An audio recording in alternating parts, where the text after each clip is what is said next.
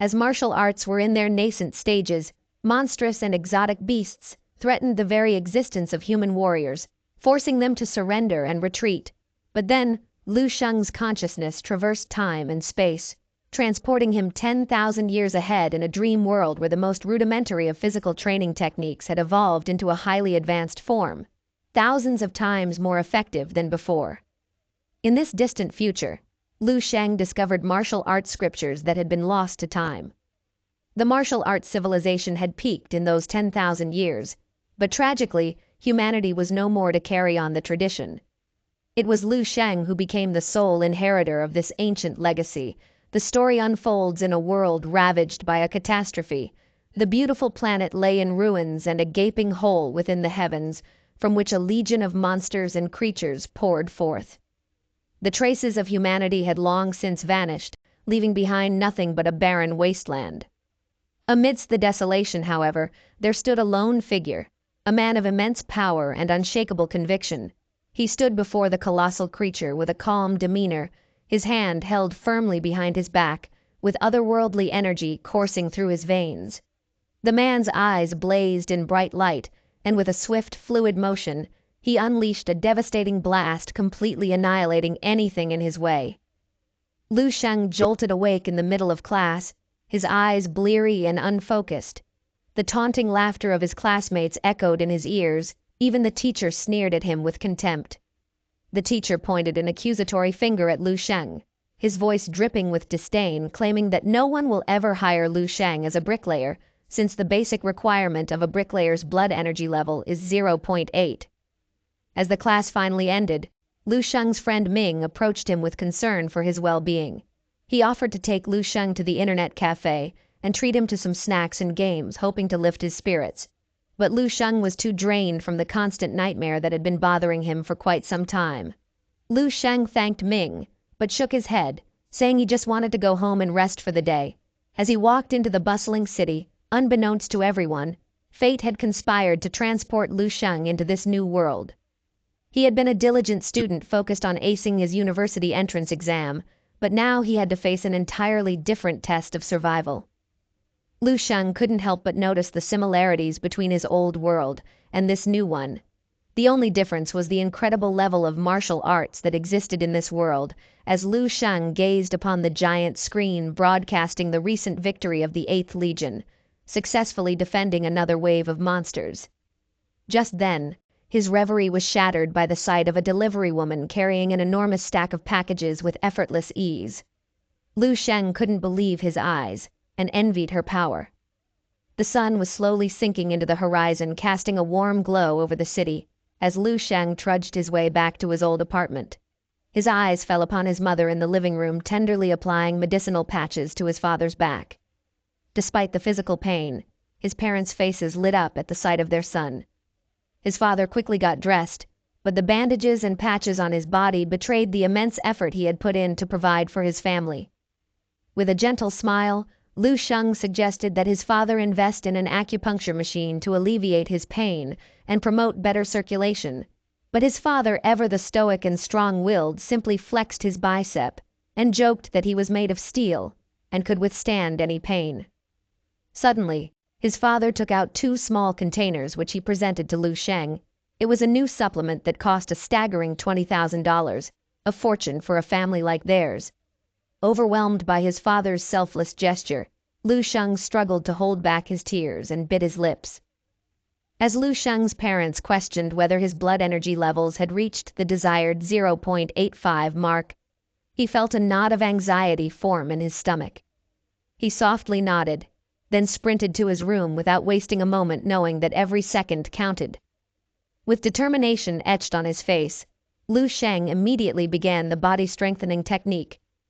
This technique was a fusion of ancient yoga martial arts, and judo was expertly adapted to create a powerful and effective method for beginners to build a solid foundation. Lu Sheng took a deep breath before launching into an explanation of the cataclysmic event that had changed the world 3 centuries ago. The world had been plunged into chaos, as monstrous creatures erupted from the sky and the ground, rendering modern weapons useless in the face of this unprecedented threat.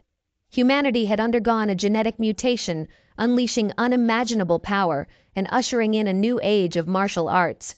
But even with these newfound abilities, the human race had found themselves at a massive disadvantage against the monsters that threatened their very existence. Cities fell on a daily basis, and the human race was forced to retreat and regroup. After 3 consecutive rounds of the grueling body-strengthening technique, Lu Sheng's energy had been completely sapped. Despite his best efforts, his blood energy level had remained unchanged.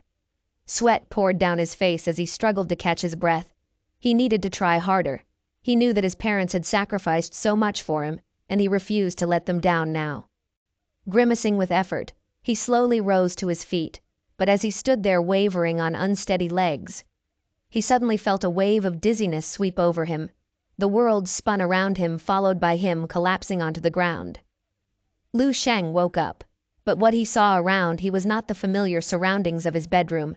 Instead, he found himself in a desolate wasteland of his familiar nightmare. Lu Sheng tried to wake himself up from this nightmare, but to no avail. Suddenly, a zombie leaped toward Lu Sheng, its gruesome mouth inches away from his face. In the past few nights, Lu Sheng had run from this monster in terror, but this time something inside him snapped. With a primal roar, he unleashed all the energy he could muster into his legs and kicked the zombie away. Not content to stop, Lu Sheng grabbed a nearby rock and began beating the undead creature, mercilessly striking it again and again until its body finally gave way, leaving behind a strange black liquid that oozed toward him. As he watched the viscous liquid approach, a torrent of unfamiliar memories flooded into Lu Sheng's mind, was vivid and disorienting. But he saw a man he'd never seen before speaking to a friend on the beach about his desire to join the elite defensive squad. The next thing he saw was the man soon donned a military uniform and became a member of the prestigious base number 1359, where he underwent rigorous training. Then, a chaotic memory of the base being breached by monstrous creatures. In this sudden onslaught of memories, Lu Sheng felt his heart racing, struggling to come to grips with the deluge of information. Lu Sheng stood in disbelief, wondering how he had managed to retain the memories of the men he had just defeated in their zombie form. His hand trembled uncontrollably, unaware of the powerful aura surrounding him. Just as he was lost in thought, a sudden attack came from behind. Without missing a beat, Lu Sheng spun around and with a single fluid motion snapped the head off the zombie with graceful movement, sending its body collapsing to the ground in a heap. As the lifeless corpse began to dissolve into a dark, viscous fluid, Lu Sheng felt a strange sense of energy pulsing through his veins. With a sudden rush of power coursing through his body, Lu Sheng realized that he not only had the ability to retain the memories of those he defeated, but he could also absorb their power. Lu Sheng couldn't believe what he was experiencing. He then remembered that he was in his own dream realm. He took a deep breath and wondered only if everything was happened. In the dream realm was real. Despite the surreal nature of his dream, Lu Sheng couldn't shake the feeling that there was something important he needed to discover. The memory of the military base number 1359 lingered in his mind. This once again teased him with the possibility of unlocking the secrets of this strange dream world. Suddenly, the dream became disoriented. He was pulled back into the real world where his sister was calling him to dinner. This is Lu Qing, the only younger sister of Lu Sheng. She then took a closer look at Lu Sheng, currently glistening with sweat, which showed the chiseled body underneath the shirt. Seeing this made her blush, as she quickly turned around and walked away. Lu Sheng shook his head and recollected the days of their youth, when he and his sister were inseparable, but the dynamics between them shifted dramatically after the first evaluation test. This evaluation showed Lu Qing's result to be an astonishing blood energy level of 1 and a combat strength of 100. This was not unexpected, given that his sister was a prodigy destined for a brilliant future. Lu Sheng took a deep breath. Then he gazed upon his reflection in the mirror and beheld his exquisitely sculpted physique. For some reason, he didn't feel a shred of exhaustion, and all the memories and power he gained from the dream realm were carried over, causing him to ponder if he could truly manifest the power of his subconscious dreams into the real world. Shrugging off his ruminations, Lu Sheng walked over to the dinner table. At the table, he devoured the food and ate bowls of rice after another, as if his gut were akin to a black hole. Soon, with nothing left on the table, he nervously withdrew his arms, but his father snatched his bowl and implored his mother to cook more rice and prepare additional dishes. His father seemed elated by his son's great appetite, and even his sister beamed a graceful smile.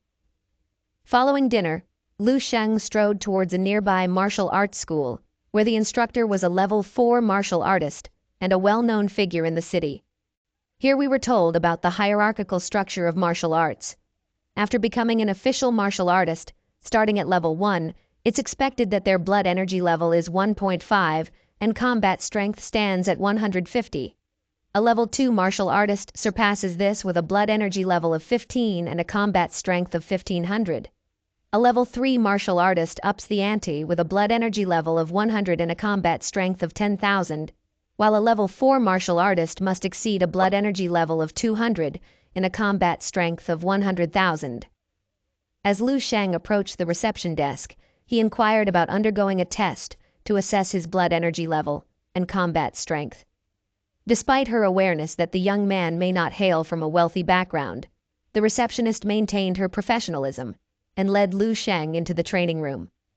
In the training room, Lu Sheng rested his hand on a gleaming crystal ball to gauge his blood energy level.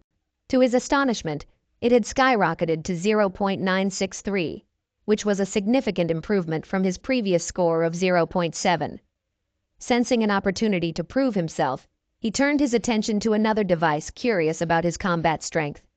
He took a deep breath and assumed the combat form he had memorized from the recollections of 2 fallen soldiers. With fluid movements, he struck out, and his combat strength registered an impressive 113. The magnitude of his improvement within a mere hour left Lu Sheng incredulous. He pondered what heights he could achieve if he spent a full 10 hours honing his abilities within the dream realm. Lu Sheng returned home as he lay in bed staring blankly at the ceiling, and after counting a menagerie of more than 10,000 sheep, he found himself unable to fall asleep. Frustrated and restless, he rose and flipped on the light switch, resolving to undertake some additional exercises. He assumed his stance, preparing to perform the body-strengthening technique, but something felt odd. He executed unfamiliar movements, doing these movements subconsciously, as if channeling the memory of the fallen soldier. As Lu Sheng continued to implement the new movements, he discovered that there were over 200 additional maneuvers every time he practiced. He felt a distinct surge of energy coursing through him. It was not only the body-strengthening technique that benefited from this new knowledge, but his breathing technique also experienced a noticeable enhancement. A single session felt like it had granted him years of training results, leaving him astounded at his newfound prowess. As Lu Sheng completed the entire technique, he experienced a sensation akin to his soul being wrenched from his body. He felt extreme hunger, and his body's water content seemed to have evaporated. It was clear to him that regular food would not suffice. He will require high-quality supplements to maintain his strength. However, the cost of these supplements was astronomical, and he recognized that he would need to find a means of earning money to fund his ongoing growth. The next day, Lu Sheng found himself in the school gym ready for the combat lesson. The teacher, Mr. Zhang, was a level 2 martial artist who had once faced a monster on the battlefield head-on and bore the scars to prove it. However, Lu Sheng couldn't help but feel that the movements and techniques Mr. Zhang was presenting were too simplistic and lacked power compared to what he had learned in his dream realm. As Mr. Zhang finished his demonstration, he called upon one of the most popular students in the school to spar with him. Jake was not only handsome but also the top student in his class, and his family was incredibly wealthy. Jake had become quite the supplement connoisseur, as his family has been feeding him the top supplements ever since he could walk. Now, his blood energy level had soared to an impressive 1.2. After sparring, Mr. Zhang praised Jake's movement and techniques, promising additional feedback after class. But despite the teacher's compliments, Jake couldn't help but sneer at the words in his mind. Mr. Zhang then asked if anyone was brave enough to spar with Jake, but all the students avoided eye contact, leaving him disappointed. However, just as Mr. Zhang's disappointment began to show, his gaze met Lu Sheng's piercing stare. In Lu Sheng's eyes, Mr. Zhang could see a formidable aura, one that he had only ever witnessed in those who had tasted the bitter reality of death. Ming desperately tried to persuade Lu Sheng to forfeit, fearing that his friend would suffer serious injuries. However, Lu Sheng merely smiled and reassured Ming that he had nothing to worry about. As Lu Sheng stood up and walked to the middle, Jake arrogantly raised his hand and sneered at Lu Sheng, warning him to steer clear of his hands and that he might break a couple bones. Undeterred, Lu Sheng graciously thanked Jake for his advice and declared that he was ready to fight. Suddenly, Jake lunged at him with the intent of ending the match with a single punch, but much to his astonishment, Lu Sheng effortlessly evaded the attack and landed a precise blow to Jake's face, sending him hurtling to the opposite end of the room as Mr. Zhang frantically rushed over to check on Jake's well-being. The other students looked on in shock and awe. It was inconceivable that Jake had been defeated with a single punch. Jake was quickly whisked away from the gym on a stretcher, leaving behind a stunned and bewildered crowd. Lu Sheng, meanwhile, felt a sense of remorse for his actions and apologized to Mr. Zhang for what had transpired. To his surprise, Mr. Zhang remained silent for a few moments before placing a reassuring hand on Lu Sheng's shoulder, telling him to not hold any burden. After a brief exchange, Mr. Zhang invited Lu Sheng to his office. The office was simple, with only a potted plant and a combat strength testing dummy, with a stern expression on his face. Mr. Zhang demanded to know if Lu Sheng had been using any illegal steroids or performance-enhancing drugs, which were strictly prohibited by the school due to their damaging effects on the body, demanding Lu Sheng to prove he hasn't been using it. In response, Lu Sheng calmly rested his hand on the crystal ball. A sudden jolt of electricity filled the room, and the crystal ball displayed a blood energy level of 1.532, effectively classifying Lu Sheng as a level 1 martial artist. Mr. Zhang was taken aback by this revelation. The mere term prodigy seemed insufficient to capture the immense talent possessed by Lu Sheng, who at the age of just 18 had already achieved the rank of a formal level 1 martial artist. Mr. Zhang struggled to gather his thoughts when he was suddenly jolted out of his reverie by a loud noise. The next thing he knew, the combat strength testing dummy was in pieces, and so was the potted plant. Despite being saddened by the loss of his beloved plant, Mr. Zhang couldn't help but be awestruck by Lu Sheng's incredible strength. After a moment of stunned silence, Mr. Zhang learned that just 2 weeks prior, Lu Sheng had only possessed a blood energy level of 0.7. He leaped to his feet in disbelief, amazed that Lu Sheng had managed to achieve such incredible feats in just such a short amount of time. Mr. Zhang eagerly asked if Lu Sheng was from a renowned family, or if he had been taught by a grandmaster. To his surprise, Lu Sheng revealed that he was neither born into a renowned family, nor had he received any formal training from a grandmaster. Mr. Zhang reflected on his own past experiences, reminiscing about how he had become a level 2 martial artist before joining the army. He remembered the lessons he had learned on the battlefield, where he had come to the realization that people like him could never hope to triumph over the monsters. The sheer strength and power of those beasts were beyond human comprehension, and the only individuals capable of standing against them were those with even greater strength. Perhaps the prodigy individuals like Lu Sheng are one of them. Taking a deep breath, Mr. Zhang suggested that based on Lu Sheng's remarkable abilities, he should be placed in the elite class and given access to the very best educational resources available. However, Lu Sheng politely declined the offer, as he knew that no amount of education could compare to the opportunities he could create in his dream realm. As Mr. Zhang continued to implore Lu Sheng, he spoke with a tone of conviction. He assured Lu Sheng that the school would always have his back. But Lu Sheng, wary of empty promises, made 2 firm requests. First was a scholarship application and the freedom to attend class on his own terms. Mr. Zhang seemed to understand Lu Sheng's struggle, but he quickly regained his composure and nodded, saying he would be speaking with the dean regarding these requests. He knew that obtaining a scholarship would take some time, so he took matters into his own hands with a flourish. Mr. Zhang took out his bank card and handed it to Lu Sheng, telling him to pay him back whenever he could. Lu Sheng was taken aback by this unexpected display of generosity. As Lu Sheng walked out of Mr. Zhang's office, his heart was racing with anticipation. The prospect of encountering another prodigy was enough to send shivers down his spine. To think that there was someone else out there with level 2 martial arts combat strength at the tender age of 18 was simply mind-boggling.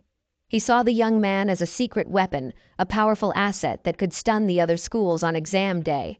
But it wasn't just about winning a competition. Mr. Zhang had grander aspirations for Lu Sheng. He thought of a place where he claimed to be a hallowed ground that had remained elusive for so many years. As Lu Sheng stood before the windows of the pharmacy, he couldn't help but feel a pang of envy as he watched a little girl's mother purchase expensive supplements for her daughter. He knew all too well the harsh reality of the martial arts world, that wealth and privilege often pave the way for success.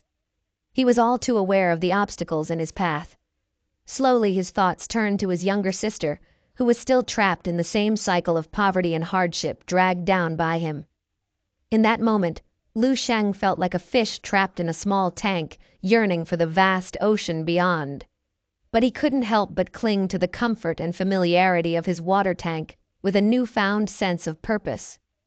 Lu Sheng felt as though he had broken through the confines of his old life and stepped into a new world. The opportunities that lay ahead of him were boundless, and he was determined to seize them with both hands. It was as if he had broken through a bottleneck that had been holding him back. His memories, techniques, and combat experience now seemed clearer than ever before, and he was able to absorb them as his own. As he walked through the bustling streets of the city, Lu Sheng couldn't help but feel a sense of pride. With a sense of purpose burning in his heart, Lu Sheng purchased an acupuncture machine for his father, supplements for his sister, and groceries for his mother, and headed home. In Lu Sheng's dream realm, he moved with the grace of a seasoned warrior, effortlessly taking down another zombie with a single swift strike. The memories that flooded his mind led him ever closer to his destination base 1359 as he battled wave after wave of the undead. Finally, he arrived at the base itself and was awestruck by the massive walls that surrounded it. The walls were at least 20 meters thick, and Lu Sheng couldn't help but wonder what kind of attack could possibly breach such fortifications. If this world with its advanced martial arts and evolved civilization was still so vulnerable in the face of the monsters, what hope was there for his own world? As he explored the city within the walls, Lu Sheng's eyes were drawn to a towering building that seemed to be the command center. Within its walls he caught a glimpse of a man dressed all in white, his face expressionless, and with only one arm. Out of nowhere, Lu Sheng felt an immense surge of killing intent. It was as if the very air itself had thickened with the weight of this impending danger. The lethal energy emanating from the commanding center shook him on the ground, as Lu Sheng stood there still reeling from the shock of the man's killing intent. He knew in his gut that he shouldn't linger in this place. He retreated slowly, eyes darting around for any sign of danger, and eventually stumbled upon a room unlike any other he had seen. In the base, as he approached a machine in the center of the room, his hand rested on the machine, and suddenly it sprang to life, emitting a soft hum. A moment later, a holographic image flickered into existence before him, the image of a female AI. Lu Sheng was stunned when he heard the woman speak his language. The AI introduced herself as a product from Tianhang Tech, and is the 16th generation support artificial intelligence. Her name is Ai Yi, and she is responsible for the network in base 1359. Lu Sheng requested to see the most recent news. He couldn't help but wonder what other secrets lay hidden within this mysterious base. As soon as Lu Sheng made his request, Ai Yi sprang into action. With the speed and efficiency that only an artificial intelligence could muster, she conjured up a series of tabs that displayed the latest and greatest news from around the galaxy. The first tab soon popped out. In June of the martial year, 11,024, Base 1359 had successfully launched its 58th exploration spaceship in search of a suitable planet. The second tab that appeared informed Lu Sheng that in July, Base 105 had fallen. It was a stark reminder that even with all their technology and martial prowess, humanity was still vulnerable to the dangers of the monsters. And speaking of martial prowess, the third tab that Ai Yi summoned up was a real shocker. Apparently a general named Sun Kang had just become the 472nd 10th level martial artist. Lu Sheng was amazed. He had no idea that there were so many 10th level martial artists out there. And yet even with all that power, the people here were still unable to protect its own planet, forcing them to abandon it. Lu Sheng's heart sank as he absorbed the devastating news that this entire civilization had been completely wiped out. No reports or signals were coming from the exploration spaceship, indicating that there was no hope for their survival, was a stark reminder of the harsh realities of the universe, where even the mightiest civilizations could be reduced to nothing in the blink of an eye. With a heavy heart, Lu Sheng turned to Ai Yi for some solace. He asked her to provide him with the history of this planet, hoping to learn something from their demise. As the data streams began to flow as he delved deeper into the planet's past, Lu Sheng's shock only grew. The timeline of events that Ai Yi was rendering for him was eerily similar to the history of his own world. Monsters erupting from all over the world, the emergence of the first martial artist with inner power in the 34th martial arts year, and the establishment of the Martial Arts Association. All of these were events that had happened in Lu Sheng's own world as well. Astonished and disoriented, Lu Sheng came to the realization that the events he had just witnessed were not a glimpse of an alternate world, but a shocking revelation about the fate of his own world, 10,000 years in the future. A chill ran down his spine as he contemplated the implications of this knowledge. But even in the face of such bleak prospects, Lu Sheng refused to lose hope. Perhaps this was just a coincidence or a parallel universe. Lu Sheng then turned his attention to gathering more information. He asked Ai Yi to search for personal details about himself and his family, but his hopes were soon dashed when he discovered that he had passed away at a young age, just 28 years old in the martial year 325. His curiosity was piqued, and he then attempted to search for information about his younger sister, but he was thwarted by the system, which demanded that he prove his DNA before he could register for access. Feeling puzzled and frustrated, Lu Sheng wondered how he could provide the necessary blood sample. At that moment, Ai Yi came to the rescue, biting onto Lu Sheng's finger and collecting the required blood sample. Lu Sheng couldn't help but be amazed at the sheer wildness of the future, where even artificial intelligence had become capable of such unorthodox behavior. As Ai Yi's expression changed, red windows started popping up. Lu Sheng couldn't help but feel a sense of unease before he could even ask.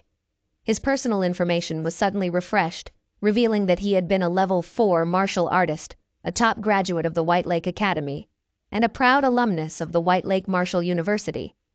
After graduation, he joined the army and valiantly fought in battle until his untimely death at the age of 37 in the martial year of 334. Lu Sheng was dumbfounded. He had always believed that he was a prodigy destined for greatness and fame, but now he realized that he was just one among many, a small cog in the vast machinery of history, who didn't even cause a small rabble.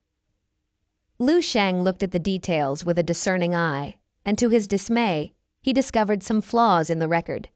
It showed that he had achieved a commendable score in the exam, although a decent score, if just solely relying on basic training. He was certain that if he incorporated the ability of his dream realm, his scores would skyrocket to unprecedented heights. Lu Sheng was not content with mediocrity. He knew that he was destined for greatness, and that his future was not confined to this mundane reality. Lu Sheng had an unyielding conviction within him to become the strongest person and be the person who alters history. He aspires to be more than a mere spark, but rather the catalyst that sets the world ablaze. The following day, Lu Sheng explained to his mom that he could now learn from home and no longer have to go to class. Both his sister and his mom were skeptical about this. However, Lu Sheng didn't explain much. After finishing his breakfast, he went back to his room to train. Lu Qing stared at her brother. She felt that he had changed a lot, although she didn't know how to explain it. It seems like her brother surely felt more mysterious now. After seeing what he had seen in his dream realm, he knew there was no time to waste, and he must climb to the top as fast as he could in search of a way to change the future. Back in the dream realm, Lu Sheng requested Ai Yi to all notes, books, and training methods related to martial arts. Lu Sheng had to narrow it down to the ones just suitable for his own level. After filtering, there were 3 top selected choices, all written by 11 Thea-level martial artists. The first is the basic module of the stellar body enhancing technique. The second was a natural breathing technique. Lastly, the crystal meditation technique, all part of the Fire Seed program. It was as if a veil had been lifted from Lu Sheng's eyes, revealing the secrets of the martial arts world. These top-tier martial artists had foreseen the impending doom of the world, and had preserved the essence of their lifelong crafts, hoping that someone would continue their legacy.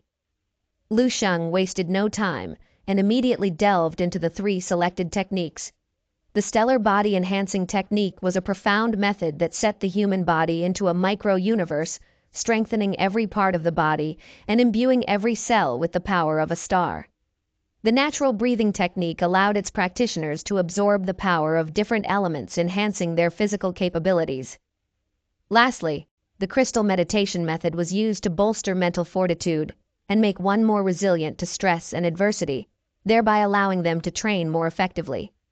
But after waking up from his dream realm, he noticed that after learning all the techniques, it had purified his body, flushing out all toxins. Lu Sheng is also preparing to use the formula he gained from the future to craft his own supplements. The next day, Lu Sheng arrived at the White Lake Academy. Mr. Zhang greeted him warmly, but reminded him to attend at least 1 class per week.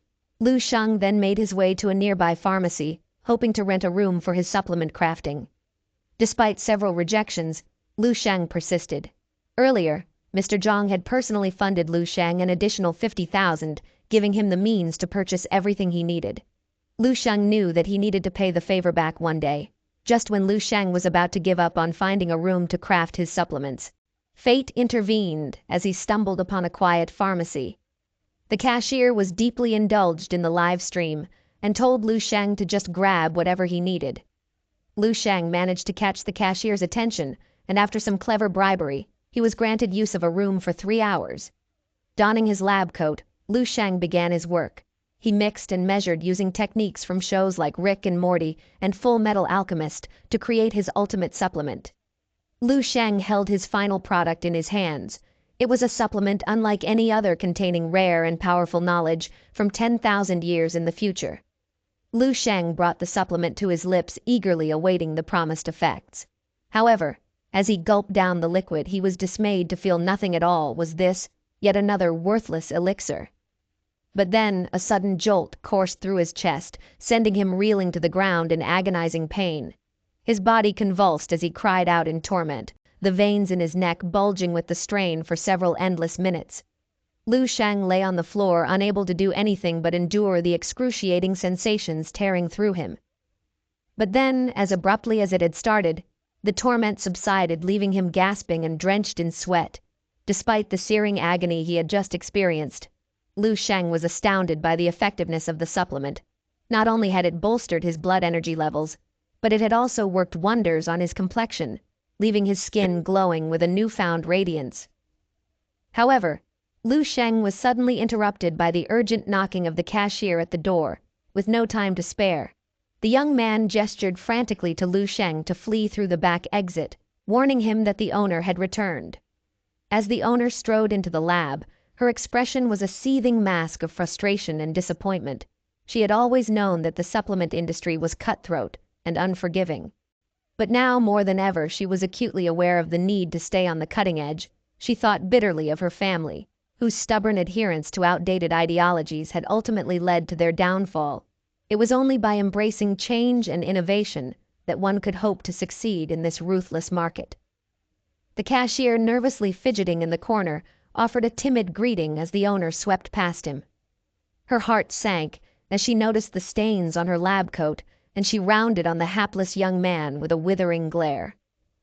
"Have you let someone into my lab?" she demanded, her voice cold and sharp as a blade.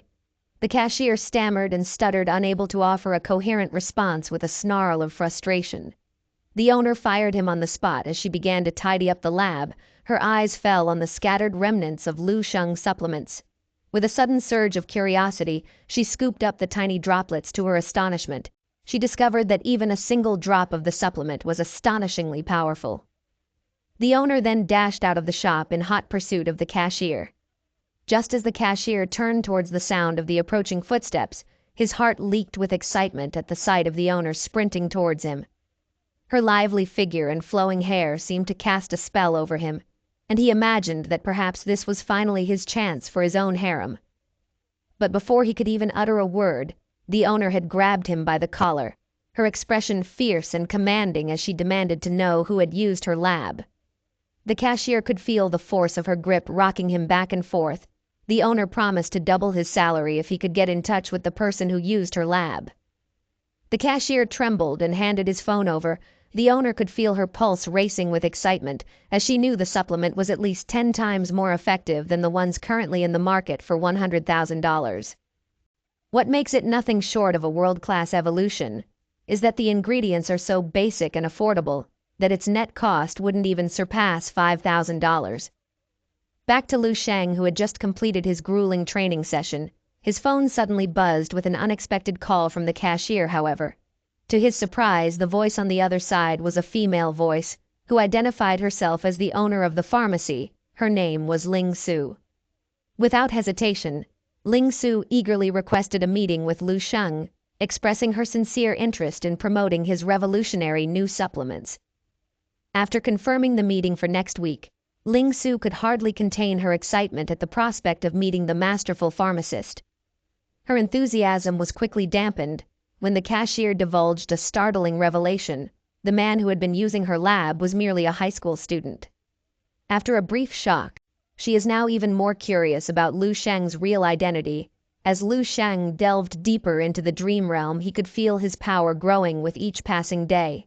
Today, his target was a 4th-level martial artist zombie, undoubtedly a formidable opponent. Without a moment's hesitation, Lu Sheng charged toward the zombie, but as he closed in for the kill, he was caught off guard by a swift counterattack that left his arm numb and throbbing with pain. The zombie roared with fury, its bloodlust driving it forward as it lunged toward Lu Sheng once again. This time Lu Sheng was ready. He didn't try to take the zombie head-on, instead choosing to duck and dodge, moved swiftly to the side. Lu Sheng unleashed a devastating roundhouse kick that sent the zombie crashing to the ground. Lu Sheng leaped into the air and brought down a crushing axe kick that left the zombie motionless on the ground. Just as Lu Sheng delved deeper into the memories of this fallen soldier, he began to shed his initial perception of them as mere monsters, and instead started to view them as fallen soldiers who once valiantly protected their land. With a deep sense of reverence, he humbly bowed to show his respect before turning to leave. Having dedicated himself to mastering the 3 techniques Lu Sheng spent a week honing his skills, the fruits of his labor had been nothing short of astonishing. His power had grown exponentially. Eager to put his newfound skills to the test, Lu Sheng made his way to the Red Mountain Martial Arts School, where he requested the use of a testing dummy. The room now boasted a new blood energy level of 15.632, propelling him to the rank of a level 2 martial artist. Lu Sheng turned his gaze towards the testing dummy, his eyes glinting with a fierce determination. With a simple punch, he shattered the previous record, clocking in an impressive combat strength of 3,137, double that of an average level 2 martial artist. But Lu Sheng was not content to rest on this number. He knew that this was merely a glimpse of his true potential. As he assumed his stance, but this time he was serious. Shortly after, as he stepped away from the training room, Lu Sheng was greeted by the radiant smile of the receptionist lady. As Lu Sheng left the school, he strolled past a pair of young martial artists. The young girl, who happened to be the owner's daughter, was engaged in a light-hearted exchange with the receptionist lady. The receptionist lady was clearly taken aback by Lu Sheng's strikingly handsome appearance. However, the other male student, who was eavesdropping on their conversation, had a different view on the matter. He felt that looks were irrelevant, and that only one's martial attainments mattered. In his eyes, Lu Sheng, who appeared to be an average kid, was nothing more than a lost cause. The male student's arrogance was palpable in his superiority complex, the fact that he had grown up using all kinds of supplements making him much stronger than his peers around his age. However, before he could continue his tirade, the young girl smacked him on the head and gave him a piece of her mind. She sternly reminded him not to discriminate against others and to curb his arrogant behavior. Despite the young girl's admonishments, the male student was still adamant about proving his point. He demanded to see Lu Sheng's testing results and begged the girl to show them to him. With a resigned sigh, the girl handed over the tablet. As they perused the results, their jaws dropped in disbelief. They couldn't believe what they were seeing. Lu Sheng's blood energy level was off the charts, far surpassing anything they had ever seen before. They couldn't help but wonder if the machine had malfunctioned somehow. but the receptionist lady reassured them that the machine had been checked and calibrated just the day before. Realizing that Lu Sheng was no ordinary, students were overcome with a sense of urgency to find him and learn more about him. As Lu Sheng stepped out of the taxi, the driver seemed to really like Lu Sheng and even offered to set him up a date with his daughter. With a polite smile, Lu Sheng thanked the driver and made his way toward the White Lake City Martial Artist Association. As he approached the building, he witnessed a young martial artist rushing out, tears streaming down his face. It seemed that the results he had received from testing at home were slightly different from the ones he had received at the association. Undeterred, Lu Sheng made his way to the front desk and inquired about the martial artist identification assessment. After filling out a form, he was directed to the testing site, which was packed with applicants of all ages, most of whom seemed to be around 25 years old. Among them was a young girl who looked even younger than Lu Sheng. As Lu Sheng waited in line, a towering figure emerged from the elevator and began cutting through the line, causing a commotion among the applicants. A female applicant called him out on his brazen behavior, but security brushed her off, claiming that he was there for the Level 3 assessment and was thus qualified to bypass the line. The crowd was left astounded, as there were only a handful of Level 3 martial artists in the city, and the towering figure before them boasted an impressive score. His blood energy level was an astounding 107, and his combat strength reached an absurd 10,831. With a single strike, he sent shockwaves that caused many of the onlookers to lose their balance and fall to the ground. After his assessment, the towering figure turned around and noticed two individuals who seemed unfazed by the power of his strike. One of them was Lu Sheng, who walked towards the assessment machine with a nonchalant demeanor that seemed to suggest he wasn't overly impressed by the display of power. The young girl standing nearby was convinced that Lu Sheng was just an arrogant kid, but she was about to be proven wrong. With no one else in line for assessment, Lu Sheng stepped up to the machine and placed his hand on the crystal, to everyone's surprise.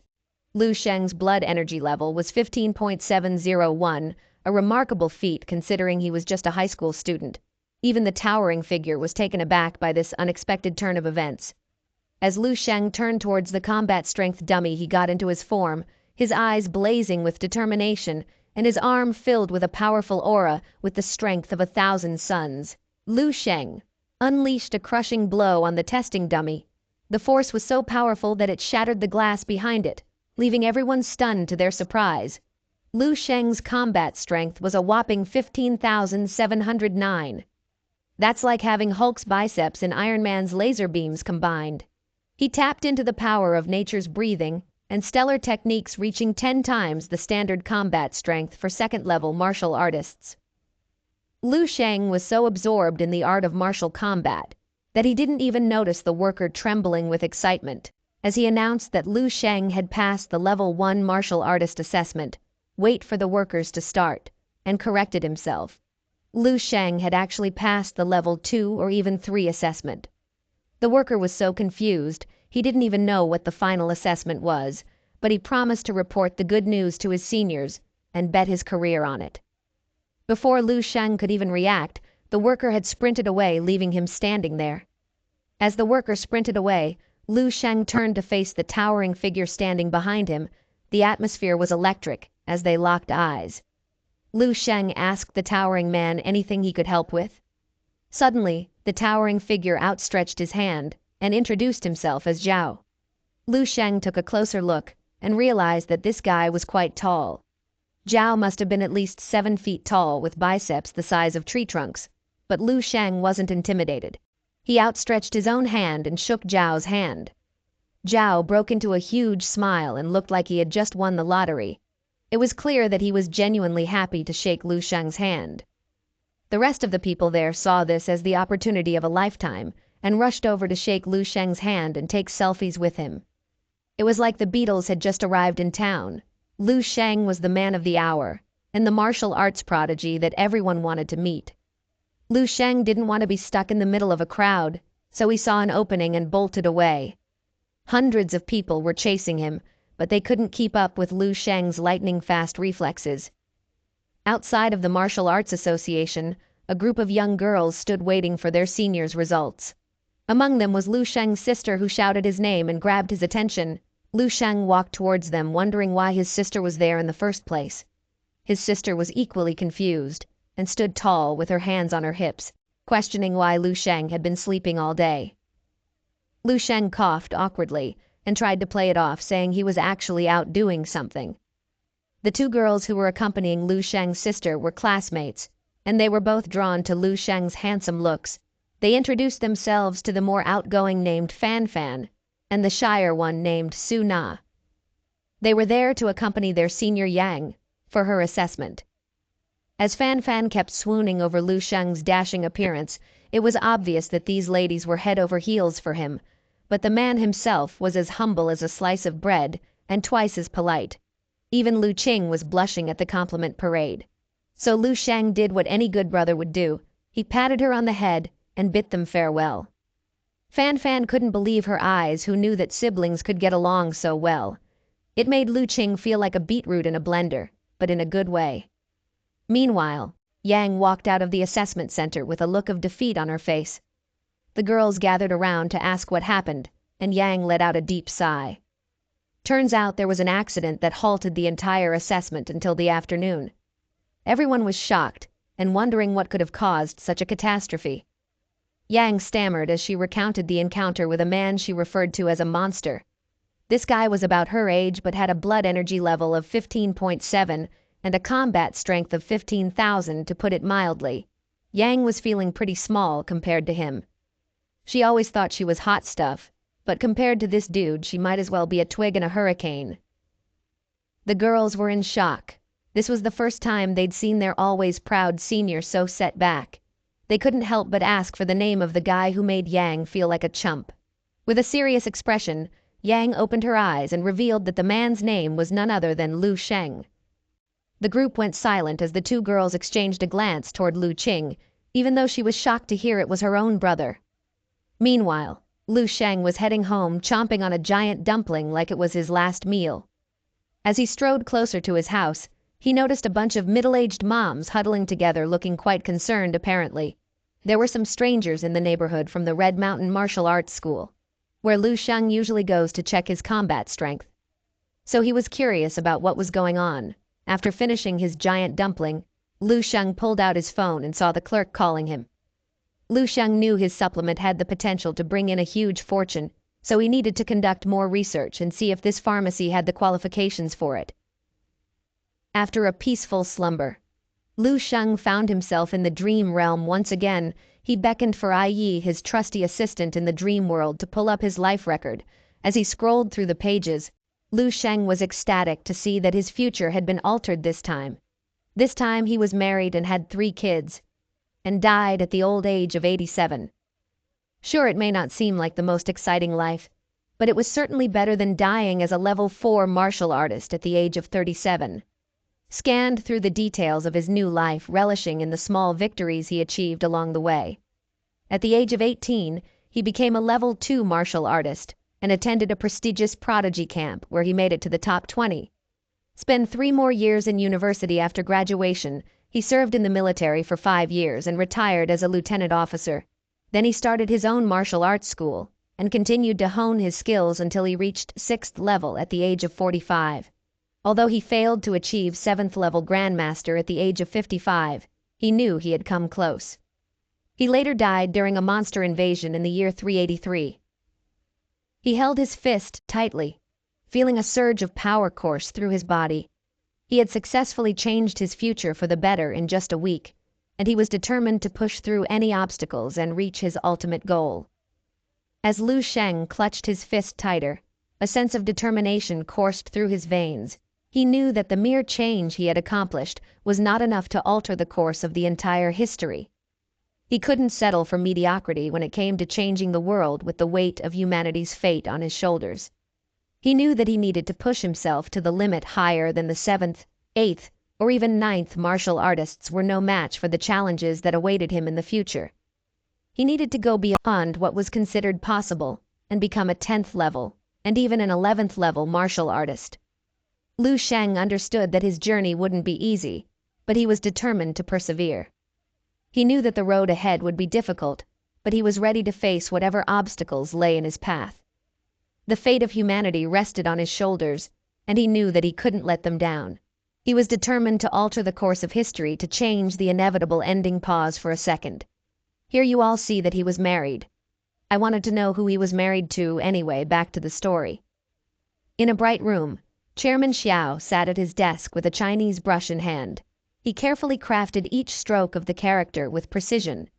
His brush gliding across the page with ease, the person on the other side of the screen couldn't help but compliment his impressive skills and claimed that Chairman Xiao was one step closer to the 7th level. But the tone shifted, and the person let out a deep sigh followed by a sarcastic tone, as he said only if Chairman Xiao could put equal effort into education. The comment that followed hit Chairman Xiao like a punch to the gut, and his hand began to twirl, causing his last strokes to go crooked. He lifted his brush, his eyes fixed on the screen with an awkward smile. He replied that he had always dreamed of prodigies rising up from White Lake City. Unfortunately, due to 2 reasons, it had always been a rough road. Firstly, there was no historical martial art family to draw from.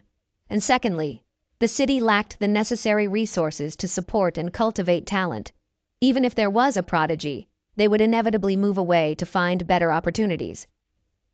Chairman Xiao couldn't help but feel a sense of despair wash over him. But the person on the screen's frustration was palpable, as he made it clear to Chairman Xiao that there could be no excuses with the prodigy camp right around the corner.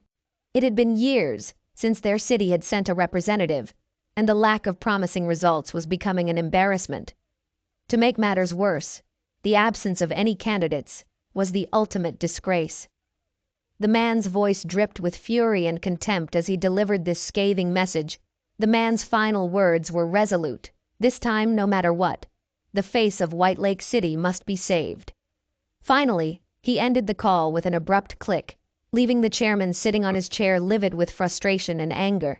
He clenched his fists around the pile of papers, knuckles turning white as he covered his face in exasperation. He had always dreamed of discovering prodigies and achieving promising results, but with limited resources and being stuck at 6th level as a martial artist, it seemed like an impossible feat. He was caught in a rut with no hope of advancing to Grandmaster. Just then, a secretary burst into his office, interrupting his train of thought with urgent news. Chairman Xiao was in no mood for distractions, but the secretary was adamant that he heard the news. She relayed the message of an 18-year-old level 2 martial artist with a staggering combat strength of 15,000. The news was like a breath of fresh air for the chairman and a ray of hope in his dark day. Upon hearing the news, Chairman Xiao snatched the tablet from the secretary and eagerly checked the recordings. The force even shook the secretary's ample bosom, and it went boing, boing, boing as both of them scrutinized the recording. Chairman Xiao's sharp eyes caught something remarkable. This young man was executing a perfect state punching technique. The chairman explained to the secretary a terminology used only in the most elite martial arts circles. The chairman tried to simplify the explanation for the bewildered secretary, telling her that less than 10 people in the world could perform this feat at such a young age. But that was not all. The chairman dug deeper into Lu Sheng's personal information and discovered something even more astounding. How could an 18-year-old possess battle strength that was 10 times the standard level martial artist, with only a blood energy level of 15.7? The perfect state could amplify one's strength at most twice. So how was Lu Sheng achieving this? The chairman fell silent for a moment, lost in thought. A 18-year-old with 10 times the standard combat strength and coming from an average family. The implications were staggering, and soon the chairman burst out with laughter. He couldn't contain his joy at the prospect of discovering a talent like Lu Sheng. In his excitement, he lifted his secretary high up in the air and hugged her tightly, and it went boing, boing, boing again, causing her to blush. As he spun her around, he declared that Lu Sheng was also a talented martial artist, which can only be found 1 in 10 million. The secretary, still a bit dizzy, asked the chairman, why did it mean a talented martial artist? With a huge smile on his face, Chairman Xiao explained that some martial artists were simply born with a natural talent that gifted them with abilities beyond imagination. Some could experience a massive surge in their blood energy level, while others could move faster than lightning or unleash explosive power. Determined to meet Lu Sheng and his family, Chairman Xiao quickly got dressed. He couldn't wait to see the young prodigy for himself and offer him the opportunity of a lifetime. At that very moment, a bright-eyed student from the Red Mountain Martial Arts School eagerly approached the girl with news that they had finally uncovered Lu Sheng's true identity and his place of residence. The younger students are curious as to why their seniors have been devoting so much time to tracking down this seemingly average and impoverished kid. He couldn't help but wonder if Lu Sheng had somehow provoked her wrath. But the girls silenced their doubts with a stern shush. Her attention already diverted to an incoming call on her phone from the conversation, it became clear that the other party had also set their sights on Lu Sheng, and the girl knew she couldn't afford to waste a single moment.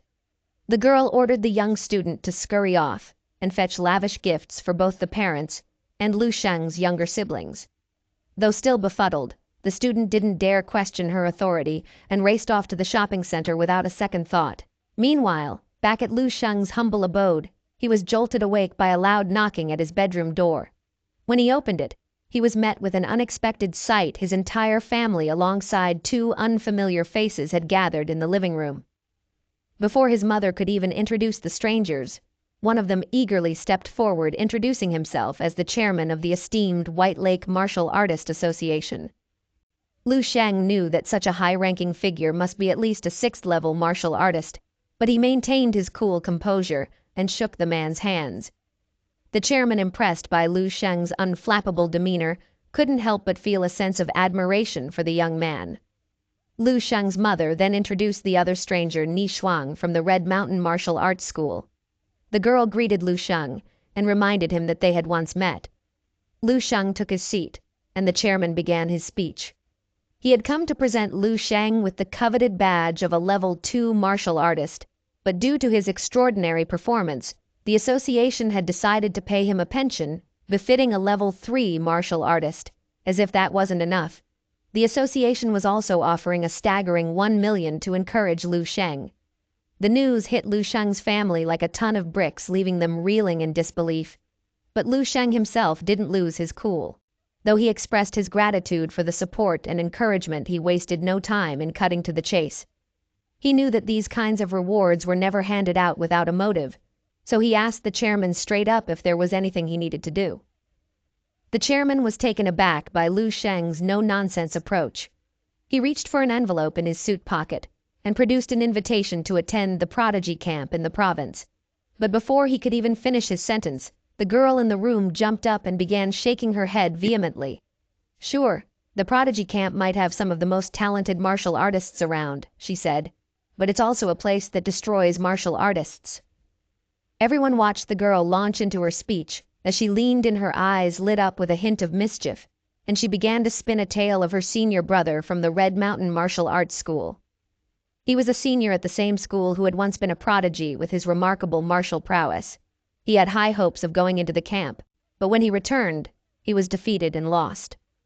The young girl implored Lu Sheng not to take the same risk, but the chairman interjected, claiming that Lu Sheng was different. He saw something in the young man that her senior brother lacked, the real martial arts potential that he knew could take him much further. With a flourish, the chairman handed Lu Sheng an envelope and declared that he would respect whatever decision he made. Everyone in the room awaited Lu Sheng's decision. As Lu Sheng's lips curled up in a sly smile, he accepted the envelope and agreed with the chairman's opinion, declaring that he was up for the challenge. The chairman breathed a sigh of relief. Feeling as if a stone had just lifted from his heart, he said farewell to the family, promising to come and pick up Lu Sheng in a few days. As the door clicked shut behind the chairman, Lu Sheng turned his attention to the young girl sitting before him. The girl's heart raised as she took a closer look at Lu Sheng. He had seemed much more handsome in person. Suddenly she coughed and regained her composure. She came to invite Lu Sheng to become an honor student at the prestigious Red Mountain Martial Arts School. As an honor student, he would have access to all the school's classes and equipment, and even have one-on-one sessions with her father. On top of that, he would receive a generous wage with no liability, only asking to use his title. Lu Sheng sensed that she had an ulterior motive, and he was right. The girl was thinking of using his prodigious talents and name as a publicity stunt to make her school even more popular in the city. Despite her persuasive arguments, Lu Sheng calmly declined her offer. Ni Shuang leaped up from her chair, brimming with enthusiasm, as she confidently proclaimed that she could offer even greater benefits. Lu Shang simply shook his head calmly, stating that being an honored member was enough, and that she could publicly declare to everyone that he regularly used their equipment and trained there because it was all true. However, he politely declined her offer to become a student, as he had no need for it. The girl took a deep breath, realizing that there was nothing more she could do. She reluctantly agreed to the terms, and with a heavy heart announced that from now on, Lu Sheng would be receiving a monthly wage of a staggering 100,000. She rose to bid farewell to Lu Sheng and his family. The family still couldn't believe it, their jaws still on the floor from the shock. Lu Sheng's gentle smile and reassuring words helped to ease their minds as he held on to his mother's hand. He couldn't help but notice the calluses that had formed from years of hard work. It was a testament to the sacrifices that his parents had made to support the family. But now things were going to be different, had achieved the incredible feat of becoming a level 2 martial artist, and he was going to use his skills to provide for his family. From this day forward, his mother would no longer have to work night shifts, and his father could say goodbye to his back-breaking laborious job. Lu Sheng was determined to make sure that his family never had to worry about money again. The pharmacy owner was a bundle of nerves chewing her nails as she frantically tried to uncover the identity of the mysterious man who had left behind the incredible supplement. Despite her best efforts, she hadn't been able to find a single clue about him. She had even combed through the list of newly registered pharmacists, but to no avail. The more she delved into the supplement, the more amazed she became. The test results were off the charts. It was multiple times stronger than any level 1 or 2 supplements, and it even surpassed some of the levels 3 supplements, and the best part, there were no side effects to worry about.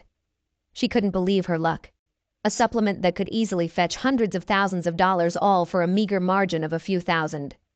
With a loud thud, she slammed her hand on the table in frustration. She knew that she had struck gold with this supplement, but without the man's help, she was powerless. Suddenly the clerk's speech became stuttered as he pointed towards the television screen and said, "That's him!" The pharmacy owner jumped up from her seat in excitement, eager to see the news report. She couldn't help but let out a sigh of relief, her ample bosom bouncing with joy, bowing. It seemed that the mysterious master was nothing more than an 18-year-old prodigy from White Lake City. Later that evening, deep in the heart of Guhu Mountain, a shadowy figure darted through the treacherous terrain. It was none other than Lu Sheng, his bag slung over his back as he utilized the stellar technique to increase his agility and speed. It wasn't long before he reached the summit, his breaths coming in short gasps, as he used the natural breathing technique to recover his energy and stamina. With a sudden burst of energy, Lu Sheng broke through the bottleneck once again. It was a feeling like no other, a rush of power coursing through his veins as he stood atop the mountain, his eyes gleaming. Lu Sheng had come to this mountain for a very specific reason, to collect rare and potent herbs for his new supplement. He knew that there were countless herbs and plants here that had yet to be discovered and used in this era. As he journeyed deeper into the mountain, he plucked the most promising specimens, storing them carefully in his satchel. Finally, he reached the bottom of the mountain, where he had pre-ordered additional herbs from a green shirt man wearing a hat. The man presented his wares with a sly grin, and Lu Sheng couldn't help but feel a twinge of suspicion. Examining the herbs closely, Lu Sheng could tell that they were all in excellent condition and incredibly fresh. Just as he reached for his wallet to pay the man the agreed-upon price, suddenly the man's tone changed with a sneaky glint in his eye. He raised the price twice, pointing to the remaining herbs and insisting that Lu Sheng purchase them all. Well, guess who was going to get his ass smacked? Lu Sheng narrowed his eyes, unimpressed by the sudden scam. The man who stood before him arrogantly declared that Lu Sheng was an outsider and needed to follow his rules. As he spoke, a group of menacing men emerged from the forest, brandishing weapons in their hands. A wry grin spread across Lu Sheng's face as he instantly recognized what these guys were up to. The group cracked their knuckles and advanced menacingly toward the seemingly naive and innocent teenager, their laughter and threats filling the air. But Lu Sheng was not one to be intimidated easily. In a swift motion, he gripped a giant rock on his side and squeezed it with all his might, shattering it into tiny pieces. The group stood stunned, sweat beating on their foreheads as they realized they were no match for this young powerhouse. With a calm and steady gaze, Lu Sheng removed his hand from the rock and locked eyes with the group, wondering if they still had the foolishness to try and take him on. Their uncertain expressions spoke volumes as they backed away, slowly realizing that they had met their match in this formidable outsider. As Lu Sheng stood tall, the group of men fell to their knees in a flurry of apologies and begged for his forgiveness. They even went as far as calling him daddy. Lu Sheng couldn't help but grin at their sudden change of heart. With a shrug of his broad shoulders, Lu Sheng informed them that he would be on his way. As he picked up the bucket of herbs the green shirt guy had instructed him to take, he was pleasantly surprised to find that they were all free. He had planned to pay for them, but this unexpected turn of events left him feeling grateful. The group watched in awe as Lu Sheng casually strolled away, the bucket of herbs in his hand. Their encounter with him had been a wake-up call, and they knew that they could no longer continue their thuggish ways. They decided to turn their lives around and pursue something more meaningful. As the sun rose on a new day, Lu Sheng arrived at the prodigy camp, a sprawling compound that looked like something out of a military movie. He couldn't help but notice that most of the people here were proudly sporting their badges, while his own badge was still sitting in a display case back at home. Soon a stern-looking middle-aged man approached him and demanded to know why he was here and where he came from. Lu Sheng calmly explained his situation, but the bystanders began to mock him, calling him a redneck for not having a badge. Unperturbed, the man checked his information and quickly realized that Lu Sheng was a man referred by the chairman of the White Lake Association. He guided Lu Sheng to the right place, leading him through the maze of buildings until they finally arrived at their destination, and the candidates filed into the room, the giant doors ominously sealed behind them. Some began to panic, but a stern-looking man quickly introduced the rules to pass the entrance exam they would need to find their way out of the room. Suddenly the ground beneath them gave way and everyone plummeted into darkness. Some of the candidates were prepared for the fall and landed gracefully, while others crashed to the ground with a sickening thud. For example, this idiot over here. Lu Sheng surveyed the scene calmly, his sharp senses taking in every detail. He looked down the long hallway that stretched out before him, knowing that this was no ordinary passage. As he did, a man in a red coat named Lin began to sneer at the situation. Lin tried to assert his authority over the other candidates, attempting to unify those from Qingyuan City and paint Lu Sheng as an outsider. While pointing a finger at Lu Sheng, he declared that the young man would be nothing more than a cannon folder, a pawn in their game, and ordered Lu Sheng to check out the path for everyone. Lu Sheng chuckled and shoved Lin aside, and smirk etched across his face. "Gigachad always flies solo," he jeered, while the weaklings huddled together like scared pussies. Lin's face flushed with anger and embarrassment as he seethed with the desire to take revenge on Lu Sheng. He threatened to kill him, but little did he know that karma was about to catch up with him. Suddenly, Lu Sheng's foot triggered a hidden trap on the floor, causing a swarm of enormous red balls to cascade down the hallway. As if that wasn't enough, the balls then transformed into high-tech robots that towered over the candidates, each one far stronger than a level 1 martial artist with well over a dozen of them. The odds were stacked against the students as the two cowards continued to taunt Lu Sheng. A brave girl on the side warned Lu Sheng to be careful, but he didn't need the warning as he casually caught one of the robot's punches with just one hand. "Is that all you've got?" he scoffed before effortlessly dismantling the robot's limbs and filling the room with the sound of electricity. As expected, there's always that one clown in the group who refuses to acknowledge the obvious. In this case, it was this buffoon who couldn't fathom the idea that Lu Sheng was a force to be reckoned with. Instead of showing some humbleness, he giggled and proclaimed that the robots were just a pile of junk. He even dared to try and lead the group away from the danger. But they were all understandably hesitant, with everyone else trembling with fear. This moron swaggered over to one of the robots and placed his hands on his hips with a burst of confidence. He sprang into the air and aimed a spinning kick at the robot's head.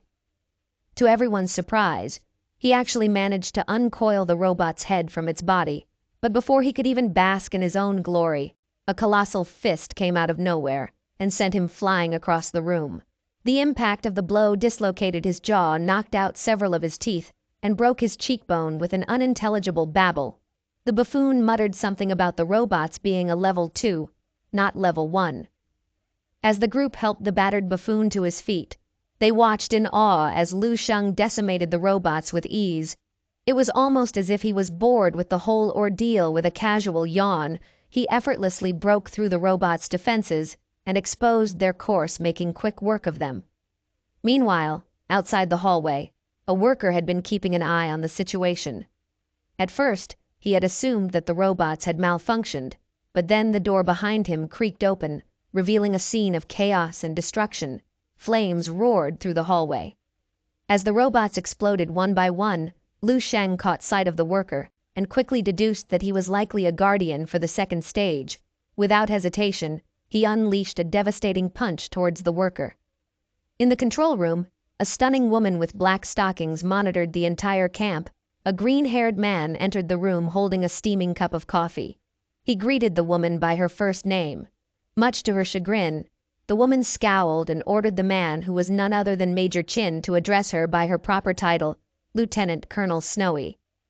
As the two settled into their chairs, Major Chin couldn't help but express his curiosity about the quality of the prodigy camp. Lieutenant Colonel Snowy rubbed her forehead in frustration, unimpressed by the candidates she had seen thus far. There were only 8 who even met the standard, and none of them seemed particularly special. That is, until she noticed one girl who stood out from the rest. This girl was an 18-year-old martial artist with a spirit-type talent, who was almost at the first level of a psychic master and approaching level 2 as a martial artist. Her skills were impressive, to say the least. Lieutenant Colonel Snowy couldn't help but feel a glimmer of hope for the camp's future prospects. As Major Chin took a sip of his coffee, he tried to break the silence with a joke, but his attempt fell flat, leaving him with an awkward smile. He quickly shifted his attention to the screens in front of him, scanning the various camera feeds in a camp. Suddenly, his eyes widened in shock, and he accidentally spilled hot coffee all over himself. But he didn't even flinch, as his gaze remained fixated on the screen. Lieutenant Colonel Snowy noticed Major Chin's reaction and immediately turned her attention to the screen as well, her eyes widening in surprise. What they saw was unbelievable. What y'all thought of this Lieutenant Colonel? Do you think she is waifu material?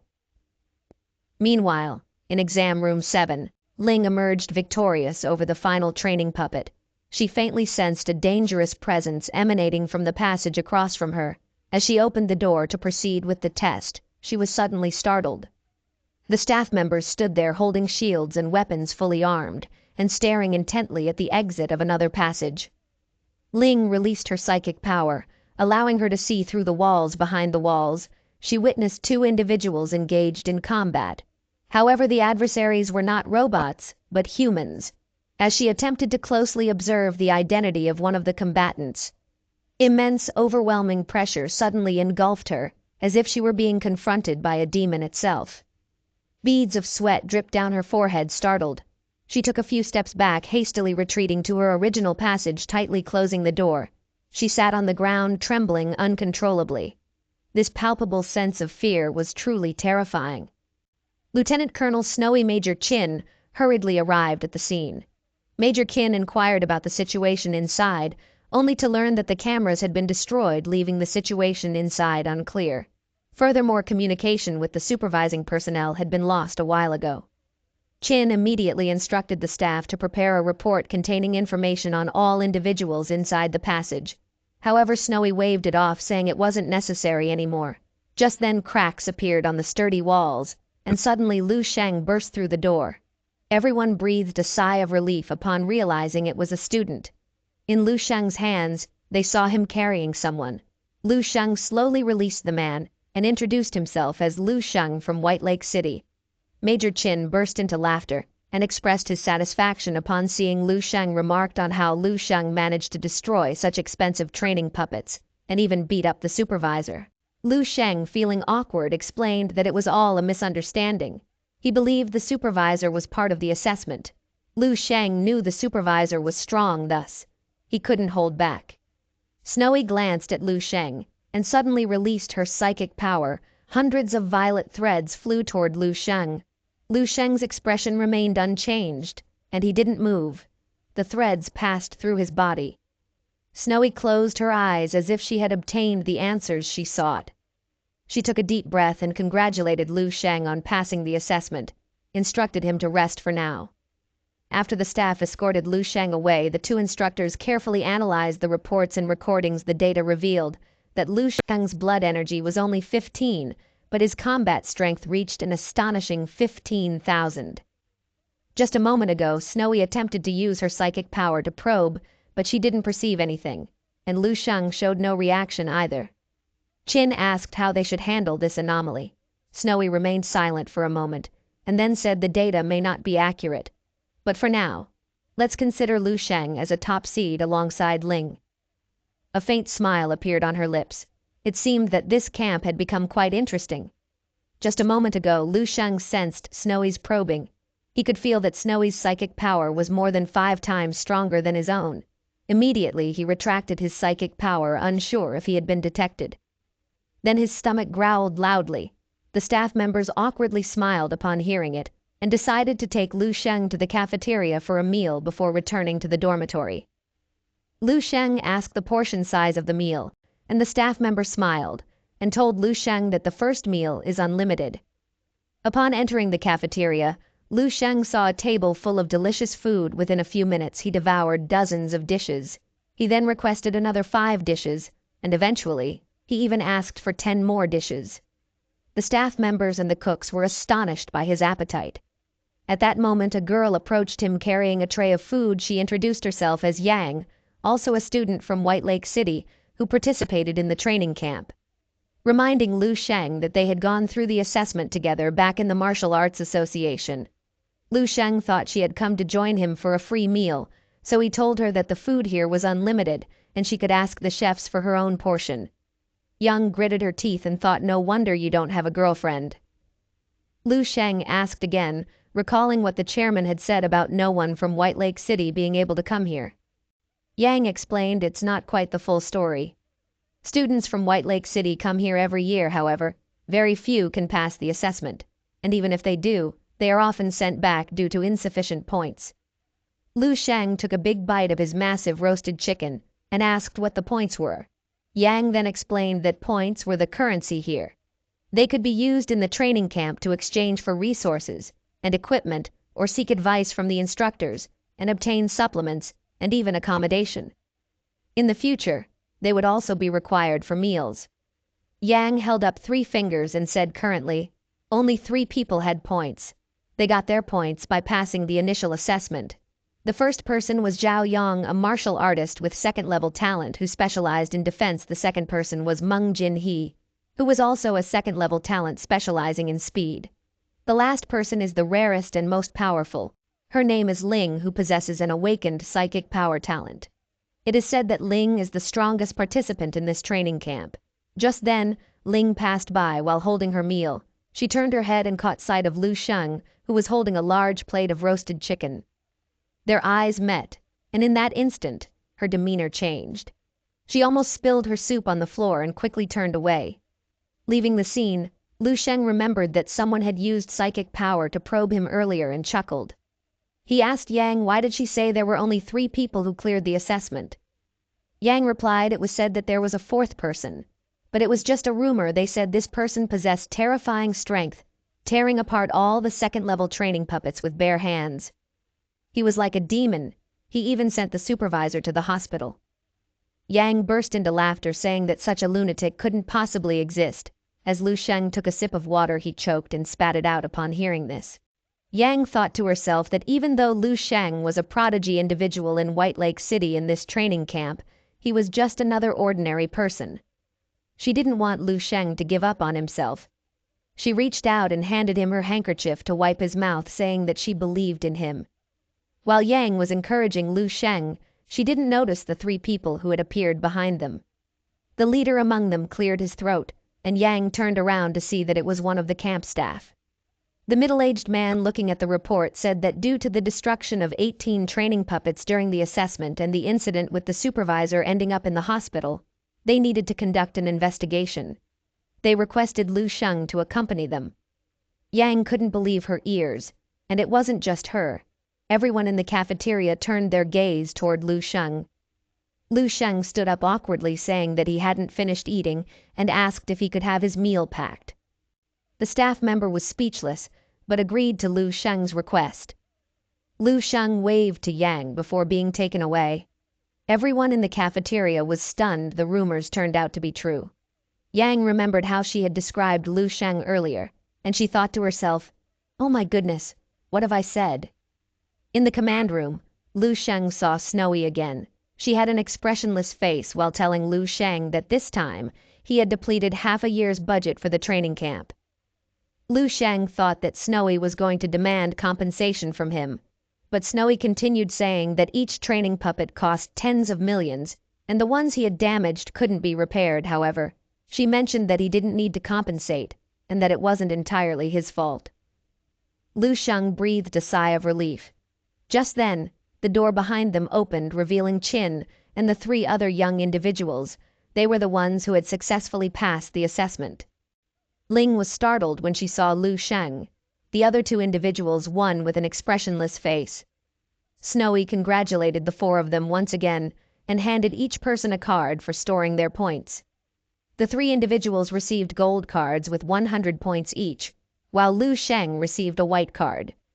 Lu Sheng thought it was an empty card without any points and flipped it over to read the usage rules on the back.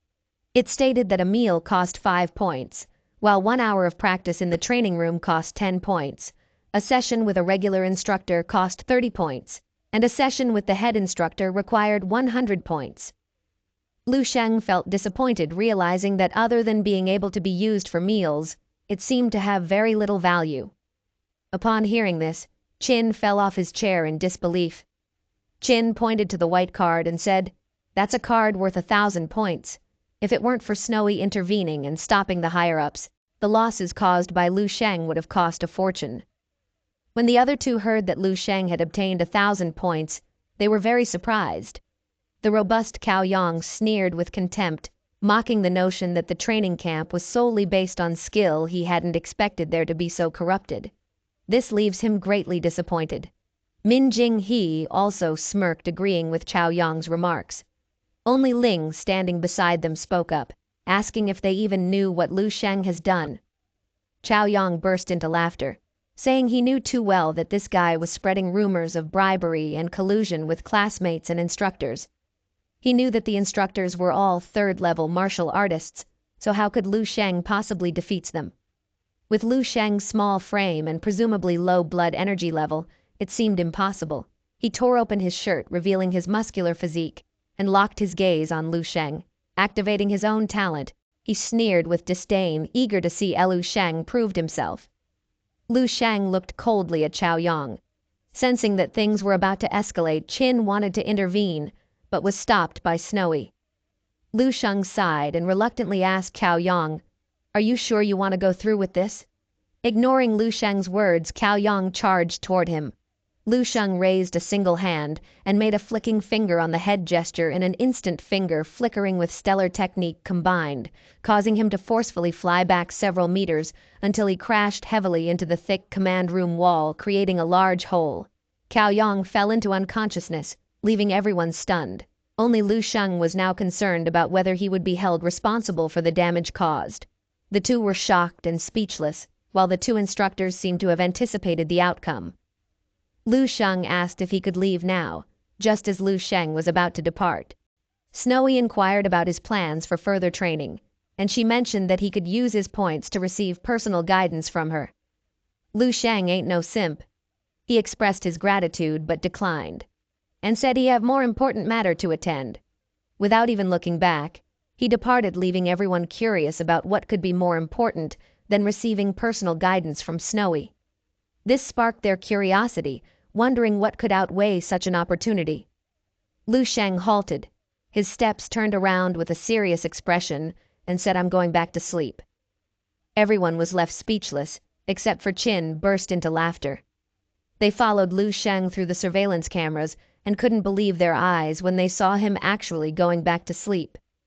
Lu Sheng's actions reminded Snowy and Chin of their own time in the training camp, particularly someone named Xiang Pang. Hearing that name, Jin's chest started to ache during their time in the camp. Xiang Pang, with his power-based talent, had been like a king, crushing everyone beneath his feet. His presence had left a lasting impact on Snowy and Chin, but only for a short time. Skills, speed, observation, judgment, experience, tactics, and strategy is all factor for a strong martial artist. Strength is not the only factor at play. Through time, the constant accumulation and growth, one can develop these qualities. Those who rely solely on their talent for power will ultimately fade away like fleeting flowers. Snowy believes that Lu Sheng might also end up this way. In the dream realm, Lu Sheng is engaged in a fierce battle with a muscular zombie. The colossal fist of the zombie strikes towards Lu Sheng, but he blocks it with both hands. Seizing the opportunity, he grabs the zombie's fist with one hand and picks up a spear from the ground with the other. With a powerful thrust, he aims for the zombie's knee, immobilizing it. Lu Sheng activates the stellar technique, channeling all his strength into his arm. With a mighty strike, he kills the zombie. Lu Sheng could sense that this zombie was once a 6th-level martial artist equivalent to Chairman Xiao. If he hadn't used his psychic power to resist the previous attack, Lu Sheng would likely been slain. Lu Sheng understands that martial arts skills and combat experience are true treasures obtained in the dream world, surpassing mere physical enhancement. Human capacity has limits, and no one can excel in all areas. However, Lu Sheng is different. He stands on the shoulders of countless individuals, and he can achieve perfection without any flaws. Lu Sheng realizes that he needs to continue training his psychic power, since if he were to encounter a true 6th-level powerhouse, he might not be able to stand a chance. He exits the dream realm and enters the realm of consciousness. He begins to refine his psychic power. As Lu Sheng touches his consciousness, within the realm, a tremendous surge of energy enters his mind, causing it to feel as if it's about to explode. Along with the pain, something seems to have ruptured as well. He returns to the dream world and discovers that he has achieved another breakthrough. Summoning Ai Yi, Lu Sheng wants to see if his future has changed. A new life record appears before him. Lu Sheng, at the age of 65, advances to the 7th-level Grand Master, living to the age of 156. Also married and holding the rank of Major General. He is delighted and asks Ai Yi if his current access allows him to inquire about the continuation of the previous martial arts techniques. To his surprise, he indeed receives advanced versions of the 3 techniques he previously practiced, along with an additional one called the Divine Pluto Technique. This technique was created by an 11th level martial artist, and what astonishes him is that it is a complete martial arts technique with boundless imagination and unfathomable strangeness. This martial arts technique is truly incredible. It is not a technique focused on combat skills, but rather specifically designed for psychic practitioners. It encompasses techniques and combat principles utilizing psychic power.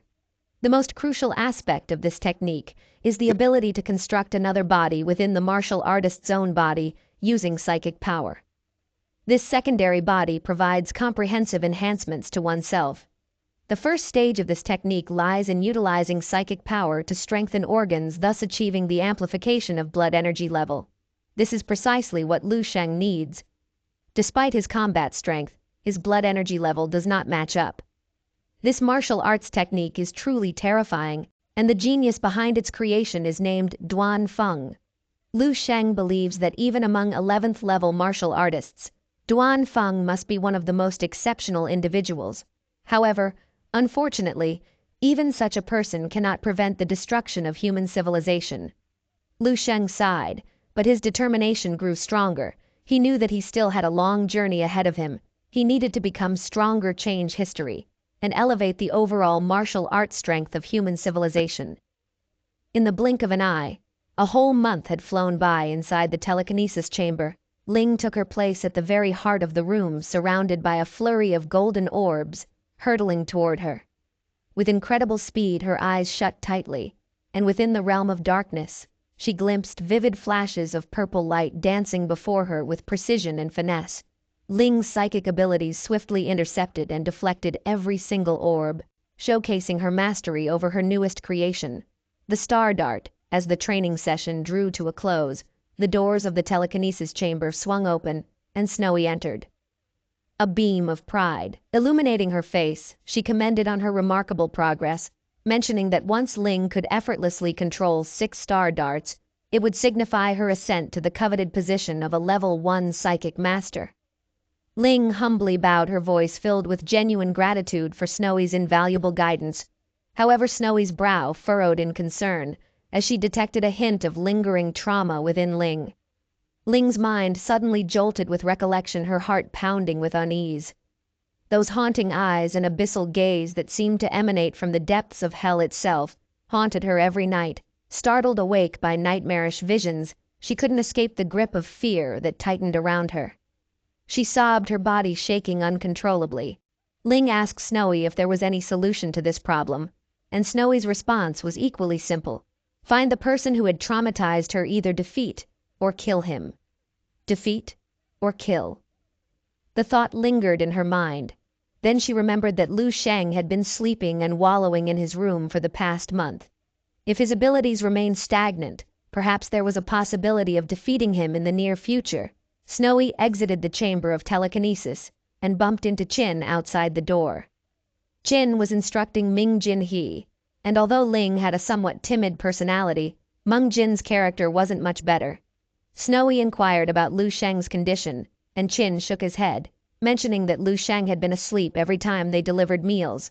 He seemed to be a lost cause. Qin jokingly reminded Snowy of her previous words about enjoying dormitory life and sleeping all day without anyone caring. Snowy rubbed her temples, feeling disappointed in Lu Sheng. Anger surged within her as she left in frustration. As Yang diligently went about her job of cleaning the training room, a girl arrived. It was a lively young girl who appeared out of nowhere and offered her assistance. In an instant, they struck up a conversation, the girl, massaging her aching arm, let out a sigh of longing, confessing her envy for those who had rewarded 100 points. She confessed that she had to make sacrifices, even skipping meals, just to scrape together enough points to get by. Curiosity sparked within her, and she turned her attention to Yang, recalling her close association with Lu Sheng. The atmosphere grew heavy as the girl posed the question, sensing the shift in Yang's expression. The truth was, even Yang herself was perplexed by Lu Sheng's sudden change. Initially, he had displayed great promise and strength, but within a mere month, he seemed to have lost his drive, spending most of his time sleeping in the dormitory. The girl waved her hand dismissively, offering her perspective that those blessed with strength and talent often experience an explosive burst of strength, initially only to be overtaken by others in due time. Perhaps Lu Sheng had realized this and chosen to retreat from the limelight. Yang remained silent, her thoughts deep and complex. Deep down, she knew that Lu Sheng wasn't the type of person to give up so easily. With a heavy heart, she averted her gaze and continued with her cleaning duties. Suddenly, an uproar echoed through the door, drawing everyone's attention. The atmosphere brimmed with anticipation as Cao Yang prepared to challenge quadruple-time gravity. Yang was shocked. She had attempted the one-time gravity chamber, however she only managed to last a mere 20 minutes before passing out. Eager to see what was going on, the girl eagerly tugged Yang's arm, urging her to check it out. Yang's mind raced with curiosity, whispering to herself, "Lu Sheng, what in the world are you up to?" Unbeknownst to them, Lu Sheng remained immersed in the depths of his dream world, diligently honing his skills and grinding. Inside the gravity room, Cao Yang braced himself to take on the challenge of 3 times gravity. As he stood tall, his skin took on a stony texture adorned with shimmering golden lightning. Gritting his teeth, he endured, surpassing the 4-minute mark within the chamber. Moments later, Cao Yang emerged from the gravity room, greeted by a chorus of praises from the onlookers. Taking in a deep breath, he cast a smug glance toward the crowd, savoring the satisfaction of their admiration. A loyal henchman approached, extending his congratulations, confidently asserting that it wouldn't be long until Cao Yang would conquer quadruple gravity. Absent-mindedly rubbed his forehead, his thoughts drifting towards Lu Sheng. In response to Cao Yang's musings, the henchman burst into laughter, mocking Lu Sheng for spending his day daydreaming and sleeping. Cao Yang's grin widened. accompanied by a sneer fueling his determination to surpass the supposedly arrogant Lu Sheng. Deep down, he knew all too well about the timeless tale of the turtle and the rabbit, and he relished the prospect of emerging as the victor in this race. In a split second, a blur of movement caught Cao Yang's attention, causing him to swiftly turn his head. To his surprise, it was Lu Sheng who passed by, making his way toward the gravity chamber. Lu Sheng glanced around the surroundings.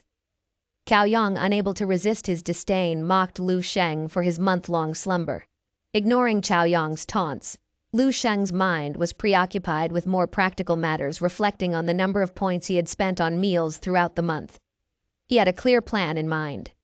He resolved to commence his training with a 3-hour session at 2 times the gravity. As the door was about to close, Lu Sheng locked eyes with Cao Yang while saying, "It's been a month's time to test my progress." Cao Yang, pointing an accusatory finger, couldn't contain his anger at Lu Sheng's audacity. Questioning Lu Sheng honestly believes that he can gain strength by idling away his days by sleeping? "Are you kidding me?" he exclaimed. Cao Yang's disbelief only intensified as he observed Lu Sheng's entry into the gravity chamber without any apparent warm-up. The chamber door sealed shut, and the countdown commenced each passing second, fueling Cao Yang's sneering demeanor. He took the light in ridiculing Lu Sheng's perceived arrogance and ignorance. Minutes ticked by, accompanied by an eerie silence emanating from within the gravity chamber. It was as if the doubled gravity had no effect on Lu Sheng at all. Suddenly, the ground beneath them began to tremble, causing the bystanders to gasp in shock. Their eyes widened in disbelief as they witnessed Lu Sheng's lightning-fast kicks and punches, each strike generating thunderous sonic booms even within the confines of the chamber. Lu Sheng was enjoying the chamber, relishing the effect of the intensified gravity. He moved closer to the control panel, Cao Yang assuming Lu Sheng's intentions to quit. However, to his utter surprise, a piercing sound reverberated from outside the chamber. Jaw dropped in disbelief as he witnessed what unfolded before him. Lu Sheng, against all expectations, had increased the gravity from 2 times to an astounding 4 times. With his eyes closed, Lu Sheng basked in the enhanced gravitational force. He gracefully knelt on one knee, causing onlookers to mistakenly believe that he had reached his limit. But then, in a display of sheer audacity, Lu Sheng slowly raised 2 fingers. As Ling made her way toward her dormitory, she noticed a crowd gathered near the gravity chamber, intrigued by the commotion. She approached the onlookers only to find their jaws hanging open in disbelief. Ling's gaze shifted towards the chamber's glass, where she witnessed an astonishing sight. Lu Sheng effortlessly performing a handstand on 2 fingers under the daunting 4 times gravity. Cao Yang, overwhelmed by a million questions flooding his mind, collapsed to the ground in shock. He struggled to comprehend how Lu Sheng had attained such incredible strength. Clenching his teeth and holding back tears of frustration, Cao Yang raised his hands in disbelief, his mind filled with confusion. After all, hadn't Lu Sheng been sleeping for over a month? Meanwhile, Lu Sheng appeared unfazed by the intensified gravity. As he grew more accustomed to its force, he decided to push himself further, increasing it to 5 times while using the earth-breathing technique. News of Lu Sheng's remarkable feat spread like wildfire, drawing more and more people to the gravity chamber. Even sassy Jake hurriedly made his way toward the scene. Among the growing crowd was Yang, along with numerous others. Lu Sheng deemed the 5 times gravity to be meeting his training standards, but he needs more pressure, more intense, that would push him to his absolute limits. With a resolute stride, Lu Sheng approached the control panel once again, his actions drawing the attention and curiosity of the crowd. Many believed that Lu Sheng had reached his limit, but to their astonishment, Lu Sheng's hand descended upon the control panel, unhesitatingly hammering the green button 2 more times. Snowy sat frustrated in the control room, disheartened by the increasing number of students quitting the camp. In just a month, numerous participants had already left, unable to withstand the challenges. Qin, sensing her distress, handed her a cold and refreshing beverage, offering words of solace, saying they are just spoiled brats. It's only natural for some to falter. If they can't handle the challenges here, how can they face the real monsters on the battlefield? He remarked, attempting to ease Snowy's concerns. He added that the overall quality of this year's students was quite impressive. As Qin's eyes drifted toward the screen, his expression suddenly changed. Something remarkable had occurred. The gravity chamber record had been shattered. Snowy's curiosity was piqued, and she cast her gaze toward the screen, assuming it would be Cao Yang who had achieved this feat. However, to her utter surprise, it was Lu Sheng attempting an astounding 8 times gravity. The shock of this revelation caused Snowy to inadvertently shatter the glass in her hands. Utilizing her ability to control liquids and shattered glass, she prevented the fragments from falling to the ground. Both Snowy and Chin were left dumbfounded, unsure of what the shit is happening. But one thing became clear: Lu Sheng was the person they were looking for. Lu Sheng took a deep breath and unleashed the power of the divine Pluto technique. Instantly, he felt a surge of psychic energy coursing through his veins, akin to a vibrant purple thread creating another heart within his body. As this ethereal heart merged with his own, his entire body was pulsating with purple energy, flowing harmoniously throughout every inch of his body. As Lu Sheng activated the divine Pluto technique, his body felt lighter, as if the burdens of gravity had been lifted. He took a few steps forward, ready to push himself to his true limits, however, as his fingers made contact with the control panel. The glass walls of the chamber began to crack under the immense pressure that emanated within the chamber. Spectators felt the sudden weight of this force bearing down upon them, compelling them to kneel and rendering them unable to lift their heads. Inside the chamber, Lu Sheng found himself almost glued to the ground, the floor beneath him, shattering into pieces. The gravity intensified, causing his bones to tremble and his blood to freeze. The person who yearns for a change of the future and brings hope to humanity isn't those who practice the finest martial arts or possess boundless resources, but it is a person who possesses the relentless drive to push themselves to the very limits of their capabilities. Summoning every ounce of strength within him, Lu Sheng rises to his feet. The sheer force of his ascent shatters the ground beneath him, setting off a breathtaking shock wave that reverberates throughout the chamber. Outside of the chamber, onlookers find themselves unable to withstand the pressure, their heads bowed low, unable to move a single muscle. Yang gazed upon Lu Sheng, her mind filled with awe and admiration, and he murmured, "Lu Sheng is back." As the door to the gravity chamber swung open, a hushed silence fell upon the onlookers, who instinctively made way for Lu Sheng. Their fear rendered them speechless, their eyes filled with a mixture of awe and reverence. Amidst the crowd, a girl stepped forward. Her cheeks blushed. She handed Lu Sheng a towel. Lu Sheng graciously accepted the towel, expressing his gratitude with a smile. The girl high-fived her friend, sharing a moment of excitement. Lu Sheng, now outside the chamber, checked his points balance, discovering that he had been rewarded for breaking the gravity chamber record. His new balance stood at an impressive 4,335 points, a stark contrast to the majority of candidates who had single digits. Lu Sheng was bawling with 4 digits, a satisfied smile spreading across his face. He knew that with his substantial points, he could enjoy another lavish feast. The onlookers, inspired by his triumph, followed in pursuit. Yang, standing among the crowd, looked at the figure before her. Lu Sheng was like a king reigning supreme above everyone else. Lu Sheng didn't head toward the cafeteria as expected. Instead, he made his way to the agility room. Within the dimly lit room, Ming Jin He showcased his incredible speed and agility, effortlessly evaded a barrage of laser beams. However, a laser grazed his arm, leaving a small mark.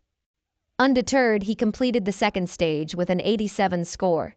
The system promptly congratulated him, highlighting that he had surpassed more than half of all martial artists. This achievement would be showcased on the global terminal of the prestigious Martial Arts Association for everyone to witness. To be honest, the score sucks ass, but Min Jin He still took immense pride in his score. After all, he believed he was already ahead of the pack due to his natural talent and personal training. Ming Jin He exited the room expecting a chorus of applause and words of praise. However, what awaited him was a haunting silence. The absence of any reaction or acknowledgement left him bewildered and disheartened. He glanced over to the opposite side, where a crowd of people had gathered, including the 2 instructors. Determined to find out what was happening, he hurriedly approached one of the spectators, grabbing the man's shoulder and inquiring about the commotion.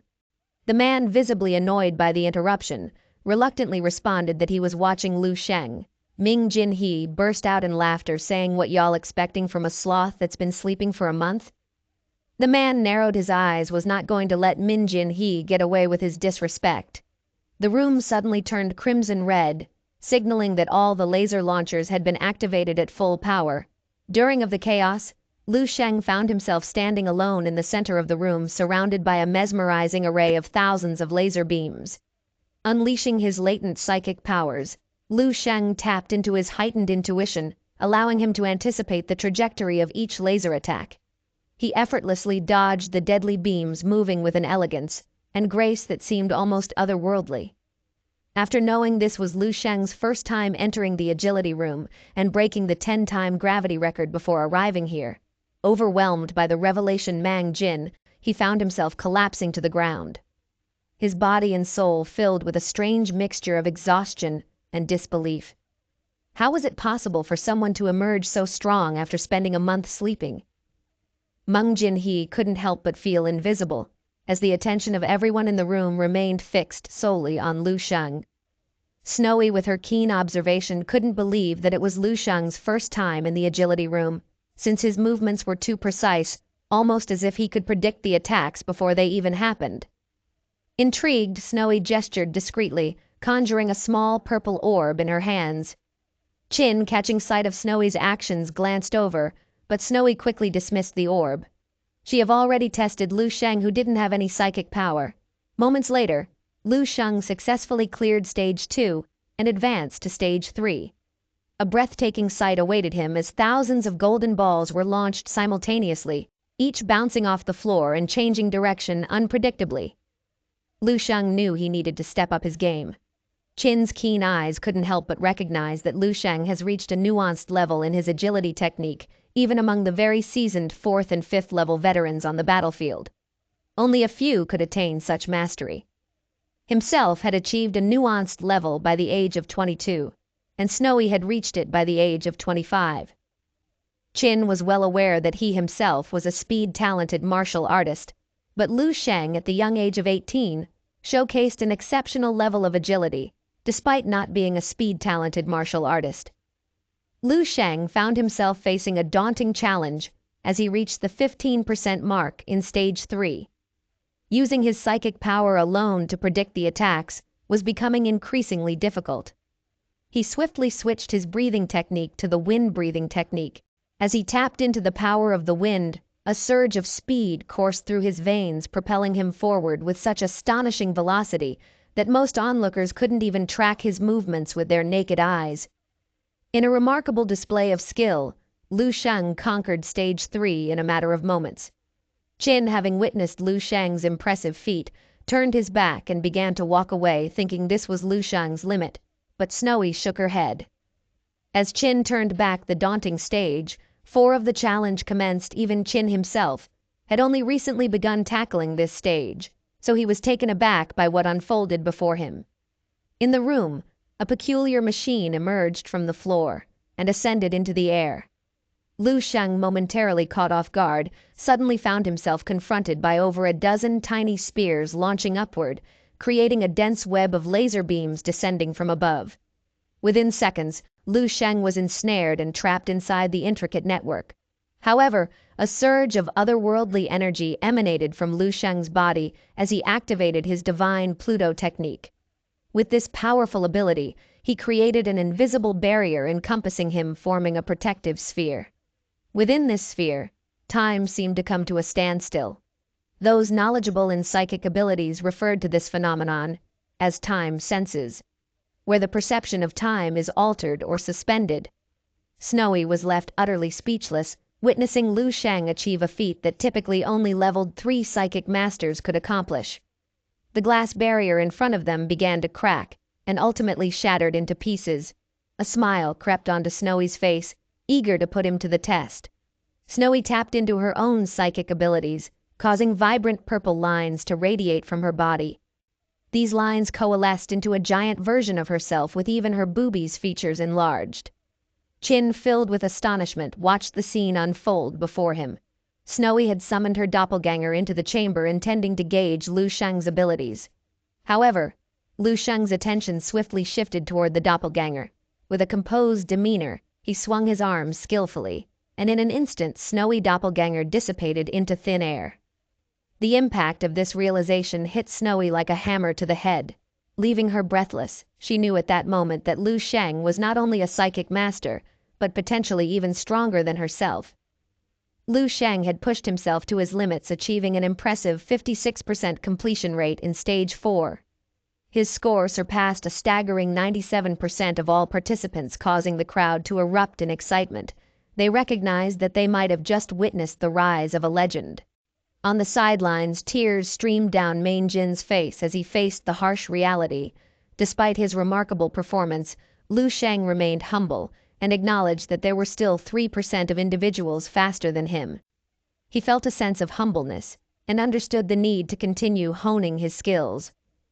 The two instructors approached Lu Sheng, extending their congratulations for his record-breaking achievements. Snowy wondered where his next destination would be, whether it would be the combat training chamber or the psychic training chamber. However, to everyone's surprise, Lu Sheng shook his head and glanced at the menu item for dinner. He expressed his desire to head to the cafeteria instead. 3 hours later, Lu Sheng was summoned to the control room where the two instructors awaited him. They wanted to conduct some simple tests on him, including checking his blood energy levels. Each dorm had a designated needle for this purpose, but to their astonishment, the needle could not penetrate Lu Sheng's fingertips. Snowy reached into her clothes, seemingly unfazed by the surprising turn of events. She retrieved a golden needle from her chest pocket, a needle typically reserved for level 5 martial artists. Not sure why she had a needle in her chest pocket anyway. Let's refocus on the story. Lu Sheng extended his hands, allowing Snowy to extract a sample of his blood for testing. The results revealed that Lu Sheng possessed a blood energy level of 124.65, indicating his proficiency as a level 3 martial artist. Qin was astonished by this test, as it had been over a decade since he had encountered such a young third-level martial artist. Moving on to the combat strength test, Lu Sheng assumed his attack stance, transitioning to the fire-breathing technique. He combined it with the 8-time stellar technique and unleashed a punch with full force. The power behind his strike measured an astonishing 271,000, nearing the level of a martial artist at level 5 in terms of combat strength. Qin couldn't contain his excitement and tapped Lu Sheng on the shoulder, congratulating him on his graduation from the camp. He informed Lu Sheng that he now had the freedom to pursue his own path. Just as Lu Sheng was about to leave, Snowy stood up, signaling that there was another test to be conducted. She presented a floating cube, a rare and special mineral discovered a century ago, capable of testing one's psychic strength. Snowy conducted the test using the floating cube. Snowy's psychic strength registered at 143.2, and her psychic purity was 4.2. Intrigued, Lu Sheng placed his hand on top of the cube, and a dazzling golden aura emanated from his body. A powerful beam of golden light shot out from the cube as it detected his presence. To their astonishment, Lu Sheng's psychic strength was measured at 113.5, slightly lower than Snowy's. However, his psychic purity was surprisingly 20.3, 5 times that of Snowy's. Each point of purity was achieved through great training, comparable to repeatedly bending a towel until it became the size of a coin. Curious about Lu Sheng's rapid progress, Snowy inquired about his mentor. Lu Sheng admitted that he indeed had a teacher who had imparted a unique psychic technique to him. When asked how long it had been since he awakened his talent, Lu Sheng revealed that it had only been 3 months. This revelation left both Snowy and Qin speechless. Through their conversation, Lu Sheng learned about the existence of an association for psychic masters. It became clear that awakening psychic talent was a rare occurrence, with only a small percentage of individuals could awaken a talent, and out of these people only 1% could awaken psychic talent, making it an exceptionally scarce phenomenon. Snowy, understanding the potential in Lu Sheng, made a generous offer. She lowered her shirt and revealed a pair of boing and revealed a necklace emitting a vibrant purple light. She extended an invitation for Lu Sheng to join the association, explaining that it would provide him with valuable resources and support for his training. To authenticate his membership, Snowy removed the necklace and handed it over to Lu Sheng, as a token telling him to bring it to the association. Lu Sheng realized that he needed a way to dispel any suspicion surrounding his rapid progress. He decided to credit his achievements to his mentor, emphasizing that he had never met his mentor in person, but had received extensive teachings from him. Snowy believed his explanation, understanding that sometimes mentors preferred to remain anonymous. As the conversation continued, Qin handed over a card containing 5 million, which included the rewards for Lu Sheng's exceptional performance. Lu Sheng stood frozen to the ground, causing Snowy to mistakenly assume that he found the amount insufficient. She explained that it was the maximum they could apply for, and that a significant portion of the budget had already been spent on food. Snowy estimated that Lu Sheng's meals alone had likely cost over 7 to 8 million.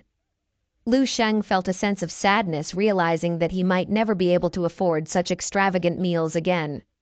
Snowy emphasized that although the amount of money might not be significant, it was a token of appreciation from the Eastern Military District. Lu Sheng then examined the bank card and asked if this was a recruitment offer.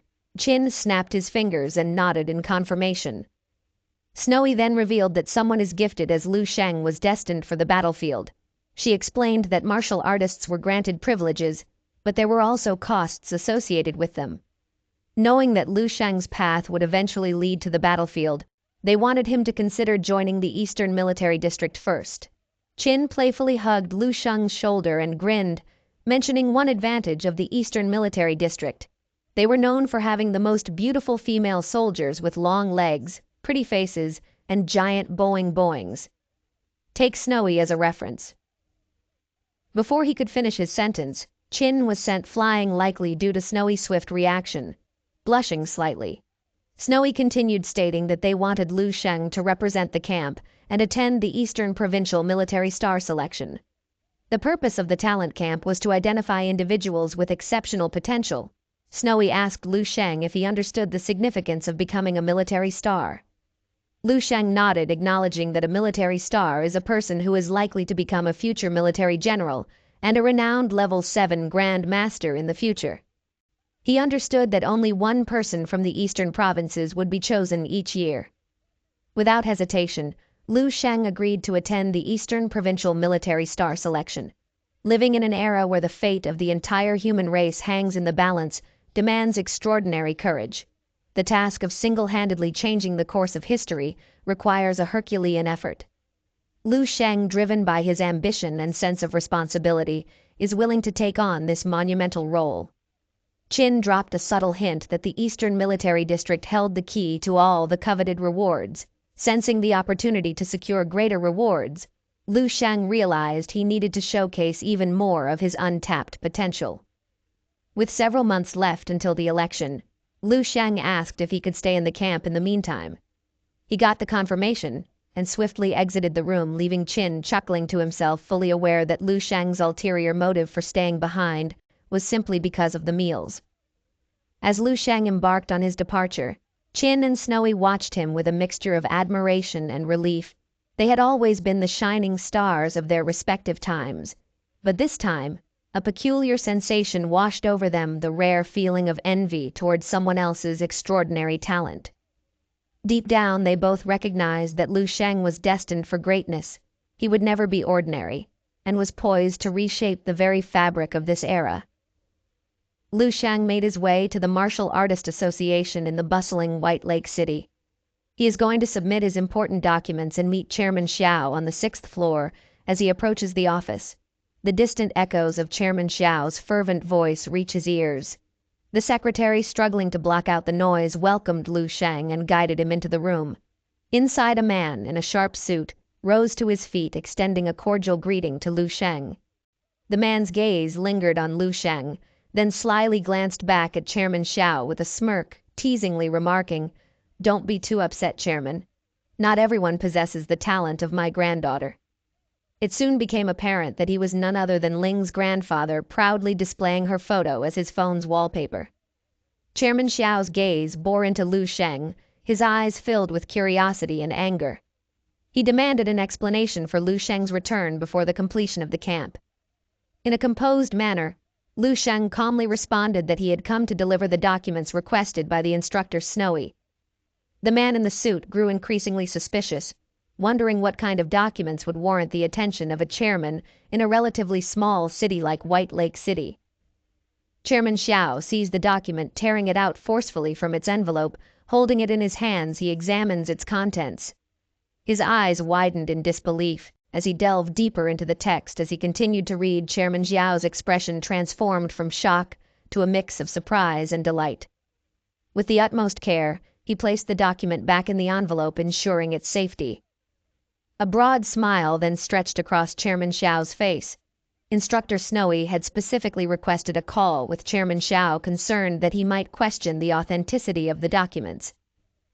Chairman Xiao, wearing a smug expression, confidently assured everyone present that he unquestionably believed in their validity.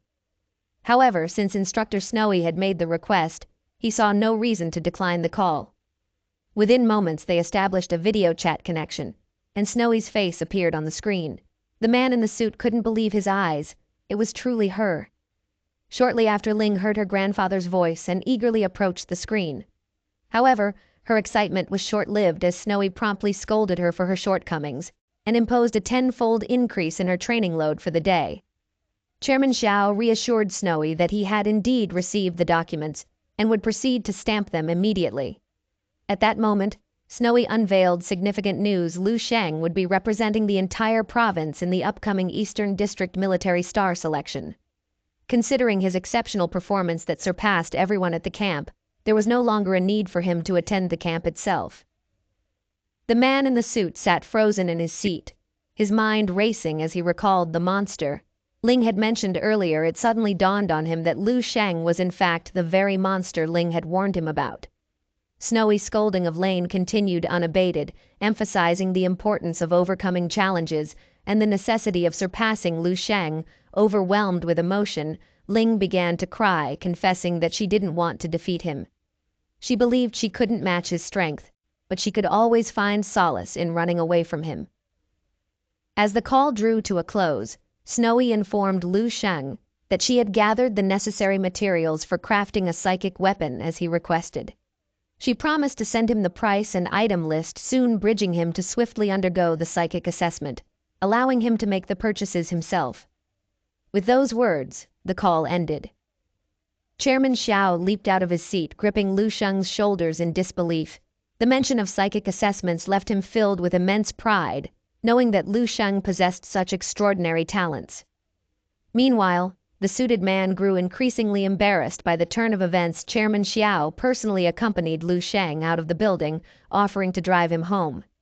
He even extended an invitation for Lu Sheng to visit his house, expressing his desire to cook for him. Lu Sheng smiled and got in the taxi. On his way home, he pondered the notion that only the strong were truly respected. The taxi driver, intrigued by Chairman Xiao's evident display of respect towards Lu Sheng, couldn't help but inquire about it. Lu Sheng smiled modestly and replied Chairman Xiao was respectful to everyone. However, their conversation was abruptly interrupted when a massive signboard from the Red Mountain Martial Arts School. As they observed the commotion inside the martial arts school, a few middle-aged women, in their 40s or 50s, clutching their baskets of vegetables, stood near the entrance and whispered among themselves, their mouths ceaselessly chattering. When they looked up, they noticed a tall and slender young man, with a pretty face and upright posture, standing before them, seemingly appearing out of nowhere. The young man had a clean and handsome appearance, and he was dragging a suitcase as if he had just returned from a trip. His pair of jet black eyes were clear and profound, sparkling like crystals. Lu Sheng inquired if the martial arts school had been experiencing such disturbances recently. The mid-aged women were momentarily taken aback and replied, "It has been like this for the past 2 weeks. Every day people come to challenge the school, one group after another. Both sides have inflicted numerous injuries, and we heard that even the owner of the school has been hurt." The scene inside the entrance was even worse than outside. The reception desk of the martial arts school had been kicked over and smashed onto the floor. A pile of decorative indoor potted plants lay in ruins, with shattered pots and soil scattered everywhere, creating a chaotic mess. The main hall of the martial arts hall was surrounded by a large group of people, seemingly locked in a standoff. Hong, the owner of the school, appeared to be seriously injured, his face and lips slightly pale. He occasionally reached out to clutch his chest in discomfort. Half kneeling on the ground beside him was a woman known to Lu Sheng, Ni Shuang, a familiar face from the Red Mountain Martial Arts School. There weren't many people from the Red Mountain Martial Arts School present, but almost everyone displayed some form of injury. Some had bruised and swollen faces, while others had their hands or feet wrapped in casts and bandages. Standing across from them was a tall man in a gray suit, nearly 2 meters in height. He had a buzz-cut hairstyle, dark skin, and muscles that resembled solid rocks. His fierce appearance, accompanied by a glint of intensity in his eyes, made him resemble an exuding dominance and intimidation. Ni Shuang pointed at the man in the suit and cursed. "As a 4th-level martial artist, you dare to take advantage of her father's injury to challenge our school." Hong swayed unsteadily as he spoke. "Our martial arts school has already agreed not to accept new students for a year." "Why would you do this?" Lin laughed heartily and replied, "Since your Red Mountain Martial Arts School dares to hang up a sign, you should be prepared to have it smashed at any time." As he spoke, a surge of aura emanated from Lin, causing the faces of the Red Mountain Martial Arts School group to slightly change, and they took a few steps back. Hong slowly stood up, nodding. "He's right. Since the sign is up, we must have the ability to defend it." Hong had arrived in Whitewater City 20 years ago, alone and relying solely on his own fists to establish this foundation. Suddenly, Hong stood up abruptly and began to gather his strength. With his existing injuries, this exertion aggravated his condition, causing him to cough violently. Seeing this, Ni Shuang quickly reached out to support him, her face filled with worry. Hong extended his hand to stop her, shaking his head to indicate that he was fine. However, Lin, who was nearby, laughed at the scene. "An 18-year-old 2nd-level martial artist? Ha! Hong can never teach such a prodigy." Ni Shuang attempted to explain. "Lu Sheng is not his student, just a member." Lin forcefully stomped on the ground and shouted, "But y'all used that kid named Lu Sheng to snatch over half of the business from our martial arts schools." Ni Shuang stood in front of her father, stating that the students joined willingly. Lin waved his hand dismissively, showing no concern. He had come today to dismantle the martial arts school so that the students would go back. Ni Shuang seethed with anger, unable to utter a word. She assumed a defensive stance, preparing for battle, while Lin displayed a repugnant expression as if he were grabbing something in the air with both hands. Hong's expression changed as he told Ni Shuang that she was no match for Lin. Lin was a 4th-level martial artist, and even if Hong hadn't been injured, at best, they would be evenly matched. Ni Shuang argued that she was a 3rd-level martial artist, and even though Lin was at the 4th level, their father-daughter combination might not necessarily lose. Lin waved his hand provocatively, taunting her. Ni Shuang glared at him and coldly declared, "Once I bring you down later, I want you to carry the sign of our Red Mountain Martial Arts School and parade through the streets." Lin laughed faintly, his eyes emanating a cold gleam. In the next second, Lin's figure suddenly vanished. Hong shouted for caution, and then 2 figures fiercely collided. One figure was forcefully thrown back 7 to 8 meters, crashing heavily into the wall. At this moment, Lin was completely different from before, almost like 2 different people.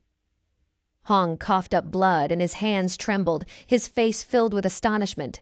Lin had unexpectedly broken through to become a 5th-level martial artist. Lin laughed heartily, his overwhelming power and terror making it almost impossible for anyone to catch their breath. Hong's chest heaved heavily as he slowly stood up and spoke, each word enunciated clearly. "You want our martial arts school to shut down, don't you? Fine. I'll go to the Martial Association now and revoke the qualification of our martial arts school." As Hong uttered those words, he seemed to age instantly, as if 10 years had passed, even his back hunched over. Ni Shuang's eyes immediately turned red, overwhelmed with self-blame and guilt. Seeing that his goal had been achieved, Lin smiled and spoke. "In that case, we'll leave for now." With laughter echoing, he walked towards the entrance. However, at that moment, a voice suddenly emerged from the crowd. Everyone paused and instinctively turned to look. They saw a young man with fair skin and a handsome appearance stepping forward. "If the martial arts school that was doing well is now going to close, where am I supposed to train in the future?" he said. Ni Shuang instantly recognized the young man's identity and exclaimed, "Lu Sheng!" Lu Sheng waved to Ni Shuang, and in an instant all eyes were fixed on him, filled with curiosity. Lin, on the other hand, had a gleam in his eyes as he assessed Lu Sheng from head to toe. He placed his hand on Lu Sheng's shoulder and chuckled. "Don't worry. After Red Mountain Martial Arts School closes, my martial arts school welcomes you. If you join my school, I'll personally teach you the Iron Mountain secret technique." Lin glanced back and commented that the others were all useless, unable to even handle a single strike. He promised that if Lu Sheng joined his martial arts school, he would personally instruct him in the Iron Mountain secret technique, without keeping any secrets. Lu Sheng seemed to become interested. Seeing this, Lin seized the opportunity and continued, "The Iron Mountain secret technique is an exclusive technique of the Iron Mountain Martial Arts School. Once mastered, it makes the user invincible. Within the same level martial artists, there are few who can break through his defense." Hong's face darkened, but he was unable to retort with any strength. Lu Sheng inquired further, asking, "Why would you teach me such a powerful technique?" As Lin felt that Lu Sheng seemed somewhat intrigued, his smile grew wider, and he hurriedly replied, "Of course I would be willing. As long as you join our Iron Mountain Martial Arts School and become my disciple, I will wholeheartedly impart my knowledge to you." Lu Sheng took a couple of steps forward, calmly looking at Lin, and casually asked, "So, how do you plan to teach me?" Lin furrowed his brow, thinking to himself why this kid had so many questions. However, considering Lu Sheng's potential, he patiently began to speak. "If you join us, I will—" Lin's words were cut short. Suddenly Lu Sheng in front of him vanished. In an instant, a terrifying aura, akin to a volcanic eruption, swept over him. Lin's scalp went numb, and his entire body bristled with fear as an overwhelming sense of life and death crisis surged from within him. He roared fiercely, his muscles blackening and swelling, and his body suddenly expanded. Then he forcefully thrust both palms forward.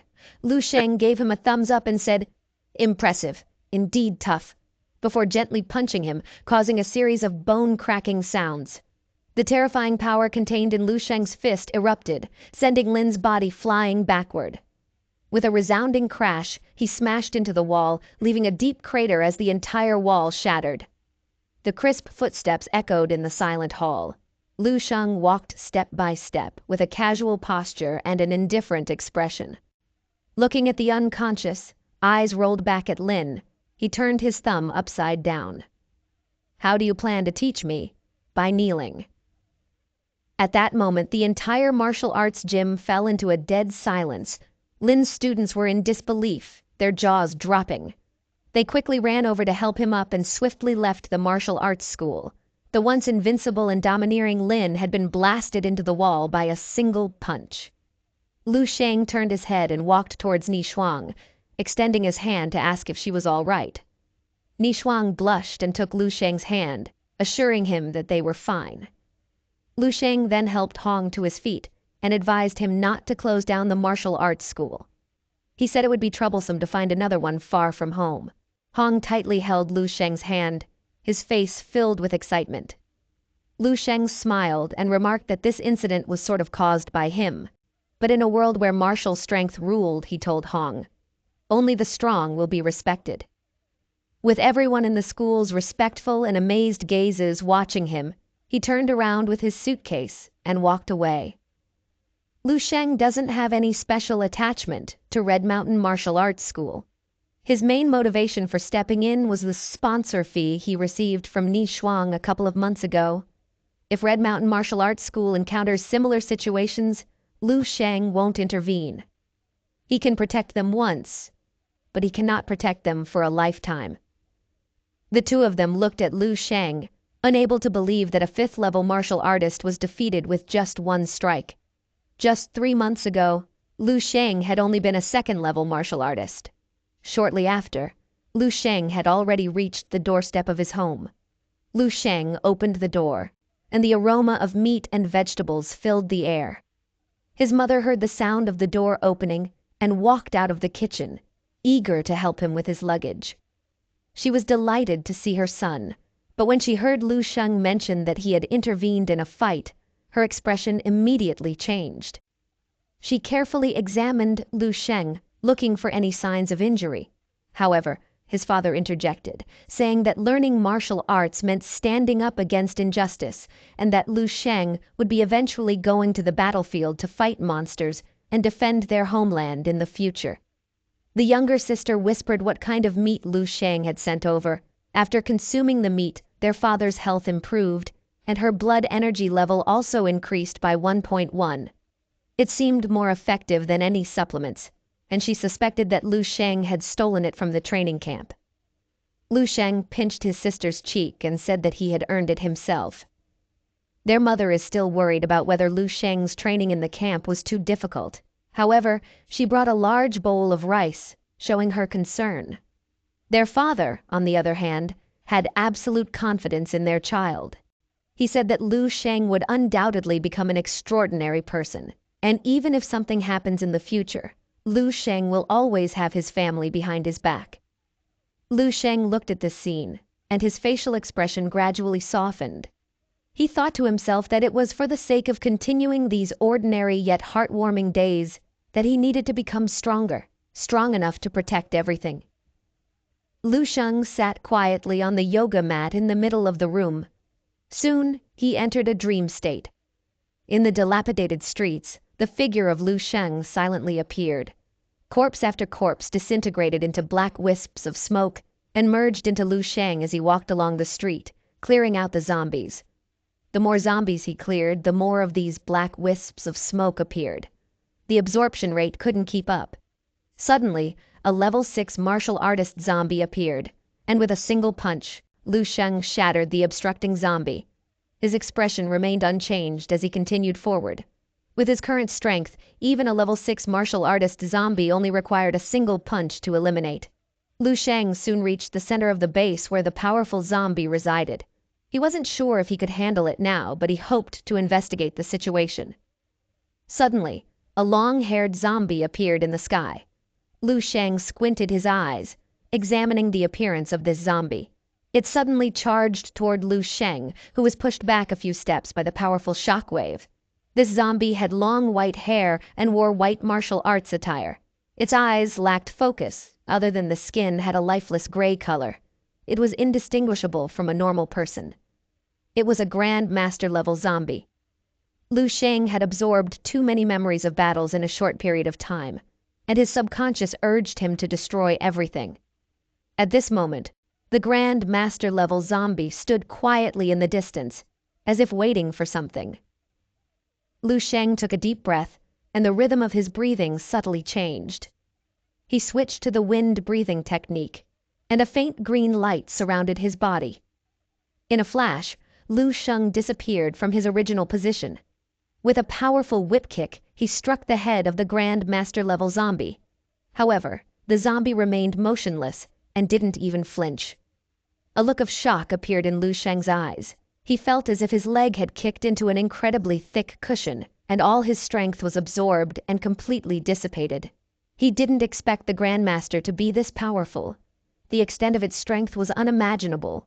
After a tentative strike, Lu Sheng no longer held back. He used his tenfold stellar technique, executed the perfect boxing technique, and employed the flame breathing technique. But no matter what kind of attack he unleashed, he couldn't break through the defense of the zombie. It was a wall, a mountain. Lu Sheng sensed that there seemed to be an invisible barrier surrounding the Grand Master level zombie. All his attacks landed on this barrier, and almost 99% of the force was directly dissipated. This was the power field of a Grandmaster, and its strength exceeded Lu Sheng's expectations. He was on the verge of running out of ideas. Now he understood why there was such a huge disparity in status between the 6th and 7th levels martial artists, despite only a 1-level difference. The 7th level could be called a Grand Master. while the sixth level could only be considered a martial artist. It was simply because the gap between the two was too vast. However, it seemed that this zombie didn't actively attack Lu Sheng. He felt a bit helpless. The Grand Master level zombie didn't seem to consider him a worthy opponent, merely passively defending against his attacks without launching any counterattacks. Otherwise, he would have been killed on the spot. Lu Sheng felt a surge of retreat in his heart, but at the same time he couldn't let go of his unwillingness. Suddenly, he thought of something crucial. If he could defeat this Grand Master level zombie, he would be able to access the memories of the Grand Master. Lu Sheng, having launched nearly 1,000 attacks, was already familiar with the defensive capabilities of the Grand Master level zombie. After a few more attempts, he unexpectedly discovered a slight weakening in the invisible force field surrounding the Grand Master zombie's body. Lu Sheng could feel his stamina rapidly depleting, and a sense of retreat began to rise within him. However, there was also a hint of unwillingness. The level 6 zombies no longer held much value for him in terms of honing his combat skills. Having reached level 3 in his psychic prowess, hunting zombies below level 6 was as effortless as mowing the grass. A single sweep could clear out a dozen. Wait! A sudden realization dawned on Lu Sheng. Psychic strength. Yes, a psychic attack. He had yet to attempt it, to directly assault using his psychic abilities. Lu Sheng had never truly studied the combat techniques of a psychic practitioner, always treating his psychic strength as a secondary support tool. In comparison to his martial prowess, his power in the realm of psychic practitioner was much stronger. As this realization dawned on him, Lu Sheng felt a sudden clarity. His eyes gleamed, and the more he thought about it, the more feasible this approach seemed. With determination, Lu Sheng condensed his spiritual strength into a cohesive force and struck fiercely at the Grandmaster level zombie before him. Just like a physical attack, the moment his psychic strength made contact with the Grandmaster zombie, it encountered an invisible barrier. However, simultaneously, a portion of that invisible barrier was depleted. Startled yet overjoyed, Lu Sheng quickly grasped the situation. The Grand Master's force field was an external manifestation of their willpower, which, essentially, was their psychic strength at the Grand Master level. Without further delay, Lu Sheng swiftly manipulated his psychic strength, repeatedly assaulting the force field of the Grand Master level zombie. The Grand Master's force field rapidly diminished as it consumed energy, thinning at a perceptible speed to Lu Sheng's constant attacks. With each usage of his psychic strength, Lu Sheng grew more proficient in this straightforward and aggressive technique. Moreover, he could sense that his psychic attacks grew stronger with each attempt. At this moment, the Grandmaster level zombie appeared significantly weakened compared to its initial state, according to Lu Sheng's perception. The Divine Pluto technique surged within Lu Sheng, amplifying his blood energy level. 2 hearts thumped in his body as his blood energy level roared. Alongside with tenfold stellar technique, switching to the flame-breathing technique, perfect fist technique. Radiant light blossomed in Lu Sheng's eyes as he raised his right fist high. With great force, he struck the head of the Grandmaster level zombie with all his might, finally penetrating its invisible barrier. The Grandmaster's not-so-sturdy body swayed and staggered backward under the impact of Lu Sheng's punch. A hint of guilt rose in Lu Sheng's heart. Throughout the entire encounter, the Grandmaster level zombie hadn't attacked him even once. It was always Lu Sheng who initiated the attacks. "The spirit lives on. I shall inherit your will," Lu Sheng silently recited in his mind. The Grandmaster level zombie, seemingly relieved, gave him a smile. Then its body rapidly decayed, and a thick black line of smoke emerged from its body. Like a black python, it viciously crashed into Lu Sheng's body. Memories flew into Lu Sheng's mind. "Sure, Sheng Ning, congratulations on reaching level 7. From this day forward, you may be hailed as a Grand Master. The situation is worsening. Despite the efforts of the Stellar Realm Elders running around tirelessly, more and more bases are falling. Base number 100, located at the center of the martial art associations, is the safest place in the world. I have arranged for an aircraft. You will depart this afternoon." "Dad, aren't you coming with us?" a young girl said. He gently smiled and said, "As a Grand Master, I must stay at the forefront and fight until the last drop of blood for the human race. Despite being a level 7 Grandmaster, witnessing a level 9 monster filled him with fear and dread. Suddenly, a man defeated the level 9 beast with a single punch. That man was Wang He. Shisheng Ning comprehended a completely new martial technique from Wang He's attack. Just when he thought he could aspire to reach the realm of an level 8 Grandmaster in his lifetime, he felt a sharp pain in his chest. His heart had been ripped out. He felt cold. He felt pain. Was this the sensation of death approaching? It is said that the Martial Art Association has initiated the Fire Seed Plan, gathering the collective strength of the entire human race to create an unprecedented level 12 powerhouse. Hopefully they will succeed. Unfortunately, he won't be able to witness it anymore. The amount of memories absorbed by Lu Sheng surpassed any previous instance. Countless fragmented scenes flashed rapidly through his mind. The life of this Grandmaster. What a legendary and splendid existence he was. A wealth of martial experiences and combat skills flooded Lu Sheng's mind, which he quickly assimilated. Lu Sheng was fortunate because the Grandmaster named Shisheng Ning had specialized in fist techniques during his lifetime. His skills and combat experiences gradually merged into Lu Sheng's body, becoming a part of his being. The lifelong learning of the Grandmaster Shisheng Ning. This rapid assimilation propelled his advancement. The mastery of combat techniques, honed through countless life-and-death battles against the monsters, was now flawlessly inherited by Lu Sheng. Wang He. Lu Sheng captured this name within Shisheng Ning's memories. It seemed to hold significant importance to Shisheng Ning.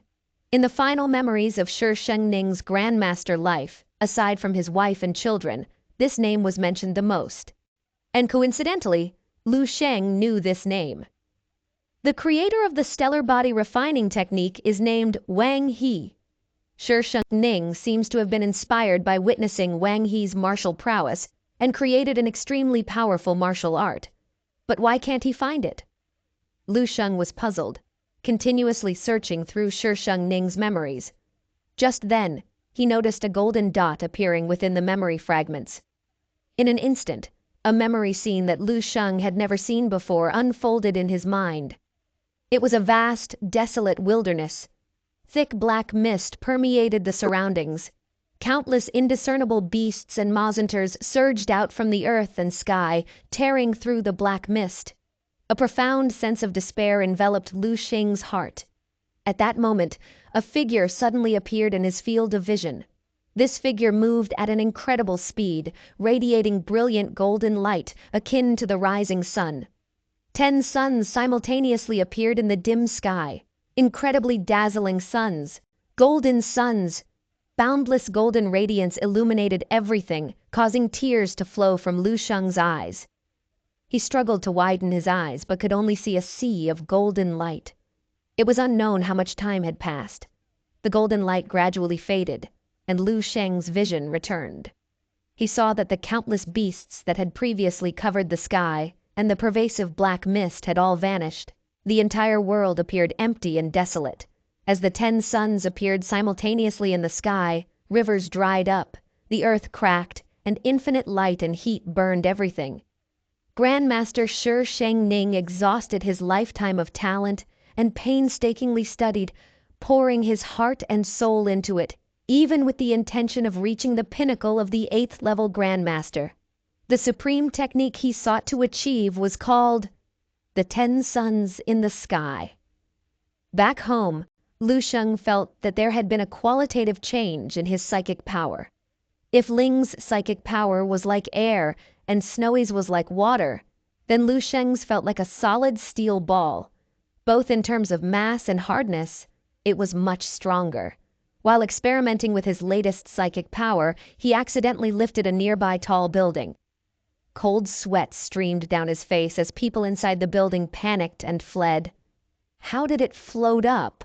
Lu Sheng awkwardly set the building back down. He felt as if he had broken through a certain level and was no longer an ordinary martial artist. He was confident that with the oppressive force of his psychic power alone, he could kill a 3rd or even 4th level martial artist just by stare at them. Additionally, a faint aura of a force field appeared around him. Of course, it was weak and faint. If the force field of the previous Grand Master zombie was an ostrich egg, then his was an ordinary chicken egg. Although it was currently just a seed, it would eventually grow into a towering tree. Lu Sheng sat in his seat at the restaurant, eagerly awaiting his meeting with the person in charge of the pharmacy. Since leaving the training camp, he had been deprived of his daily supply of exotic beast meat, and he was in desperate need of supplements to assist in his cultivation. Soon enough, a breathless woman hurriedly ran over. She had been anxious all along, as she had been waiting for this day for a long time. She had thought that all hope was lost. However, there was a glimmer of hope as the situation took a turn. Surprisingly, the other party took the initiative to propose a collaboration with her. Upon seeing only a young student in the room, she breathed a sigh of relief. If it was just Lu Sheng, a high school student, then it would be easier to handle. She was confident that they could successfully reach a collaboration in her favor. Upon seeing the arrival of Healing Su, Lu Sheng's expression remained unchanged. He gestured for her to take a seat and picked up the menu to order.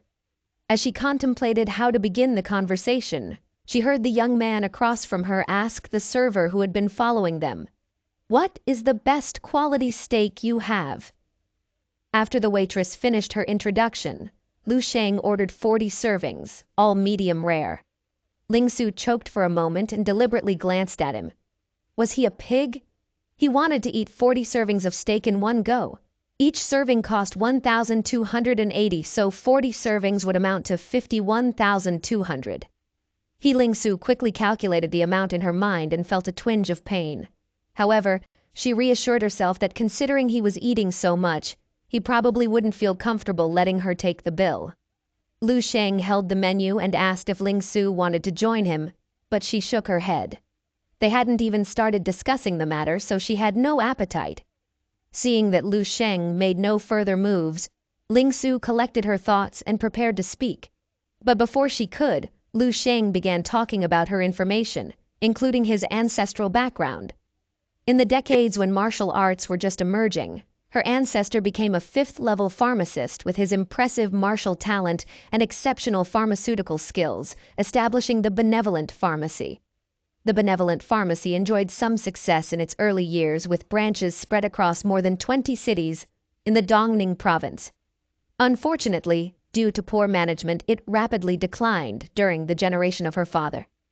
Ling Su's face darkened, and she sarcastically interjected, "Mr. Lu, you start off by reciting a lengthy piece of information that anyone can easily find online. What exactly are you trying to convey?" She thought Lu Sheng wanted to show off his astonishing memory. Soon enough, Lu Sheng's 40 servings of steak arrived, filling the entire table. He ate while divulging more details about Ling Su. He mentioned that her mother hadn't returned to the Dongning province for 20 years due to family reasons, and had never visited her daughter. Regarding the swift rise of the Benevolent Pharmacy, besides the outdated concepts and poor management, the most significant reason was the covert suppression from his mother's Chen family over the years. Ling Su was deeply shocked, so much so that she accidentally knocked over the glass of lemon water on the table in front of her. She stared intensely into Lu Sheng's eyes, her expression turning into anger. She demanded evidence for his claims, but Lu Sheng looked at her and told her to ask her father when she returned home. Then she would know. Lu Sheng remained silent and focused on eating the steak in front of him. For Lu Sheng, the taste of the steak didn't matter. What he cared about was the quality of the meat. Good meat meant high nutritional value, providing him with more energy for his martial arts cultivation. Meanwhile, Ling Su was caught in deep shock and confusion. There were many things about her mother that she didn't even know. However, it was true that her mother had left when she was 2 years old. When she was younger, Ling Su had often complained in her heart about her mother being too heartless. Even after the divorce, why hadn't her mother visited her even once while she lived with her father? It was also true that their family pharmacy had started declining after her mother's departure. These doubts buried deep in her memory had almost been forgotten. Now, with Lu Sheng's words, they were connecting in a way that evoked a sense of terrifying contemplation. Lu Sheng finished the last piece of steak and looked at the girl across from him. By observing Ling Su's expression, he knew that she had already believed most of it. All this information was obtained by Lu Sheng from the resource library in his dream realm.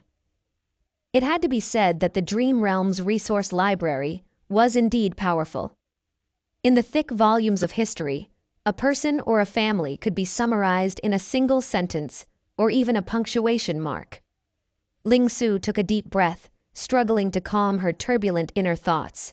She now wanted to discuss the collaboration.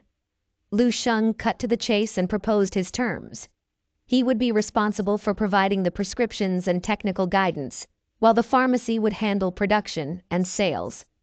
In the end, Lu Sheng would take 90% of the profits, leaving Ling Su nearly jumping out of her chair. She couldn't help but scoff. "Why not ask for it all, Mr. Lu?"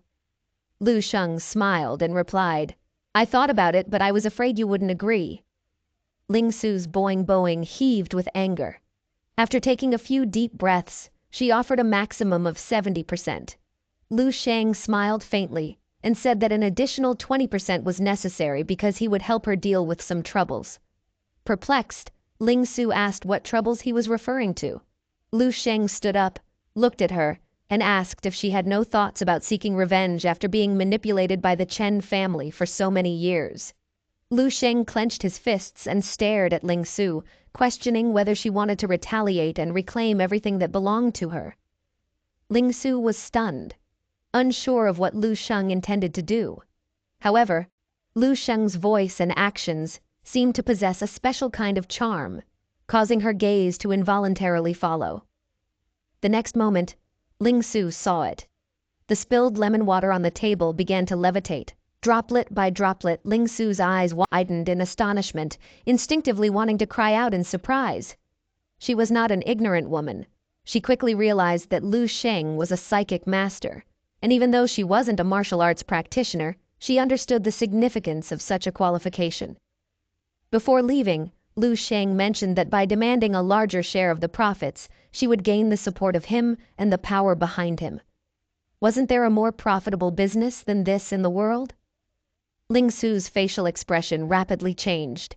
If everything Lu Sheng said was true, then sooner or later she would have to face the members of the Chen family, even if she had no grievances or desire for revenge regarding the past 20 years. However, the other party may not be willing to let her go so easily. After a moment of deliberation, Ling Su finally made up her mind. She agreed to give 90% to Lu Sheng. Lu Sheng smiled, and then took out a USB from his pocket, handing it to Ling Su.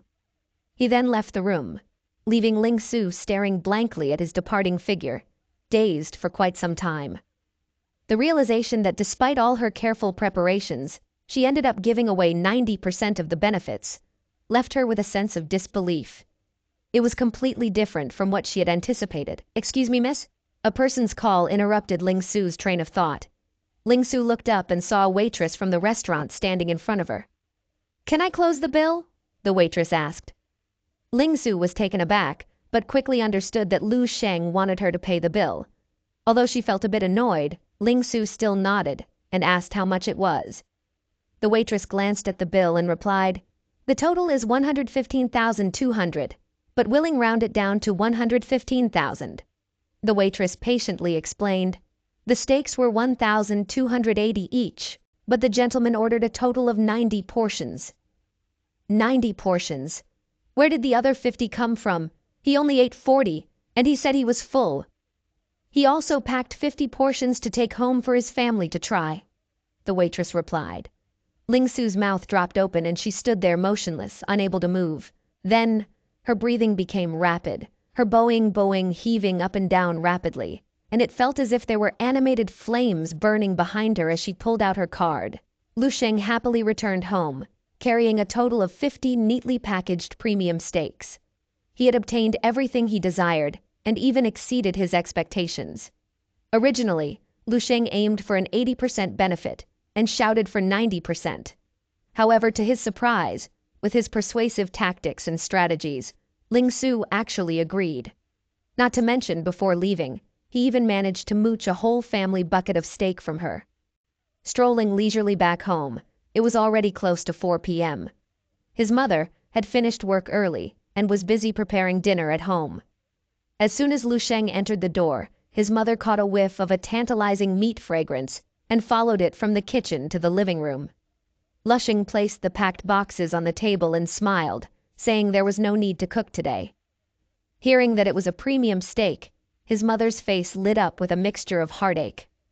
Lu Sheng casually mentioned that a friend had treated him dinner and offered him takeout, and that friend happened to be a wealthy individual.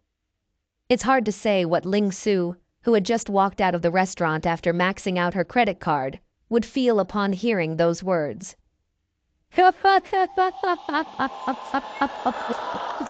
Upon hearing that, his mother's expression immediately relaxed, and she informed Lu Sheng that Mr. Zhang had come to inquire about their family several times. Lu Sheng pondered for a moment, realizing that he hadn't been to school in a long time. He decided to pay a visit tomorrow. The next day, Lu Sheng, after a long absence, returned to the school. When Mr. Zhang heard a knock on the door and opened it, he was pleasantly surprised to find Lu Sheng standing there. Lu Sheng held a potted plant as he entered the office. It was the one he accidentally broke last time. Mr. Zhang could sense a remarkable change in Lu Sheng's aura, exuding an incredible strength. Mr. Zhang handed Lu Sheng a cup of tea while he lit a cigarette and sighed, remarking that after this meeting, perhaps in the future, they would only be able to see Lu Sheng on television. When asked about his future plans, Lu Sheng calmly stated that he was going to participate in the selection for rising military stars. This statement left Mr. Zhang so astonished that he dropped his cigarette. Lu Sheng added that he will also be attending the assessment to become a psychic practitioner. Mr. Zhang jumped up from the couch, covering his forehead with his hand. He didn't know what to say, but he enthusiastically patted Lu Sheng's shoulder and told him to go and conquer his own world. He promised to support and cheer for him from behind. As Lu Sheng left the office, Mr. Zhang watched his figure and realized that he had underestimated him all along. Lu Sheng was not only the school's pride, but also the pride of White Lake City. He would one day become the pride of the entire human race. With the final exams approaching, boredom filled the air in Class 3, 2. The mundane academic subjects made many students feel drowsy, and some even played mobile games discreetly. The class teacher shook his head disapprovingly at the sleeping students and slammed his book on the desk, commanding everyone's attention. He tapped on the blackboard, knowing that many students were aspiring to attend martial art university, but their grades in academic subjects were equally important. He had already lectured them on this countless times, but some students simply didn't care. One student yawned and asked Ming if he could go play League of Legends after school. Ming shook his head and refused, as he had enrolled in an intensive study program and planned to study after school. The student couldn't understand why Ming had been working so hard lately. The teacher noticed them whispering and asked them to stand up just as he was about to give them a lecture. However, at that moment, Lu Sheng walked into the classroom. Lu Sheng greeted the teacher first, and then greeted his classmates. The entire class was astonished, never expecting Lu Sheng to come back for class. Many believed they would never see him again. There were even rumors circulating that Lu Sheng had become the closed-door disciple of Chairman Xiao, or that the mayor's daughter was going to marry him. Some students even rushed to ask for his autograph. Ming was also shocked, and the class teacher looked at Lu Sheng, hastily returning the greeting. Lu Sheng, on the other hand, didn't hold any grudges from the past when the class teacher had looked down on him and ridiculed him in the classroom. He politely asked if he could join the final lecture class. The class teacher quickly agreed, and as Lu Sheng walked into the classroom, everyone suddenly found a renewed motivation for studying. The atmosphere completely changed. The class teacher delivered an engaging lecture, and the students listened attentively. It was incredible to think that they could attend class together with Lu Sheng. Ming stared at the back of his former friend, reminiscing about the times they used to play together, stay up late playing League of Legends, and go to internet cafes. The distance between them seemed to have grown over time. Lu Sheng's aura was different now, as if he possessed the presence of a leader. Soon, the bell rang, signaling the end of class. The class teacher closed his books, and it was the first time in many years that he had delivered such a powerful lecture. Lu Sheng also stood up and bid farewell to his classmates, assuring them that he would never forget them. Upon hearing these words, the students in the class suddenly felt the urge to cry. A strong sense of honor emerged from within them, and they vowed to get into martial art university. Lu Sheng turned to Ming, placing his arm on Ming's shoulder, just like a few months ago. He gave him a nudge, as if nothing had changed. The former class teacher and classmates had all looked down on Lu Sheng, except for Ming, who genuinely regarded him as a friend. Thinking about this, Lu Sheng encouraged Ming, telling him to keep up the good work and that they should play League of Legends together whenever they had the chance. Ming's eyes welled up with tears, deeply moved. He made a firm decision to strive for excellence and work hard to get into a martial art university, following in the footsteps of his best friend. Seated at his desk, Lu Sheng contemplated his next plan while staring at the computer in front of him. This computer had been a gift from his father on his 10th birthday, and he had been using it ever since. Its specs were outdated, and it ran frustratingly slow. Lu Sheng had already informed Snowy about purchasing materials and upgrading his gear. Now, he needed to focus on acquiring a psychic practitioner's weapon. He opened Snowy's email, which presented him with two options: the indomitable wheel of blades and the silver void shuttle. 5 minutes later, Lu Sheng's expression turned somewhat disappointed. Both weapons cost between 30 to 40 million. He closed his eyes and began calculating the required materials for crafting the weapons. Considering the significant amount of primary material, mithril needed for both the wheel and shuttle, approximately 9,000 per gram. A single wheel alone would weigh over half a kilo.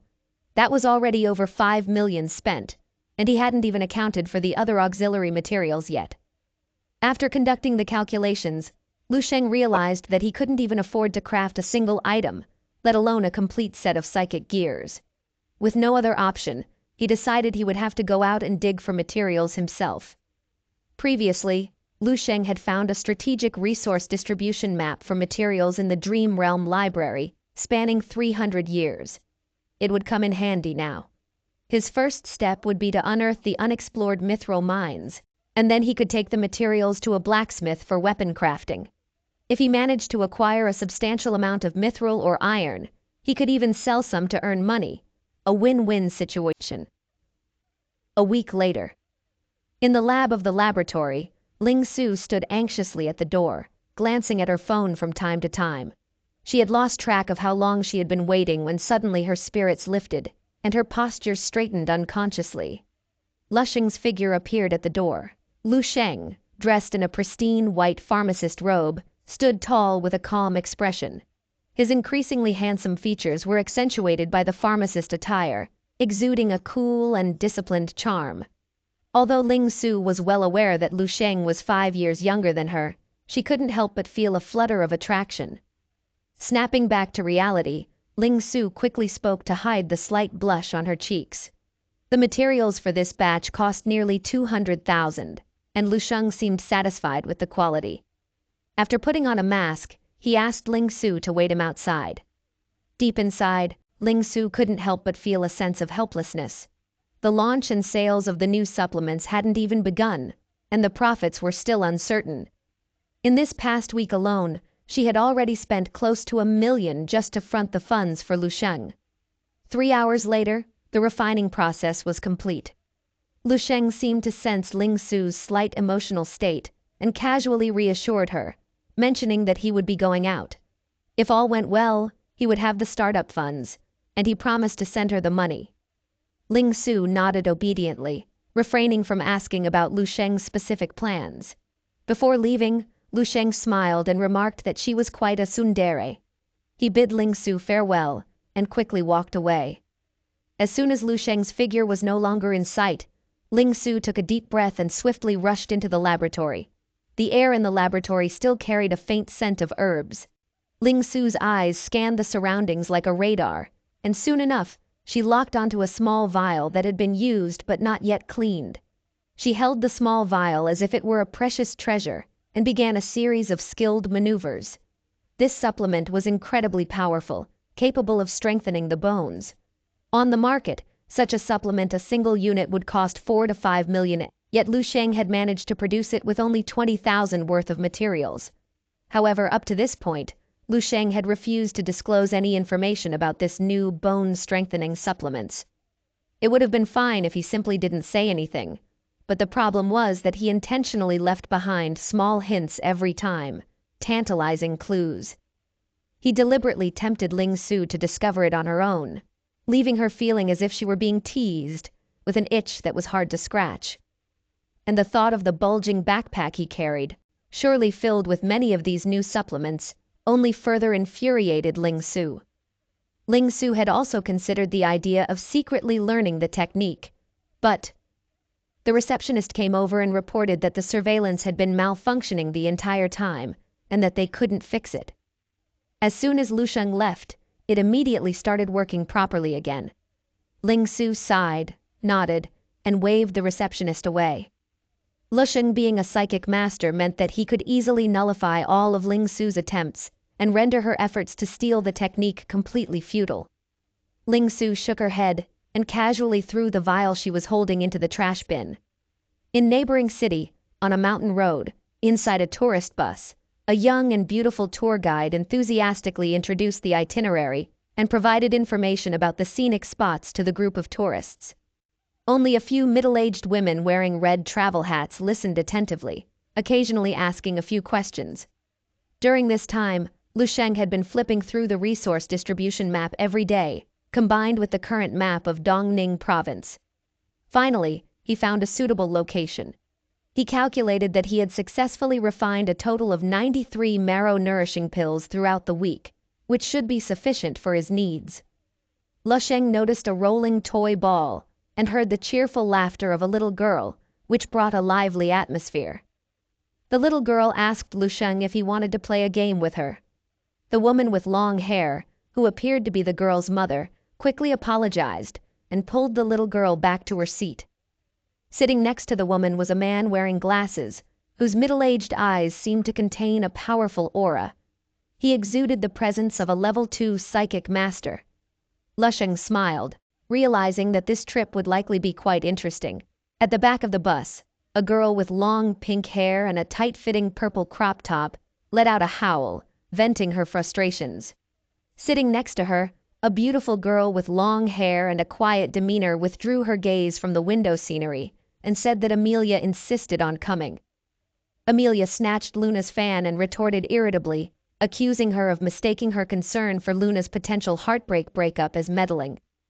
Luna gently patted Amelia's hand, leaning closer to comfort her, saying that it was good for them to come out and relax together.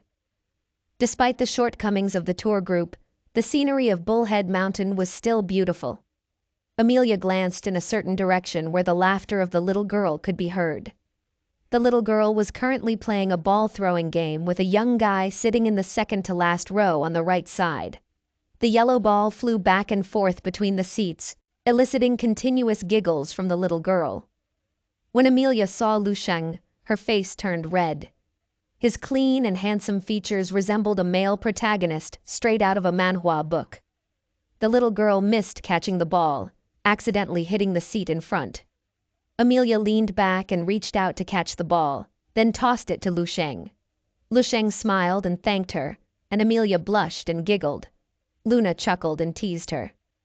2 hours later, they finally arrived at their destination. As soon as Amelia got off the bus, she scanned the vibrant and somewhat unconventional-looking mountain village. Luna looked at the map while Amelia looked around, searching for Lu Sheng. Finally, she found him, carrying his suitcase as he descended from the bus. The little girl obviously hadn't had enough of the ball game from earlier, and immediately ran to grab the Lu Sheng's arm, pouting and saying they should play together again tomorrow. Lu Sheng patting the little girl's head with a smile, nodding and agreeing to play with her tomorrow if he had the time. The little girl happily nodded.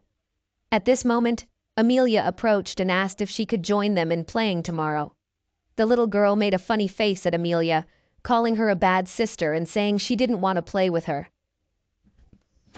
Emotional, damn! Amelia's attempt to touch the girl's head froze instantly, her face displaying embarrassment. The middle-aged couple smiled indulgently, watching the little girl, After exchanging greetings with a few others, the family walked away. In her heart, Amelia thought, "What a brat. I didn't even want to play with you." But she still forced a smile and waved her hand. Lushing reassured Amelia, saying not to mind the words of a child. Amelia responded by saying that she wouldn't hold it against the little girl. She then took out her phone and asked Lusheng if they could add each other as friends. After a moment of hesitation, Lusheng nodded and agreed. Soon they became friends on an app, and even Luna joined in. Lusheng nodded at the two of them as they walked away. As the two girls grew distant, the smile on Lusheng's face gradually disappeared, and his gaze became sharper. In a matter of a few breaths, his demeanor transformed from harmless to cold and elusive. Little did he expect that this trip would not only lead him to encounter a rare level 2 psychic master, but also 2 level 2 martial artists. There were also people hiding in the back, doesn't seem wanting to reveal themselves. Lusheng was aware that others hadn't discovered his true identity yet. He could now freely control the diffusion and concentration of his psychic power, making it nearly impossible for most people to detect it. Lusheng glanced in the direction where the middle-aged couple and the little girl had left, sensing that people are following them, but they seemed weak, and the middle-aged man should be able to handle them. Lusheng hoped that they wouldn't interfere with his objectives. Even if they do, he doesn't mind crushing them. With that in mind, Lusheng dragged his suitcase and headed towards the direction of the mountain village. Meanwhile, on a certain highway, a muscular man knelt before a man with purple hair.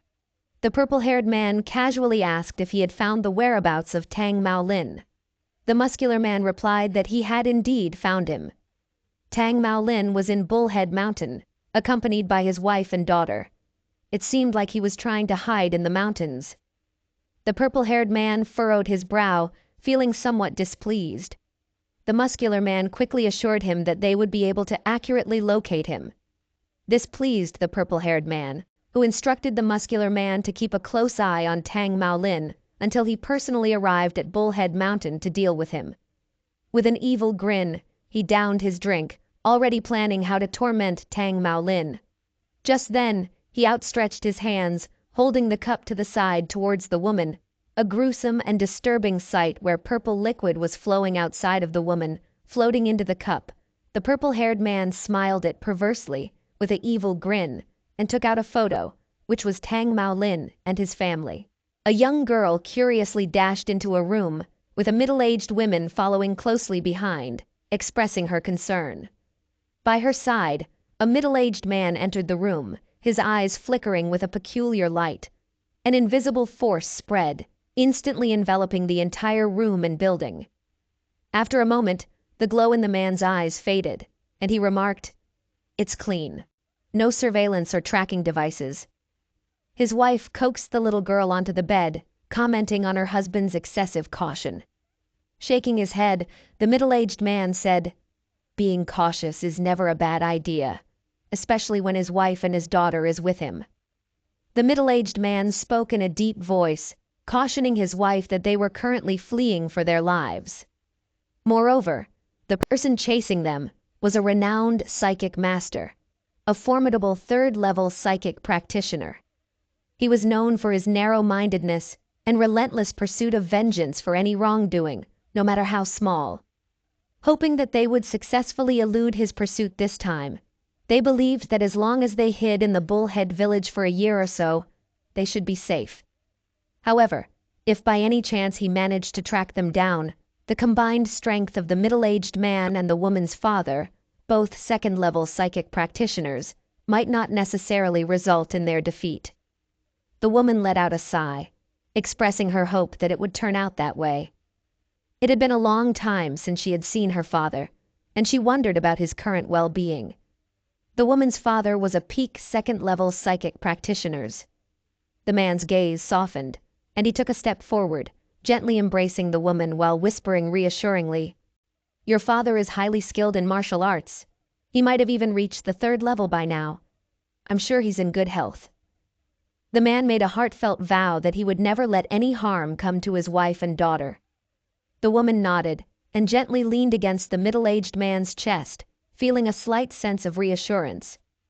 Not far away, The little girl, dressed in a red dress, stood on the bed, gazing out of the window.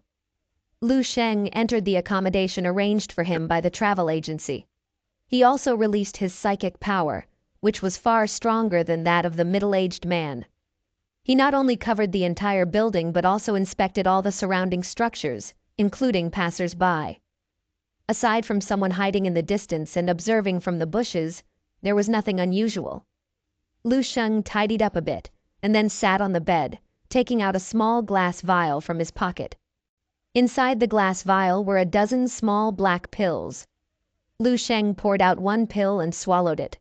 He felt the supplement moving through his body, transforming into a surge of heat flowing through his limbs and bones. Feeling his blood energy level increase, and the progress of refining his bones with the immortal golden body technique advancing, Lu Sheng wore a satisfied smile on his face. He knew that in less than 2 months, he would be able to complete the first stage of the immortal golden body cultivation, officially becoming a 4th-level martial artist. Just then, his phone started vibrating. As usual, it was his parents calling to remind him to be careful while being away, to dress appropriately for the weather, and to avoid eating anything that could upset his stomach. In their eyes, despite being a 3rd-level martial artist, he still seemed like a child. His mischievous younger sister jokingly mentioned that Lu Sheng had gone out to play on his own, and her senior Yang had returned to school, hinting at wanting to hang out with Lu Sheng. His sister sent a playful emoji and asked if they were dating. Lu Sheng quickly replied on his phone, advising his sister to focus on her martial arts training, reminding her to take the supplements he provided her every day. He responded with a warning emoji, urging her to mind her own business. Lu Sheng set his phone aside and lay down on the bed, entering the dream realm. After days of simultaneous training, his body was enveloped in a golden light infused with the will of a Grand Master. No zombie could breach his defense. Suddenly, he noticed the appearance of another Grand Master-level zombie on the street. A female Grand Master. Clad in battle armor befitting a knight, wielding a shattered long spear, her figure was both symmetrical and perfect, resembling a mythical goddess of war. As Lu Sheng approached within 100 meters of the female Grand Master, she sensed his presence. In an instant, her figure vanished from his line of sight. When he tried to release his spiritual power to perceive her presence, he finally sensed her figure. However, by that time, the female Grand Master had already closed in to within 5 meters of him. In an instant, Lu Sheng found himself surrounded by numerous red exclamation marks, accompanied by an urgent and piercing alarm. Before Lu Sheng could react, the female Grand Master swiftly took him down with a single spear strike. Just before dying, Lu Sheng saw a magnificent and majestic glacier. As if waking up from a nightmare, Lu Sheng felt his heart racing and a splitting headache. He was startled awake, his body in intense pain, as if it had been torn apart. This was his first experience of death within the dream realm, and it felt overwhelming and powerful. Lu Sheng was deeply shaken. Until now, his exploration in the dream realm had been relatively smooth. However, he was completely defenseless against the female Grand Master. The previous smooth progress had made him somewhat complacent, but the dream realm was not his personal paradise. Lu Sheng had a profound realization. His state of mind returned to its original calmness, and the negative effects brought about by his inflated strength over the past 3 months dissipated in that moment. The immense power of the female Grand Master was undeniable, surpassing Shi Shengning in battle. She must be a Grand Master-level expert stronger than Shi Shengning, possibly even an 8th-level Grand Master. Lu Sheng recalled the radiant glacier that appeared with the thrust of her spear, perhaps a manifestation of the technique of the female Grand Master. If he could obtain it. Lu Sheng shook his head, self-deprecatingly dismissing the thought. If he hadn't underestimated the situation and fought at full strength, with his mastery of all of his techniques and newly acquired Grand Master technique, he might have had a chance to contend with the female Grand Master. However, he still wanted to go back and test himself, but no matter what he tried, he couldn't enter the dream realm again.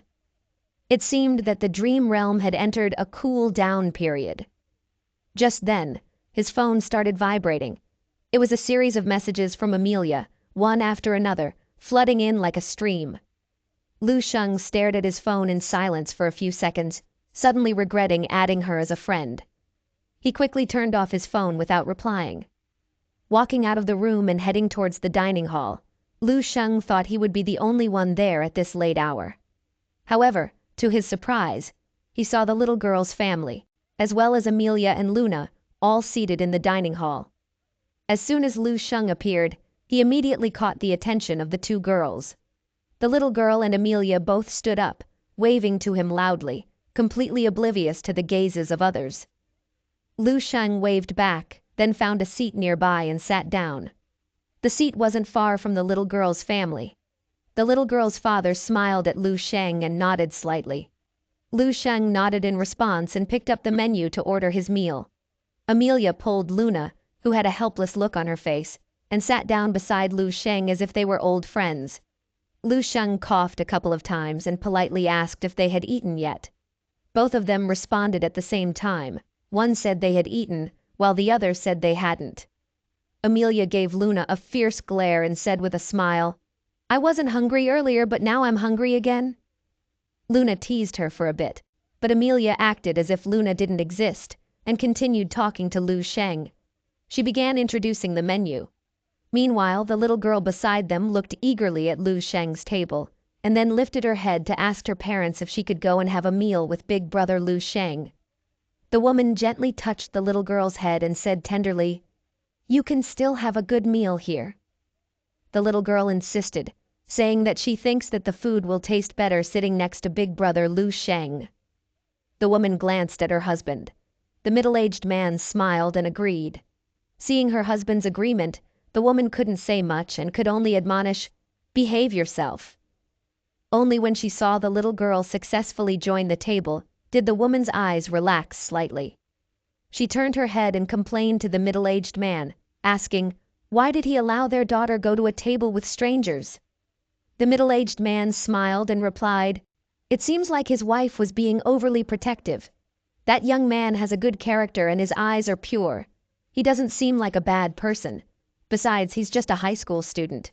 Even if Lu Sheng has trained in martial arts for a few years, his strength wouldn't be very powerful." However, the other two individuals were already second-level martial artists. The middle-aged man remained calm, exuding a strong sense of confidence in his words. As long as they were within his line of sight, a single thought from him would be enough to end their lives. Amelia's eyes widened as she looked at the table filled with food that Lu Sheng had ordered, her expression showing some surprise. Lu Sheng handed a cute dessert to the little girl, and the two of them began a competition to see who could eat faster. The little girl responded with a sweet voice and diligently shoveled the food into her mouth. Lu Sheng also ate quickly. Luna glanced at the table full of food, and her gaze towards Lu Sheng lightened a bit. Only those with average family conditions who hadn't become formal martial artists would eat so much in one meal. Once martial artists reached a certain level, those who had the means would typically rely on supplements to meet their daily energy requirements for cultivation. Those without means would choose higher quality ingredients as substitutes. Otherwise, eating so much food in every meal would result in extended trips to the bathroom. Amelia, on the other hand, didn't mind at all that Lu Sheng ate so much. She kept her promise and ate alongside him, even finding him quite handsome while eating. Luna looked at her best friend and asked, "You don't really have feelings for Lu Sheng, do you?" Saying Lu Sheng was younger than both of them, just a high school student, and judging from Lu Sheng's unstable figure and dark circles around his eyes, his martial arts talent and family background are probably not good, even though Lu Sheng has exceptional looks, physique, and demeanor. However, Amelia didn't mind and replied, "Age isn't a problem when they were just 3 or 4 years apart. Besides, it's all about fate." Luna disagreed, saying that they couldn't be together. With Lu Sheng's current situation, after graduation, he would probably only earn a monthly salary of 5,000 to 6,000, not being able to afford a house or a car. Love isn't just about temporary passion. One must face reality. Amelia's martial arts strength is getting stronger, and the gap between them will only grow over time. Eventually, conflicts will accumulate, and there will come a day when everything explodes. Amelia shook her head. She said she could help guide Lu Sheng in his martial arts journey. Even if he couldn't get into a prestigious martial arts university, she would be willing to travel to see him every week. It didn't matter if he didn't have a car or a house because she did. Even if Lu Sheng could only be an ordinary person, she would be willing to accompany him as an ordinary person.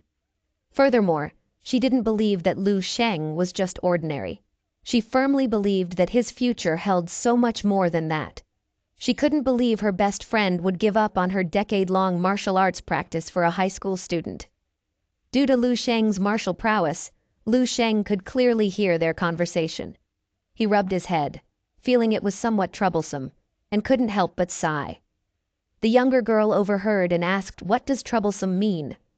Lu Sheng thought for a moment and casually replied, "It means praising both of the sisters for being beautiful." The little girl nodded thoughtfully. Suddenly she turned around and loudly pointed at Amelia and Luna, who were walking towards them.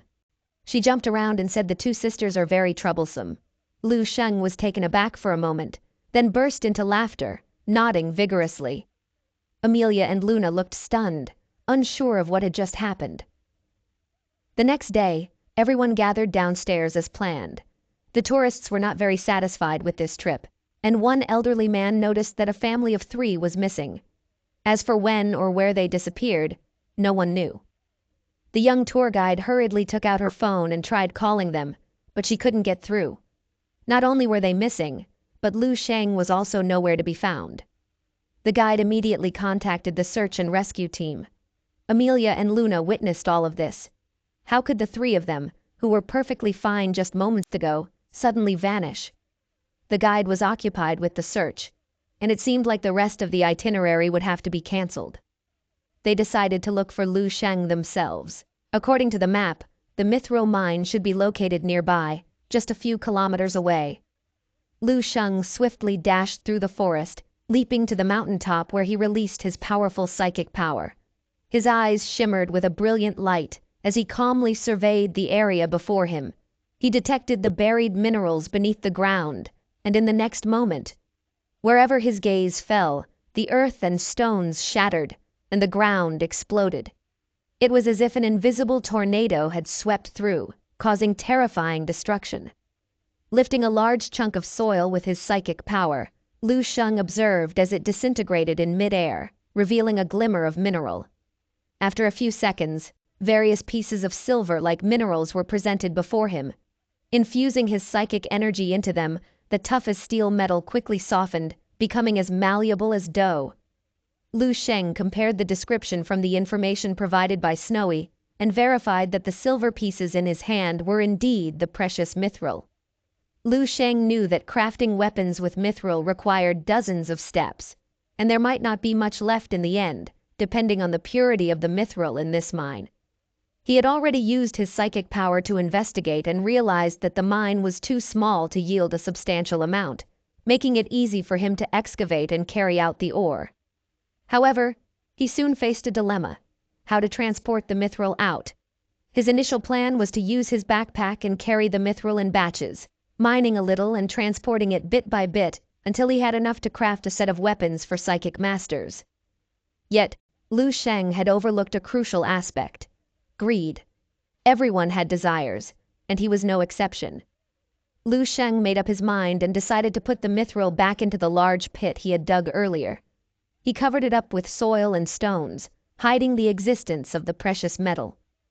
The map indicated that there was a small village of a minority community a few kilometers away from his location. Lu Sheng decided to head there to seek help. The villagers of this secluded village were generally known for their sincerity and simplicity. By offering a generous reward, Lu Sheng believed he would be able to find assistance easily. Following the map's directions, he made his way towards the village. Meanwhile, the 2 girls continued their search for Lu Sheng in the forest. They gradually ventured deeper into the wilderness, but Luna suddenly halted their steps. Her eyes were fixated on something within the forest next to the stone path, and there was an inexplicable glimmer in her gaze. Swiftly, Luna darted into the woods beside the road and stopped about few meters away from the main path.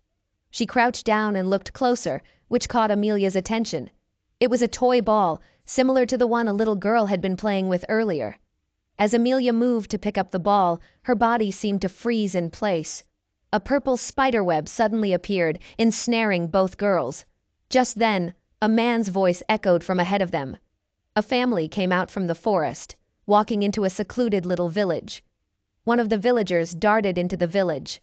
The young man then rushed into the village chief's house, where a chief was busy carving a piece of wood. "Big sister is back," announced the young man. Upon seeing their arrival, the chief let out a kind smile. A little girl then shouted, "Grandpa!" and ran in, throwing herself into the chief's arms, almost knocking the wind out of him. The couple appeared somewhat uneasy, bowing their heads and muttering their greetings to the chief. Soon, a few young men heard the commotion and came to greet the couple. The chief instructed 2 young men to go out and hunt for some food, hoping to enliven the evening. A robust young man hoisted the little girl onto his shoulders, intending to take her along for the hunt. Innocently, the little girl expressed her desire for the chicken soup she had last time. The young man affectionately rubbed the girl's face and agreed. Watching the 2 leave, the chief closed his eyes, lighting up a tobacco pipe. The couple slowly approached him, their expressions somewhat complex. The middle-aged man succinctly recounted their predicament. Upon hearing they had provoked a 3rd-level psychic master, the chief let out a series of coughs, his cold laughter not ceasing. Pointing at the middle-aged man, he said he knew that no good would come when he had taken Manhwa, his daughter, away from the village years ago. He knew such a day would come. Manhwa softly called out, pleading for her father to save her husband. The middle-aged man turned to the chief, remembering that his father-in-law had been attempting to break into the 3rd level for a long time. The chief cut him off, admitting his attempt had failed and had left him with internal injuries, causing a great decline in his cultivation and strength. If he encountered a 3rd-level psychic master, he could only buy them some time, urging them to flee with the child and seek help elsewhere. The man looked confused, not knowing who they should turn to for help. The chief glared at him, instructing him to seek help from the local departments or the Martial Artist Association. He reminded them that they were living in a society governed by law. Even a 3rd-level psychic master couldn't just kill people on the street. The middle-aged man, Tang's expression, however, was far from optimistic. If reporting to the authorities could solve the problem, he would have done so long ago, instead of dragging his family all the way to this remote mountainous area. The chief seemed somewhat tired, dismissively waving his hand, signaling them to leave. Just as Tang and his wife were preparing to leave the room, suddenly, someone rushed in, reporting that an outsider had arrived. Their hearts sank in an instant. Lu Sheng, with his map, looked just like an ordinary mountain tourist, curiously observing the village in front of him while following a few villagers. The entire village was not large and could be fully seen from a high vantage point. The environment, however, was extraordinary, like an idyllic paradise. Suddenly, a dart flew towards him. Lu Sheng sidestepped it with ease. The young man asked who Lu Sheng was and how he got in. A little girl's head suddenly popped out from the bushes. She cheerfully greeted Lu Sheng and ran into his arms. Lu Sheng was taken aback. He hadn't expected to encounter the little girl and her family here. Seeing the map in Lu Sheng's hand, Tang, whose face was filled with surprise and bewilderment, felt a heavy weight lift from his heart. Tang took the initiative to approach and asked Lu Sheng how he ended up there. Lu Sheng scratched his head in embarrassment, explaining he didn't like traveling with the tourist group and had accidentally lost his way while exploring the mountain alone. Tang laughed heartily, explaining that this was his father-in-law's village, and they returned here every year to visit. Tang subconsciously looked toward his father-in-law. The chief squinted, sizing up Lu Sheng.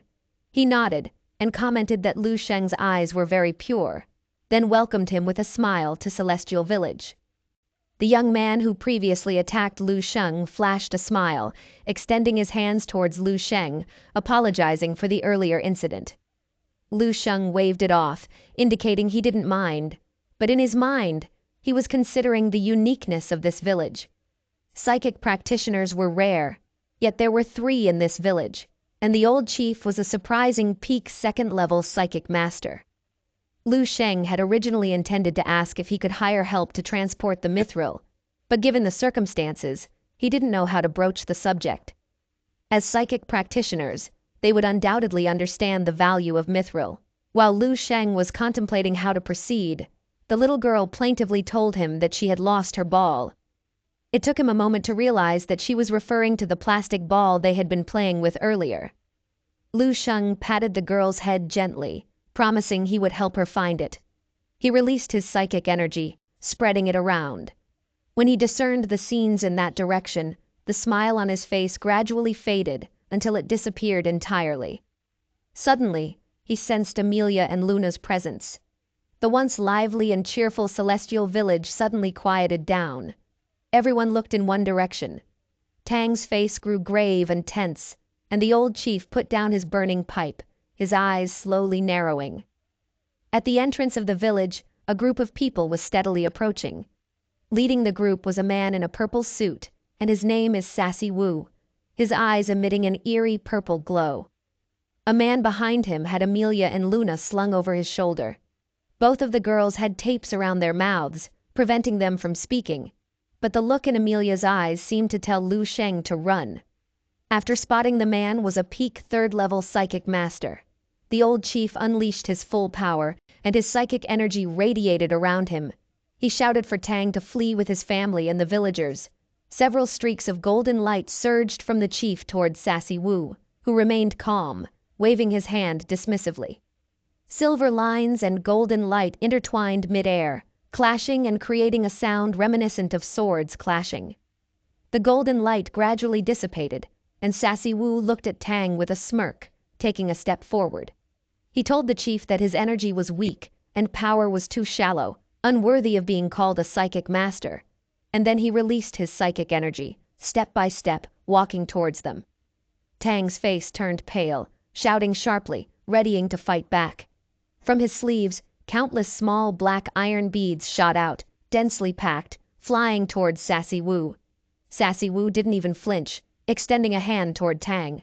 The silver line suddenly retracted, clashing directly with the iron beads. All of the iron beads were destroyed and cut in half, and Tang's face turned even more pale, with sweat rolling down his forehead as he took steps back.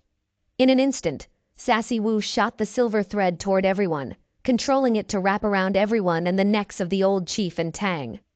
Sassy Wu looked around. This deserted place was perfect for torturing them at his leisure, and no one will ever find out. He licked his lips as he looked at the little girl, planning to use her to make liquor. Tang was desperate, his eyes bloodshot as he shouted at Sassy Wu, calling him an animal. Sassy Wu, however, burst out laughing, tightening the silver thread around the necks. He seemed to revel in the helplessness of the middle-aged man. Luna's eyes welled up with tears. She knew that Sassy Wu was definitely a third-level peak psychic master, and she knew everyone was going to die here. Amelia looked at Lu Sheng, already accepting her fate. Even though she wasn't willing to die here, she hoped that they could meet again in the next life. Sassy Wu ordered his subordinates to bring the little girl over, and Sassy Wu's grin grew even brighter. Suddenly, a sound as sharp as a cannon tearing through the air interrupted his words. His silver thread had been broken, and Lu Sheng's eyes gradually grew cold. He held the silver thread in his hand and smiled at the little girl, assuring her that everything was all right now. The two subordinates rushed towards Lu Sheng, and Lu Sheng simply threw a non-serious punch. To Sassy Wu's surprise, the two burly figures who were supposed to be fourth-level martial artists, like broken sacks, were knocked back in his direction and rapidly flew toward him. Sassy Wu looked at Lu Sheng, who appeared so weak. How could he possibly have the power of a fifth-level martial artist? He shook his head, dismissing Lu Sheng as just a kid with inhuman strength.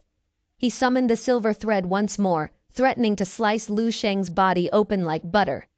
Lu Sheng held the little girl with one hand and looked at Sassy Wu with a smirk. His eyes were serene, and he calmly observed Sassy Wu. The powerful psychic energy of a third-level psychic exploded out, and dozens of silver threads interwove in front of Sassy Wu, forming a delicate and intricate spider-shaped web that shot toward Lu Sheng. But the next second, Sassy Wu's smile froze on his face.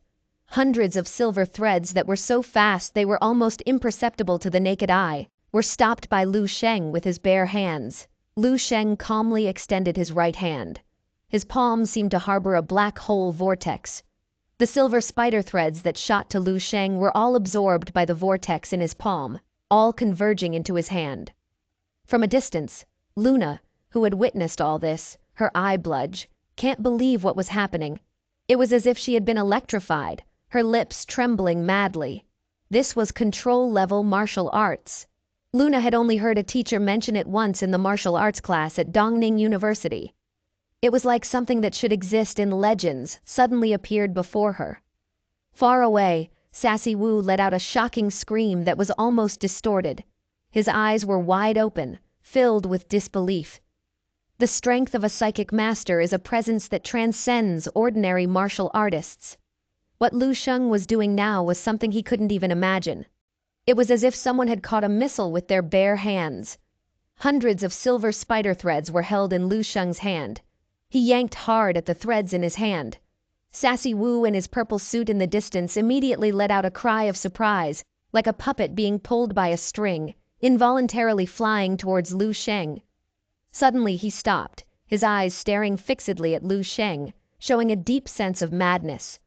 As he spoke, a terrifying psychic power far beyond before expanded from Sassy Wu's body.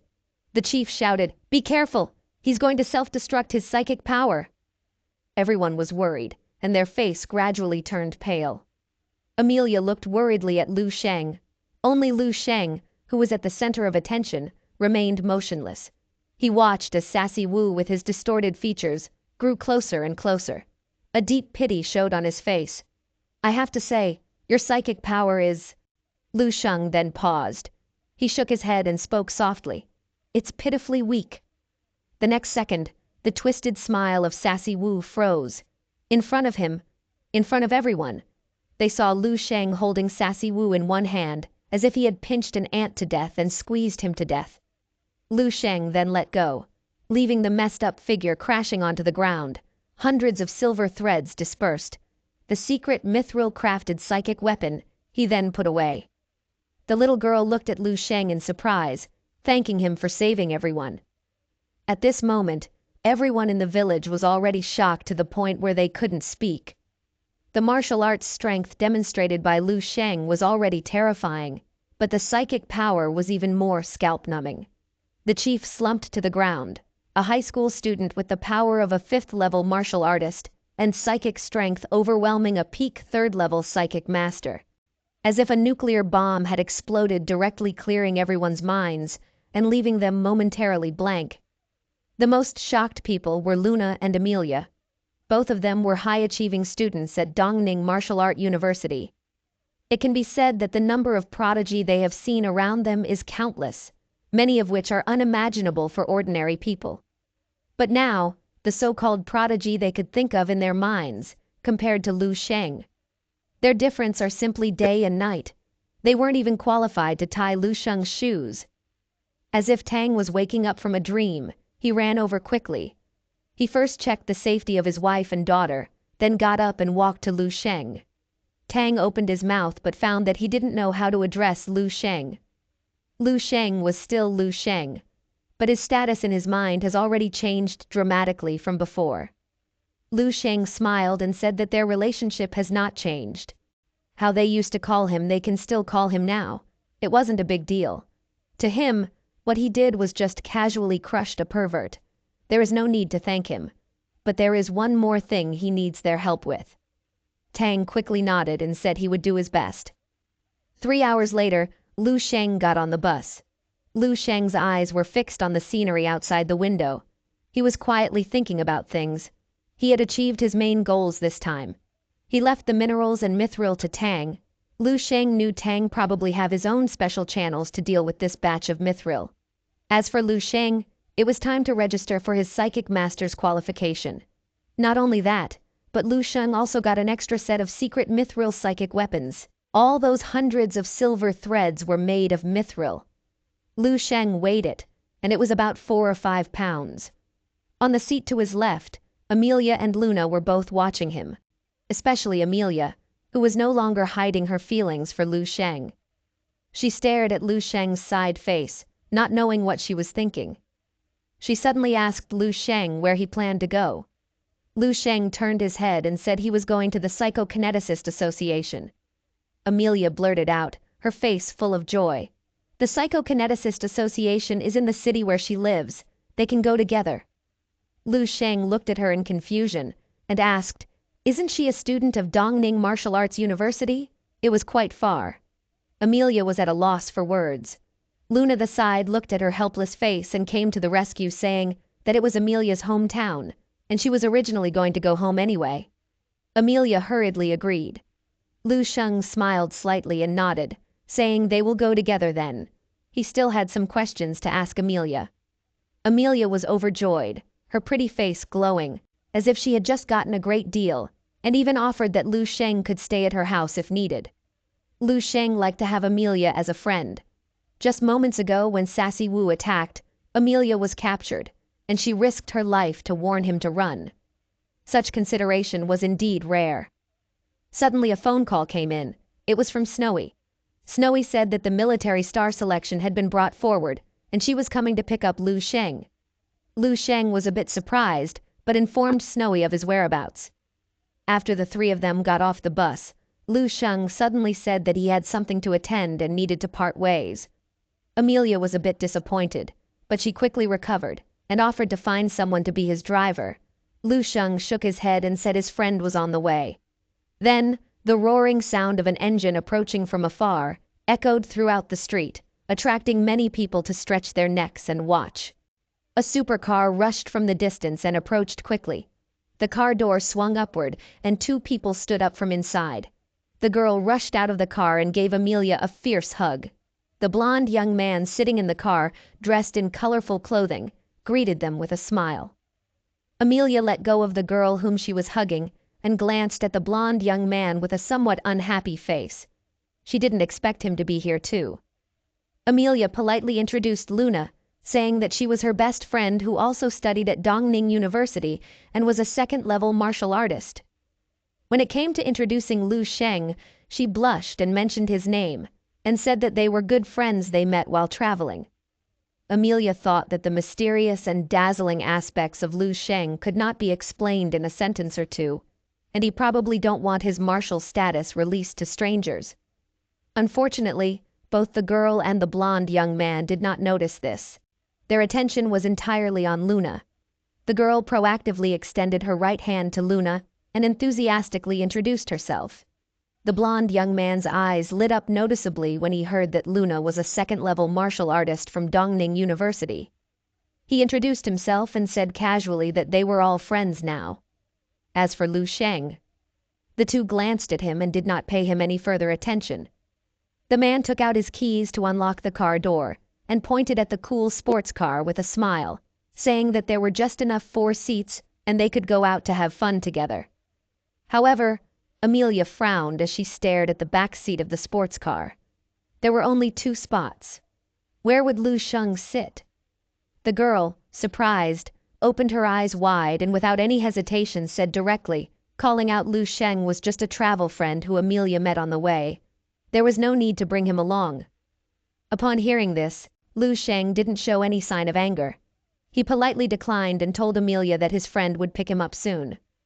The blonde young man pulled out a wad of cash from his pocket, threw it in front of Lu Sheng, and told him to take a taxi by himself.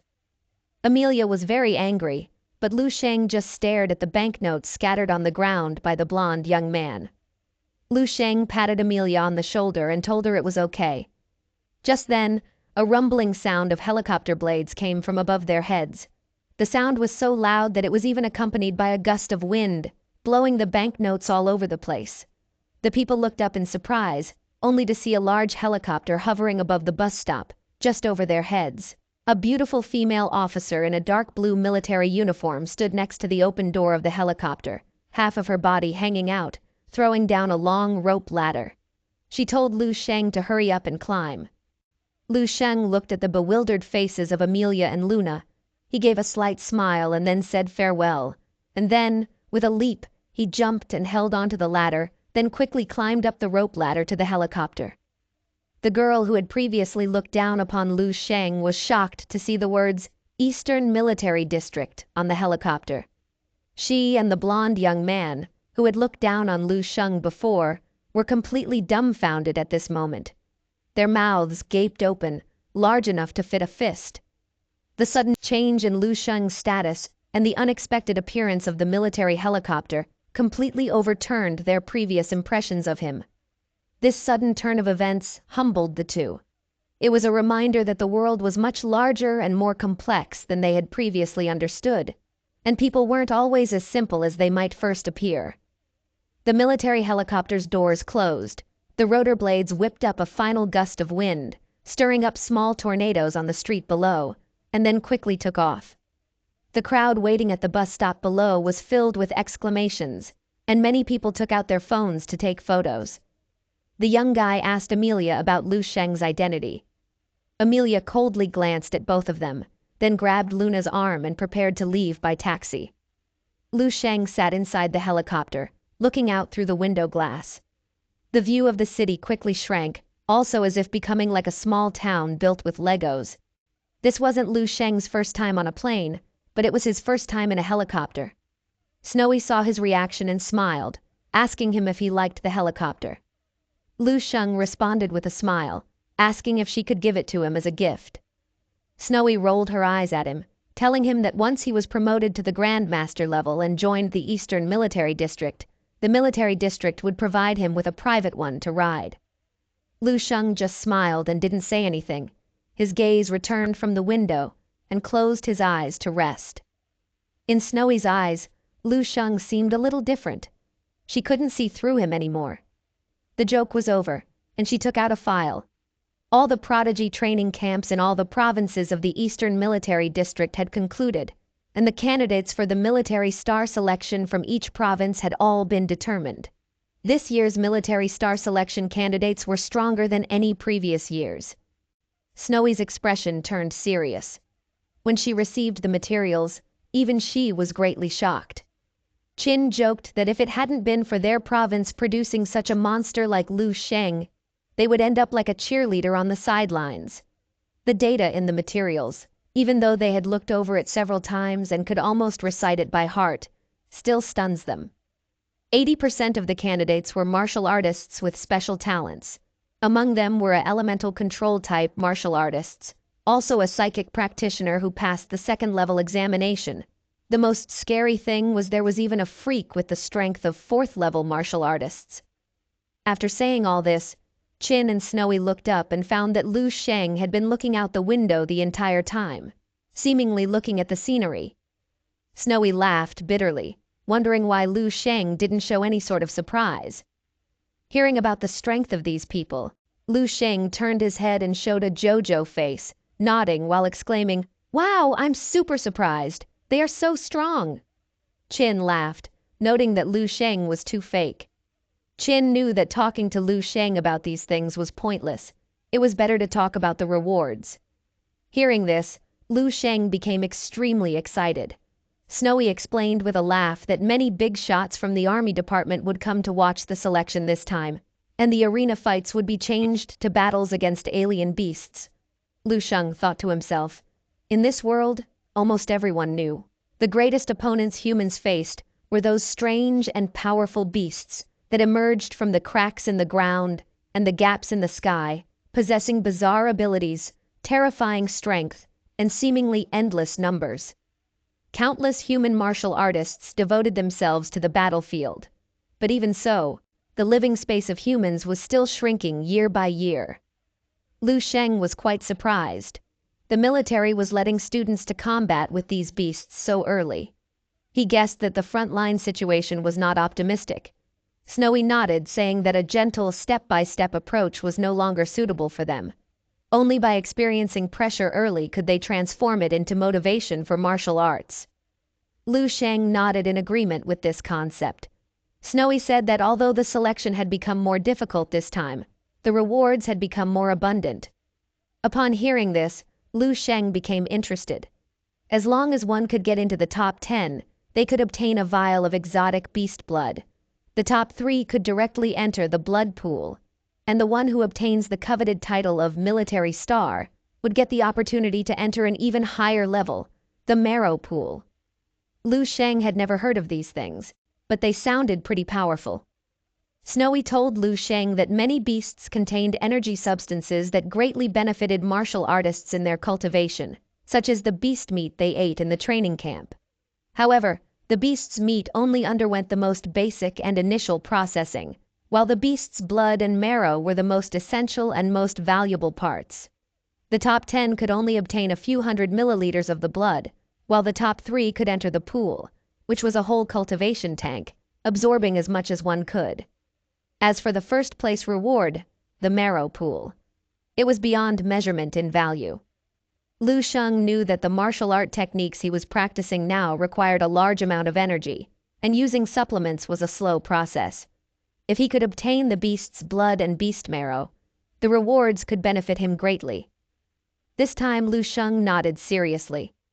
Seeing Lu Sheng's attitude becoming a little more serious, Snowy also showed satisfaction's smile on her face.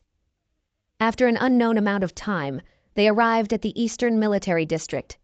Looking down, they could see a forest of buildings, countless armored vehicles coming and going, and various high-tech weapons and military personnel. Qin proudly asked Lu Sheng if he was impressed by the Eastern Military District. Lu Sheng nodded, but he was not too shocked, having seen many martial arts bases in the future, which was all dozens of times larger, but still ended up shredded into ruins. That was the real shock. The cabin door opened, and Lu Sheng followed Snowy in a military armored vehicle, entering a massive building. Tomorrow would be the official start of the military star selection process. Snowy led Lu Sheng to a room. Snowy suggested that Lu Sheng rest for the night, and after giving a few instructions, she left. Lu Sheng took a moment to assess the room inside. It wasn't large and didn't even have windows. The only piece of furniture was a bed. Habitually, Lu Sheng swept the room with his psychic power before lying down on the bed. He fell asleep, immediately entering his dream realm. Once again, Lu Sheng found himself in that familiar dream realm, the same military base he remembered. Carefully, he turned a corner, and immediately a familiar figure appeared before him. Lu Sheng hesitated, wondering if he should attempt it once more. With a serene look in his eyes, he took a deep breath. Tenfold stellar force, control level fist technique, activating his level 3 psychic power. Lastly, he used the Grandmaster technique, 10 suns in the sky. Now radiating like a golden sun, Lu Sheng surrounded by flames, and he rapidly dashed toward the female Grandmaster. The moment Lu Sheng's aura erupted, the female Grandmaster sensed his presence.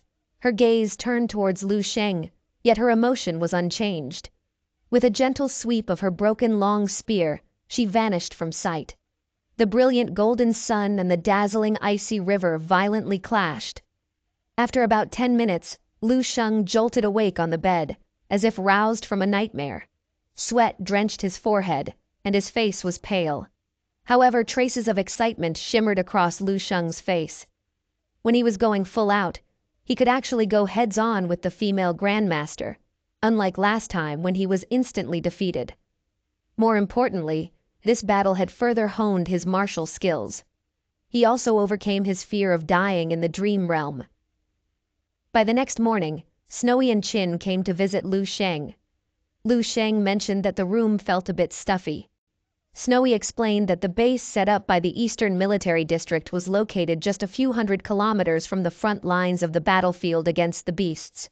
Many of these beasts emitted toxic gases, so the base's gas protection measures were very stringent. Snowy was in the middle of her sentence when she suddenly stopped, fixing her gaze on Lu Sheng. Snowy felt that there was something different about Lu Sheng compared to yesterday. Qin felt the same way. If he were to describe it, Lu Sheng yesterday was like a jade stone covered in mud. Today, it seemed as if that layer of mud had been completely washed away. Clearly, Lu Sheng had made another breakthrough in his martial arts. Lu Sheng responded seriously. Maybe he just became more handsome. Growth spurts happen quickly at this age. Qin looked at Lu Sheng with an appreciative gaze. The three continued walking down a corridor.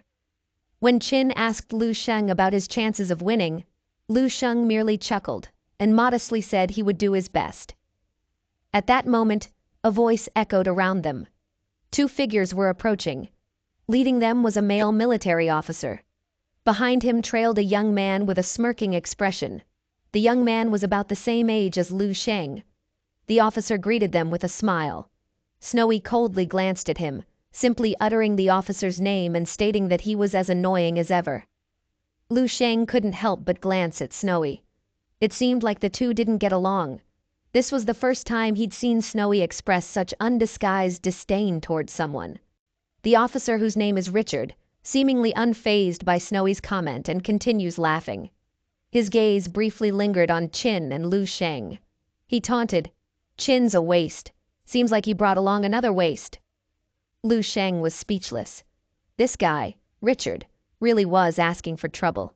Qin wasn't angered. He simply pinched his nose and told Richard that if he hadn't brushed his teeth this morning, it'd be better if he kept his mouth shut.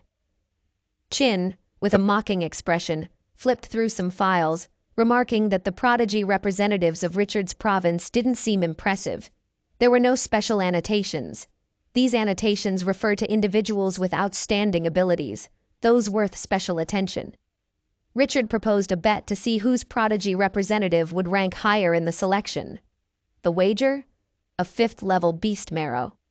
Snowy scoffed, telling Richard that there are 3 of them. She then ignored him, continuing towards the elevator. Richard abruptly stopped them. Snowy flashed a triumphant grin, and Richard quickly added, increasing the wager to 3. His consistent disdain and mockery angered Snowy, who clenched her teeth and accepted the bet. Richard patted the young man beside him, telling him that the 3 5th-level beast marrow would elevate his martial arts even further. The young man's face lit up with a mocking smile, rings of flames encircling him. He sarcastically thanked Snowy. Qin and Snowy hadn't expected this young man to have elemental control abilities, and they certainly didn't expect them to cheat by not documenting it. With a surprised Pikachu face, they angrily condemned Richard's shamelessness. Richard, on the other hand, brimming with smugness, laughed heartily and walked away alongside the young man. Once the duo was out of sight, the previously frustrated Snowy and the infuriated Qin simultaneously regained their composure. Gazing at the departing figures, they both uttered the same word in unison.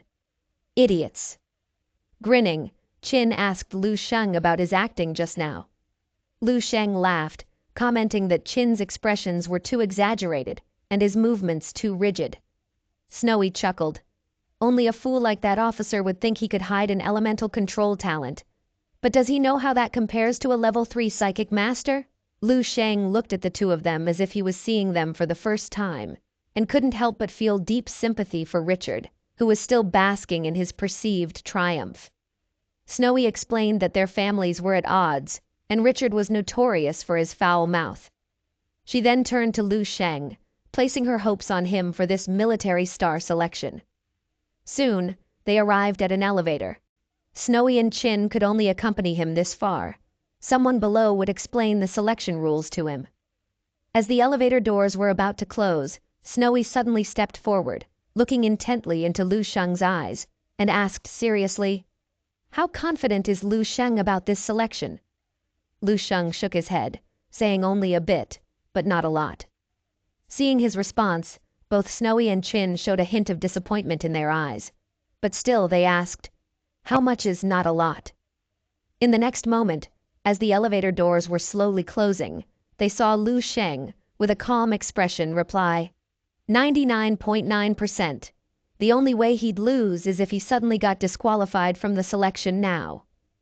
In the conference room, officers were busy with preparations when a middle-aged man with a general's star on his shoulder walked in. Everyone halted their activities, standing erect to salute him. This was a level 7 Grandmaster, Major General Yu.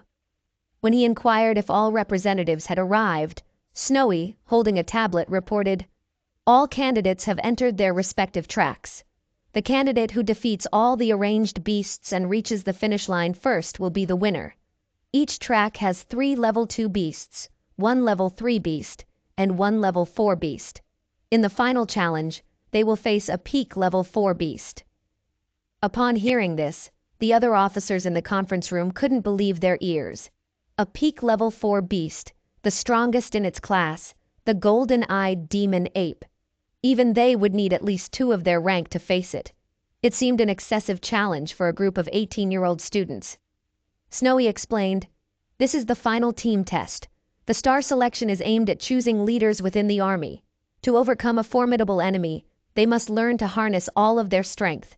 That's the key to victory." Major General Yu then spoke up. Their military district guards the country's second most dangerous front line.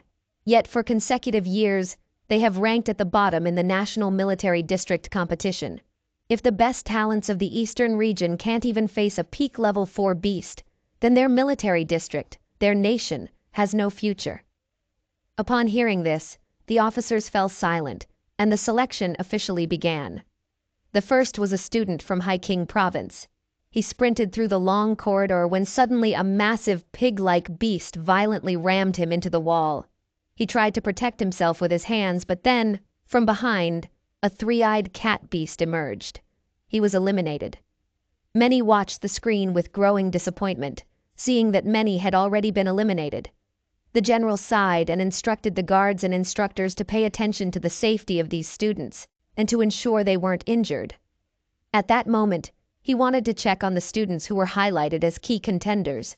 The first was 17-year-old Amy, an elemental talent martial artist who could control electricity. She was currently at a first-level control rank. The second was an 18-year-old boy named David, a psychic talent martial artist. He had passed the second-level psychic master assessment. The third screen showed a very striking young man. Standing over 2 meters tall with a body full of muscles was 18-year-old Rocky. He was a 4th-level martial artist with a defensive talent. He could make his skin as hard as iron.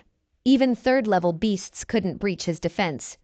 The general had high hopes for Rocky. Many of the officers had already secretly considered him to be the most likely candidate for the title of this year's rising military star. Suddenly, a young man appeared on the screen. It was no other than Lee, the prodigy representing Richard's province, possessing the elemental control talent of fire, which wasn't mentioned in the data. Richard stood up, explaining that Lee's abilities had awakened not long ago, and there wasn't time to update the data. The general nodded slightly. However, other officers sneered at such an excuse. Not having time to update? Isn't it just intentional concealment, hoping to make a grand appearance during the selection? They all knew such tricks but couldn't be bothered to call them out. Richard, however, seemed quite pleased, enjoying the attention. As he sat down, he specifically glanced in the direction of Snowy, mouthing the words, 3 portions of beast's marrow.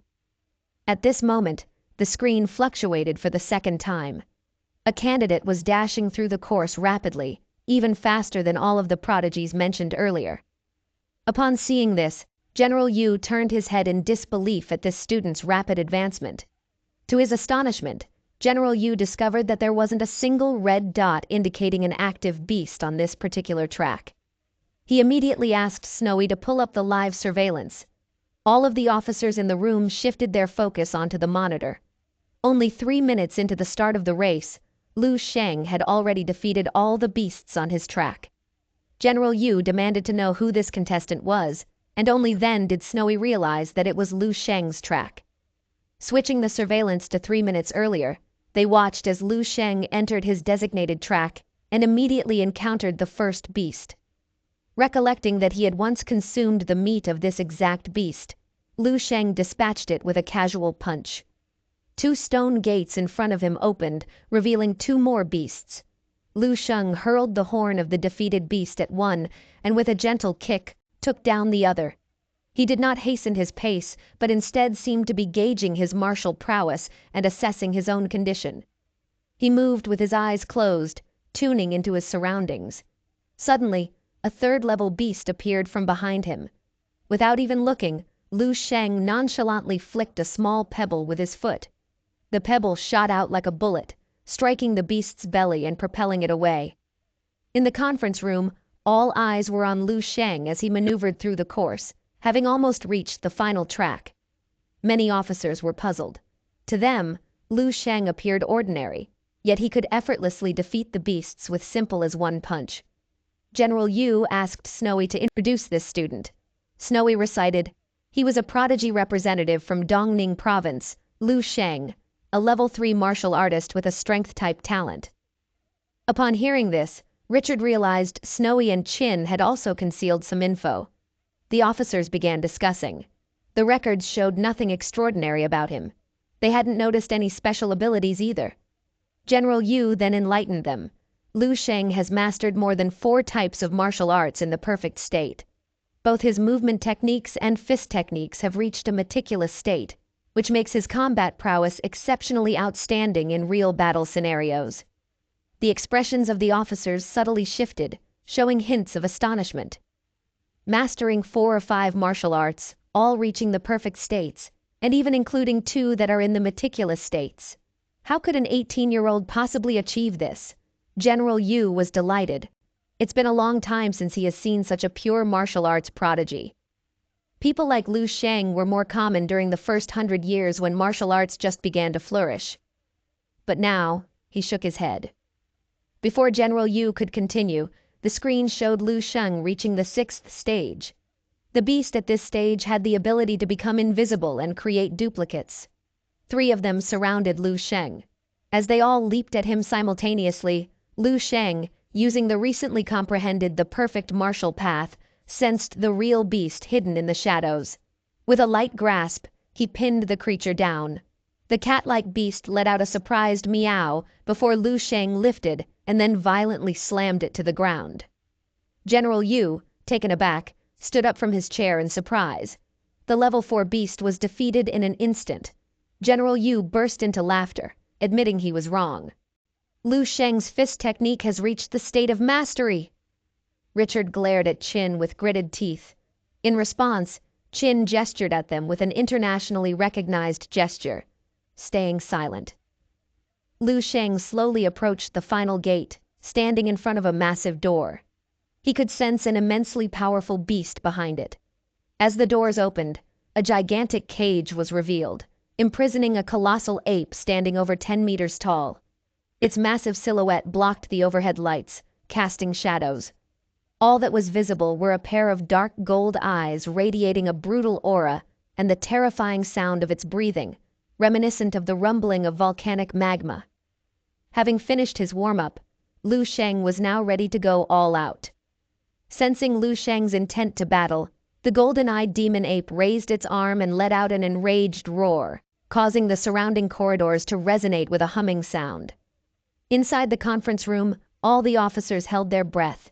They were not expecting Lu Sheng to challenge the golden-eyed demon ape just by himself. But they knew that the absolute climax of this military star selection was about to unfold. Lu Sheng slowly approached the golden-eyed demon ape. Everyone assumed that Lu Sheng was waiting for all the prodigies to arrive. In the monitoring room, Lu Sheng had already given Snowy too many surprises. Lu Sheng was just a step away from winning the military star selection. As the officers debated how many prodigies would be required to defeat the demon ape, to everyone's astonishment, Lu Sheng kicked aside the cage in front of him, urging the golden-eyed demon ape to come at him.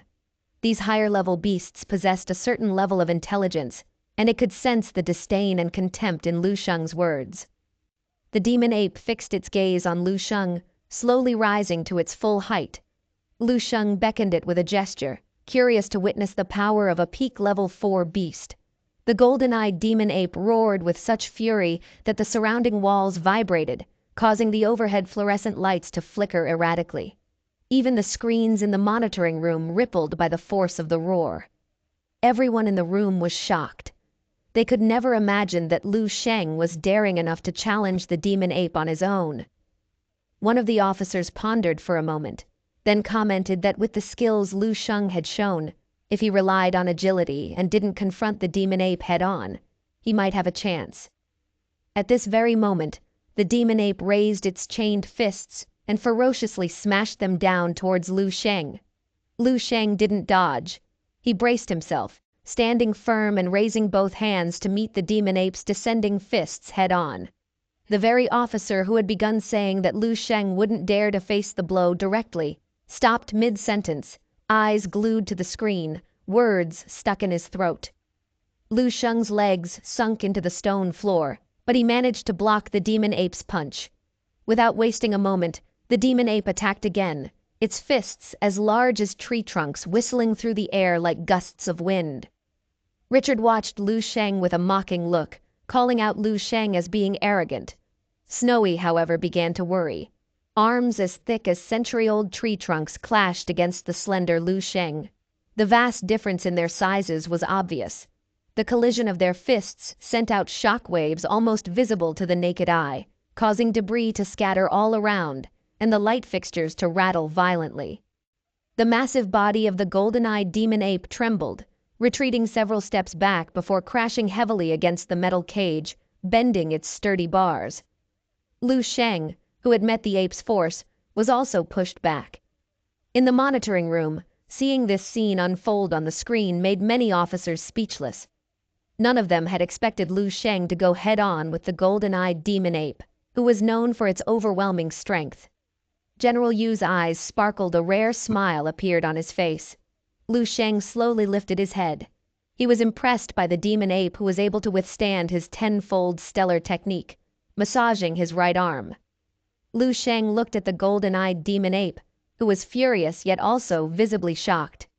Lu Sheng grinned, revealing a smile both terrifying and chilling. Lu Sheng looked at the beast in its eyes and said it was worthy of being his dinner. After saying that, Lu Sheng took a deep breath. The next moment, a brilliant golden light shone from his eyes, breath of the flame, scorching like fire. The air behind him began to warp subtly as if 10 golden suns were slowly rising. He was ready to end everything with this single punch. Lu Sheng launched his fist fiercely. Inside the monitoring room, Richard seemed to witness something unbelievable, rendering him speechless. A grand master technique. Inside the monitoring room, General Yu shot up from his chair. His eyes widened, leaning forward, intently watching the young man on the screen whose punch shone as bright as the sun. "Is this a grand master-level martial art technique?" he asked himself. Soon the bright light faded. The massive monitor's display shifted from blurry to clear.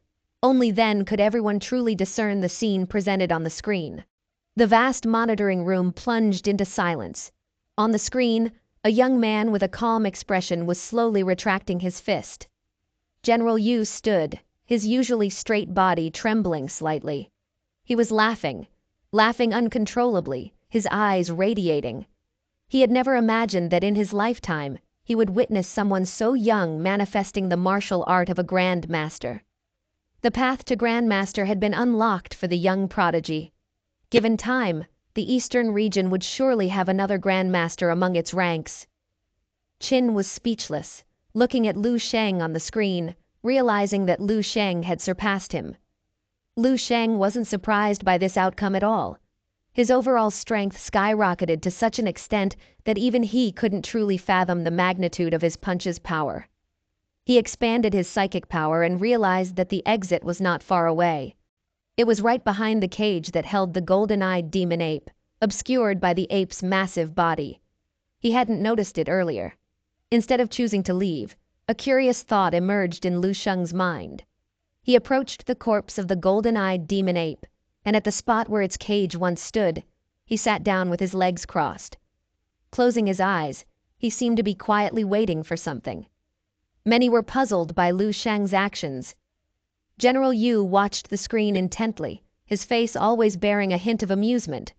Unconcerned with the questions from the fellow officers, he dismissed them with a wave of his hand, commanding, "Let Lu Sheng do as he wishes. Leave him be." The other officers exchanged bewildered glances. General Yu was allowing Lu Sheng to have his way. This military star selection that spanned the entire eastern region seemed to have lost its significance in Yu's eyes at this moment.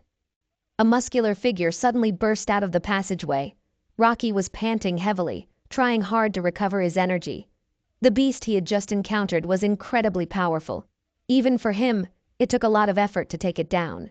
What's more, even though he had the protection of iron skin, he was still injured, and he could still feel the stinging pain. Thinking he was the first to arrive, Rocky glanced towards the other passages. After confirming that no one was present, he let out a sigh of relief. However, when his gaze shifted to a platform not far in front of him, his pupils constricted sharply. He saw someone. To be precise, a young man. But what truly startled Rocky was what was behind the young man. He saw a beast resembling a gorilla, standing about 10 meters tall, covered in jet black hair, with limbs so muscular they seemed thicker than tree trunks. Just a distant glance emitted an overwhelming aura of fierceness, sending chills down his spine. However, what shocked Rocky the most wasn't encountering the gold-eyed demon ape. It was the fact that this gold-eyed demon ape was dead, merely a corpse. A huge bloody hole was torn open in its chest, and its entire body was deeply embedded into the wall, as if it had been punched hard into the wall and turned into a decorative specimen. He wanted to ask the young man on the platform but hesitated, unsure how to proceed. Bowing cautiously, he politely asked if he had passed the selection. Lu Sheng simply said one word: "Wait." At that moment, clear footsteps echoed from 2 nearby corridors. Rocky's expression instantly turned calm as he quickly looked in both directions. Soon after, 2 figures emerged from the corridors, one after the other. They all immediately recognized each other. Upon making eye contact, a mutual wariness was evident in their expressions. Then they both noticed the young man on the platform and the visually striking scene behind him. All 3 of them looked at the corpse of the demon ape, deeming it to be quite terrifying. They didn't expect such a powerful beast to be here. Rocky suddenly realized that this person might be the guardian of their final selection challenge. David and Amy frowned slightly, about to speak, when a clear voice rang out from the platform, saying, "Rocky is very smart." The trio immediately looked up. There, the handsome young man on the platform had already opened his eyes and stood up. Gazing down at them, he said he would give the trio some time to rest. Lu Sheng stretched out both hands, smiling invitingly, telling the 3, as long as they defeat him, they will all pass the selection. Rocky eyes sparkled, revealing an "I knew it" expression on his face. Seeing that they didn't have to face the demon ape made them feel relieved. Yet the final challenge was a young man of similar age to them. The girl glanced at Lu Sheng, deeming him to be just an ordinary student and probably weak. Rocky sneered. He wondered if the Eastern Military District was mocking them. David also had an icy look on his face. Each of them took out a blue pill from their pockets and swallowed it, preparing to restore their strength. In their minds, the 3 of them were the strongest martial arts prodigies under 18 in the Eastern region. What did they have to fear from one person? Seeing the 3 of them concentrating on recovering, Lu Sheng revealed a satisfied smile, looking at his wristwatch, counting down every second. In the monitoring room, many officers' mouths twitched with speechlessness. Who would have thought that Lu Sheng would actually pretend to be the final boss of the selection, playing a game with the 3 prodigies? Even General Yu was amused, laughing heartily. He commented, "This Lu Sheng is interesting, very interesting." Shortly after, a few officers stood up and protested. They requested to end the selection immediately. They believed that this prodigy was much stronger than the others, possibly causing irrevocable physical and psychological damage to other prodigies. Chin noticed that these individuals were precisely the instructors backing the 3 participants. It made sense, worried that their prodigies would be broken by Lu Sheng's freakish strength. Snowy couldn't help but chuckle. Even the appearance of a peak level 4 demon ape hadn't elicited such a reaction from the crowd. This just showed how dangerous Lu Sheng had become in the eyes of everyone. Upon hearing the concerns raised, General Yu thought for a moment and ordered the supervisory team to be on high alert, ready to intervene at any time to ensure Lu Sheng didn't severely harm the trio. Richard was the most distressed at the moment. Not only had he just played himself, but he had also lost 3 units of valuable high-level beast marrow.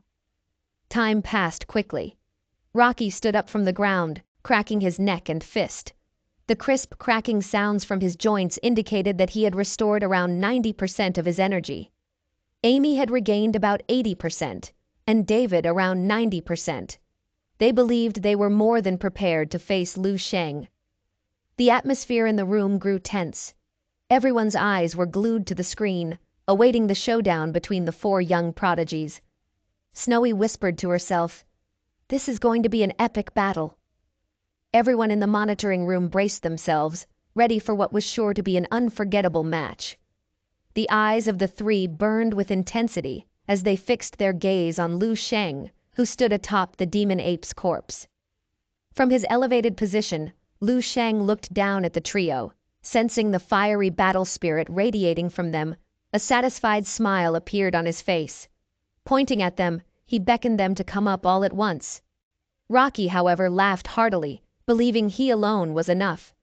Rocky fiercely pushed off the ground, charging straight at Lu Sheng. The other two didn't seem to mind. They thought they could use Rocky to test the gatekeeper's strength. Both were well aware that among the three of them, Rocky was the strongest. And now, Rocky had already leaped into the air, his right fist raised high. With a wildly unrestrained posture, he aimed a fierce punch directly at Lu Sheng. They all thought Lu Sheng might not even be able to withstand a single punch from Rocky. Yet Lu Sheng, standing at the very center of the platform, calmly lifted a hand, blocking the punch with just a single finger. He then, with an effortless motion, counterattacked. Yawning, a silhouette was sent flying backward at a blistering speed, traveling dozens of meters before shooting straight into the corridor he came from. David and Amy stood dumbfounded, their gazes fixed on Lu Sheng, who was still looking down at them from his superior position, his face bearing that same serene and nonchalant expression. Pointing at the two, he asked if they were planning to come at him one by one as well. David and Amy were stunned. The hairs on the backs of their necks stood on end, and a cold chill began at the base of their spine, quickly spreading throughout their bodies. This young man defeated Rocky with just one finger? Amy spoke with difficulty, as if she couldn't believe what she'd just witnessed and needed confirmation. David replied with a troubled expression. He had heard of martial artists who, in their youth, recklessly consume supplements that mess up their internal hormones, causing their bodies to stop developing prematurely. So even in their 30s or 40s, they still look youthful. He thought Lu Sheng was one of those. Amy's face was filled with horror, saying, "The military is so cunning." She then claimed that the military deliberately sent someone like Lu Sheng to deceive them, aiming to catch them off guard. Lu Sheng, having overheard their whispered conversation, rolled his eyes. Lu Sheng smiled, proposing another challenge. If they can make Lu Sheng step back or block just one of his attacks, then it will count as them passing. David and Amy exchanged glances. Without much hesitation, the two made a simultaneous decision, demonstrating their perfect synergy. Amy suddenly exploded in a flash of electricity, disappearing in an instant. David, too, took a deep breath, releasing his psychic power. In the blink of an eye, many purple spikes shot out in front of him, moving so fast they were almost impossible to catch with the naked eye.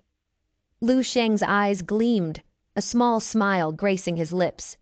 He reached out, trying to snatch the spikes from the air as if catching flies with his bare hand. Hope flashed across David's face and he muttered, "No matter how powerful Lu Sheng is, underestimating a psychic master, especially a second-level one, is bound to be his regret." Before he could finish, his expression froze, eyes bulging, as if witnessing something inconceivable. Before him, countless arms sprouted from Lu Sheng, each snatching a black spike. All spikes rested in Lu Sheng's palm, before falling to the ground with a delicate tinkling sound. Lu Sheng shook his head, a hint of disappointment in his eyes. He then shifted his gaze from the dumbstruck David to Amy, who was rapidly closing in. "Your turn, little Pikachu," he quipped, as Amy, her hand shaped like a claw, aimed for Lu Sheng's neck. The comment distracted her.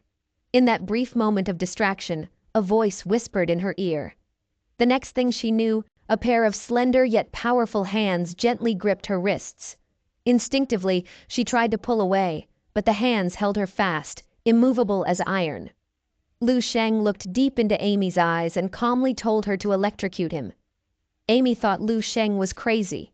She unleashed all her elemental power. Streams of deep blue electricity erupted from within her, countless thin lightning waves traveling from her wrists into Lu Sheng's arms.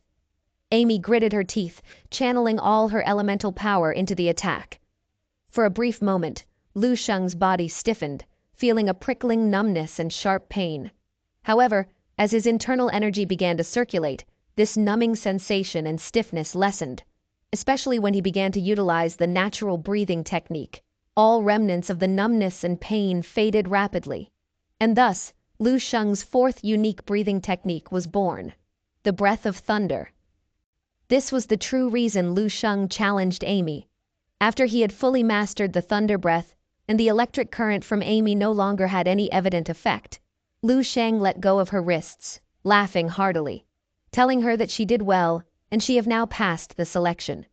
Her cute little face was flushed red from the exertion of releasing electricity, and Amy was momentarily stunned upon hearing Lu Sheng's words. She stood frozen for a good 5 seconds before her face slowly lit up with immense surprise and excitement.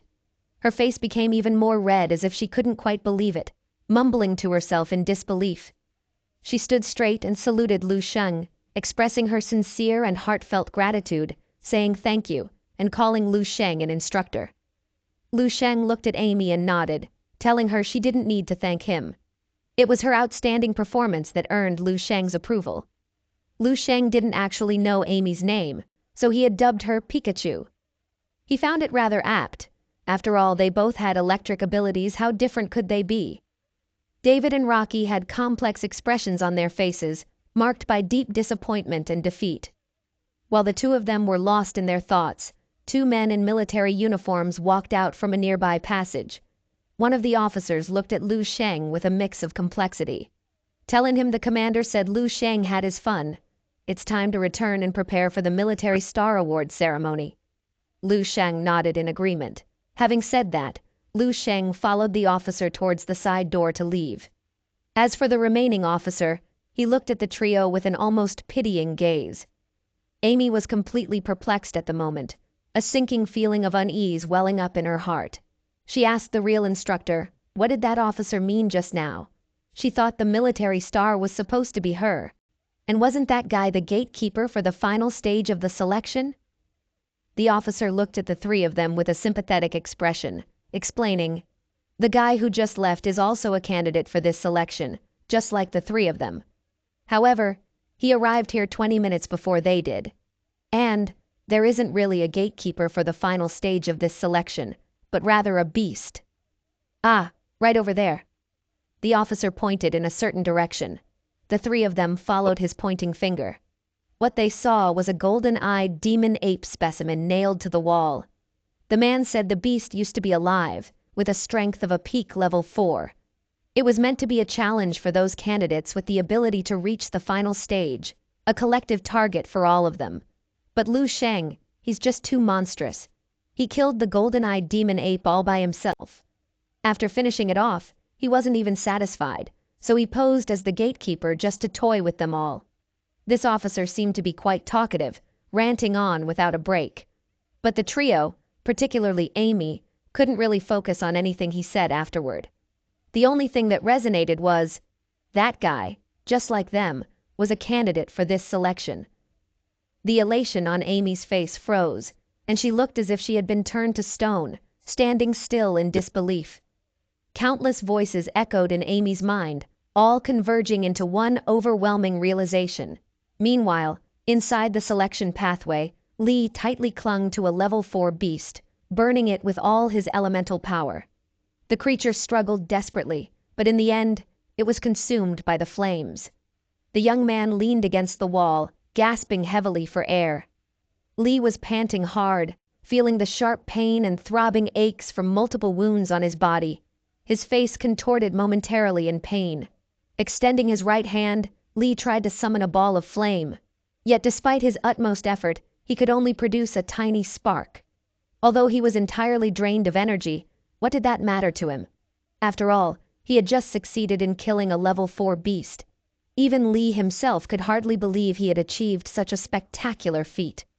He imagined the instructors and officers monitoring the selection, must be utterly astonished by his innate talent and strength. Smiling with confidence, he brushed his hair back and struck what he believed to be a suave pose. Just as Lee was basking in pride, a tall and slender officer holding some documents suddenly jumped in front of him. Lee flinched in surprise, but quickly recognized that the instructor held a tablet, uploading Lee's results. Without even looking up, the officer told him to stop advancing. The selection was over. He should pack up and prepare to leave with him. Lee froze in place. The next moment, his face was lit up with great anticipation. Eagerly, he asked about his results, wanting to know if he was ranked first and had won the military star selection. The officer looked up, sizing Lee up with a puzzled expression.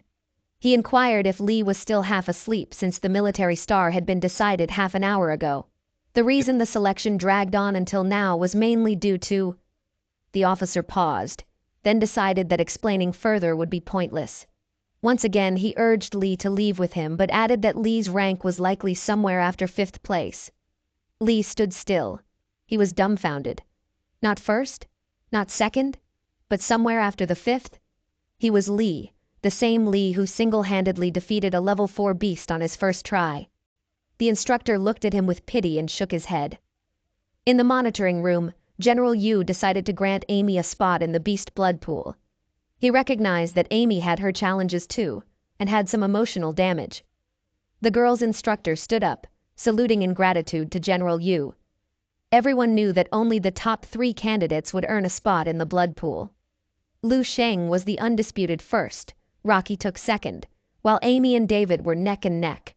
However, David, being a rare psychic practitioner, had an edge. The instructors were pleased with the outcome. Upon leaving the selection pathway, he was guided to a bigger room than he had stayed in before.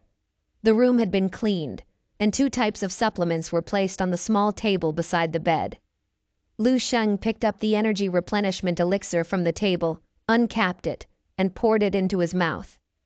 Savoring the effects of the elixir, he found it rather underwhelming. The refreshing sensation it provided lasted only for a brief few minutes. Compared to the supplements he crafted himself, this was subpar. Lying on the bed, Lu Sheng suddenly thought of Ling Su. He wondered how the supplement was progressing. Ever since he left Whitewater City, he hadn't been in contact with her. After consuming the supplement, Lu Sheng sat on the bed, immersing himself in the thunder-breathing technique he had recently obtained through the help of Amy aka Pikachu. It seemed as though he could hear a deep rumbling, much like the sound of thunder rolling within storm clouds, echoing within his chest. The circulating breath stimulated his entire body, including his muscles, blood, and bones. He felt an increase in both strength and speed. This technique synthesized the advantages of both the flame breathing and wind breathing, yet it didn't achieve the peak of either. Overall, it was a balanced and comprehensive breathing technique. After experimenting with the thunder breathing, Lu Sheng sprawled out on the bed, looking at the ceiling. The bed wasn't particularly soft, but Lu Sheng felt utterly relaxed. For the longest time, he had been like a tightly drawn bowstring, never getting a moment of relaxation. Now, with the results of the military star selection settled, he could finally take a rest. He reminisced about the times he and his best friend stayed up all night playing games, sleeping in class, and experiencing the life of a normal high school student. Lately, he wondered if he was pushing himself too hard. Lu Sheng raised a hand, peering through the gaps between his fingers at the ceiling above, lost in thought. What did a future 10,000 years from now have to do with him? Without the weight of that distant future, he could lead a relaxed and carefree life. In 10,000 years, he would be long gone. How many of his descendants would even remember him? One might not even know about their next life. Why not live this one to the fullest and be content? He pondered. Wouldn't that be better? Lu Sheng's thoughts began to drift, and it felt as if something inside him was slowly drifting away too. Yet in the end, the fingers he held up before his eyes slowly clenched into a fist. His expression became serious and resolute. Having witnessed the future firsthand, how could he pretend he hadn't? Having made a choice, how could he easily give up? He wasn't just fighting for the people 10,000 years from now, but also for himself. To give it your all, gritting your teeth, persisting even when broken. Not everyone can have such conviction. Lu Sheng's eyes settled into a calm state. He was here, he saw, and he is willing to die for it. This was his choice, his desire. Closing his eyes, he felt he had broken another bottleneck. No time to procrastinate, and it was time to continue striving to become stronger. He entered the dream realm once again. Upon entering the dream realm, the first thing Lu Sheng did was pull up his personal record to inspect. There were some minor changes this time. Name, Lu Sheng. Gender, male. Lifespan, born 297 martial years, died in 432 martial years. Martial strength, 7th level Grand Master. His lifetime achievements had a new entry. Participated in the military star selection and emerged in the first place. The overall data was roughly the same as what Lu Sheng saw last time, only looked a bit better. There was no change in the martial arts level, which remained at the 7th level Grandmaster. However, his character evaluation gained an additional half star, reaching 3.5 stars. This was probably related to Lu Sheng's decision to join the Eastern Military District and eventually become a major general there. This also meant that Lu Sheng lived 20 years less than before, dying in a large-scale battle against a beast. He wondered if he could have broken through to the 8th level Grandmaster if he hadn't died, but quickly dismissed the thought. Such mundane and meaningless speculations weren't worth delving into. Suddenly, Lu Sheng noticed something on his profile that made him raise an eyebrow. The name listed under the spouse category was Snowy? Lu Sheng was stunned. He pulled out an image of a wedding photo and saw Snowy's tall, slender figure with her cold yet stunning beauty. Lu Sheng realized that she was much older than him. How did they end up marrying? It felt utterly ridiculous to Lu Sheng.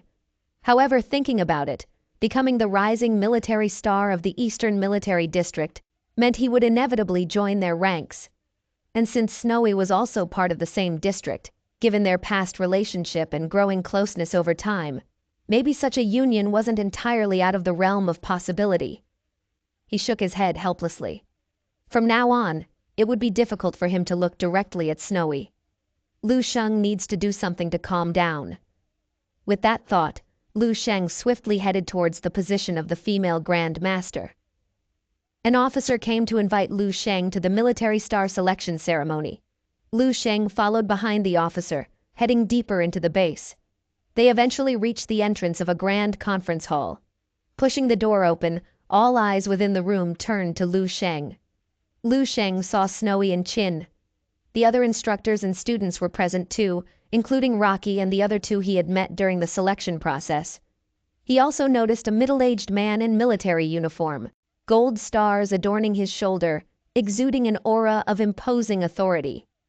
Lu Sheng guessed that this man must be the highest-ranking officer for this year's selection, Major General Yu of the Eastern Military District. Upon seeing Lu Sheng entering the room, General Yu greeted him with a warm smile as if he was seeing Lu Sheng as a younger family member of his, beckoning him to come over. At that moment, nearly all eyes in the conference hall were fixated on Lu Sheng. Then, one by one, badges and rewards were presented by the officers. Lu Sheng's badge was a brilliant gold. General Yu personally pinned it on him. Its material was the same as that of a Grandmaster's badge, only differing in design. General Yu hoped that one day Lu Sheng would wear the true Grandmaster's badge. With a solemn expression, Lu Sheng replied calmly while putting his hand into a fist, "That day won't be too far off." General Yu was momentarily taken aback, but then he burst into joyful laughter. The expressions of everyone in the room were mixed. Hearing these words, none of the people doubted Lu Sheng, and Lu Sheng said it without coming across as arrogant. It seemed as though he was merely stating an inevitable fact. Every year, the Eastern Military District held the military star selection, but none have ever been treated by General Yu with such a demeanor. Lu Sheng was the first. Subsequently, it is time to give out the rewards. Those ranked in the top 10 each received a reward of vials of beast blood. Lu Sheng received one as well. It was a small vial, containing about 300 milliliters of a red liquid. With a grand gesture, General Yu led the way out of the conference hall. Lu Sheng, Rocky, David, and Amy, followed by their respective instructors, while the rest could only watch them with envious eyes. They knew that they were about to enter the beast blood pool and the marrow pool. Only those in the top 3 had the privilege to enter the beast blood pool. However, due to the exceptional performance of the prodigious Lu Sheng, General Yu, in high spirits, even added an extra slot for 4th place. Li thought of the full pool of beast blood and beast marrow which he had no chance of getting. The once arrogant young boy suddenly felt that the small vial of beast blood he held was no longer enticing. Soon, they arrived in a brightly lit room filled with various apparatuses and tubes. General Yu turned to Lu Sheng and the others, instructing them to remove their clothing and prepare to enter the cultivation chambers. Except for Lu Sheng, everyone was led to cultivation chambers filled with beast blood. After undressing, they all entered their respective chambers, while Lu Sheng was led by General Yu to the beast marrow pool. Lu Sheng saw before him a cultivation chamber about 2 meters high and 1 meter in diameter, filled halfway with a pale golden liquid. He curiously gazed at the amber-like fluid flowing gently behind the clear glass and couldn't help but ask, "Why is it only half filled? Why not fill it up?" Snowy rolled her eyes and said exasperatedly, questioning if Lu Sheng was aware of the cost of these valuable beast marrows. This alone cost over 1.5 billion, and that's just the cost.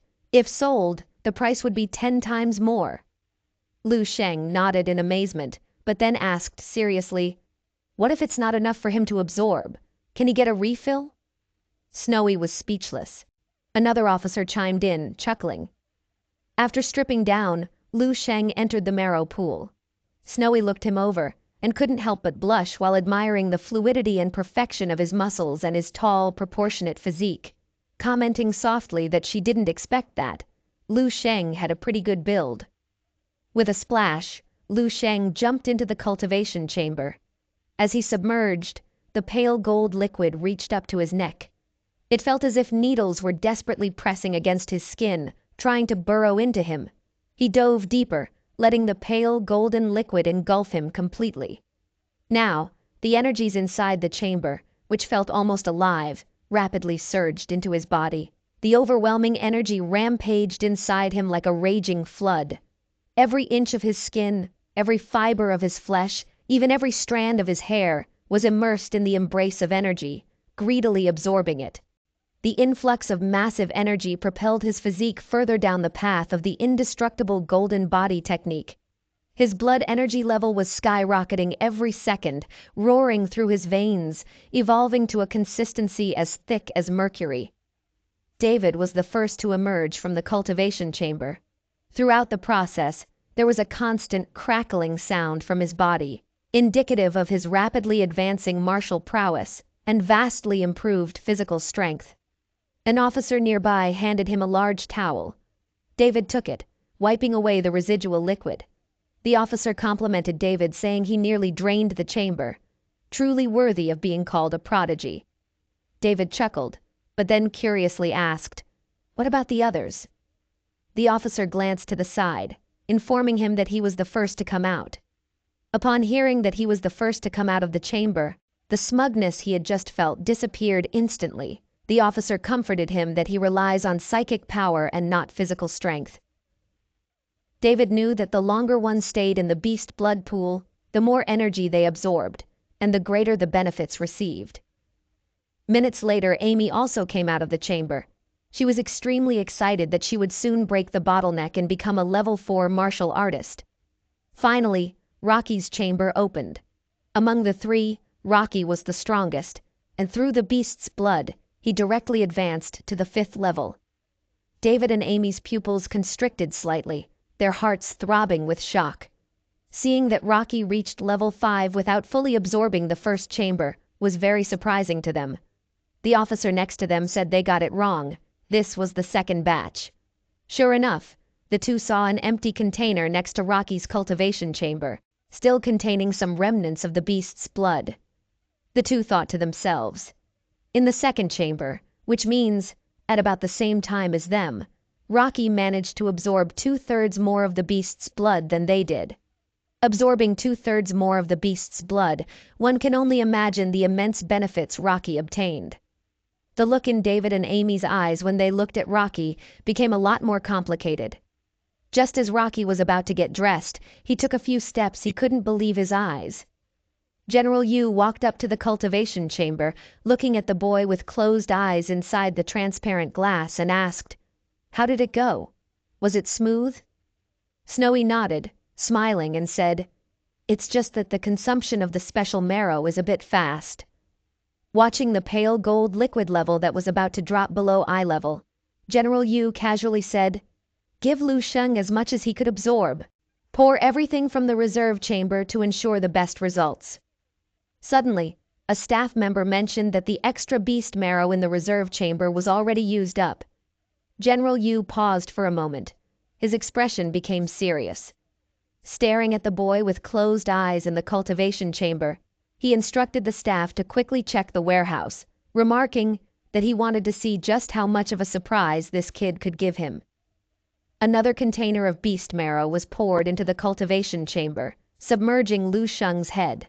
Then, at a speed visible to the naked eye, it rapidly diminished. Lu Sheng repeatedly honed his indestructible golden body technique over and over, tempering every muscle and bone in his body. Another 2 containers of 4th-level beast marrow were brought forward. General Yu's face remained expressionless, but his hands behind his back were trembling slightly.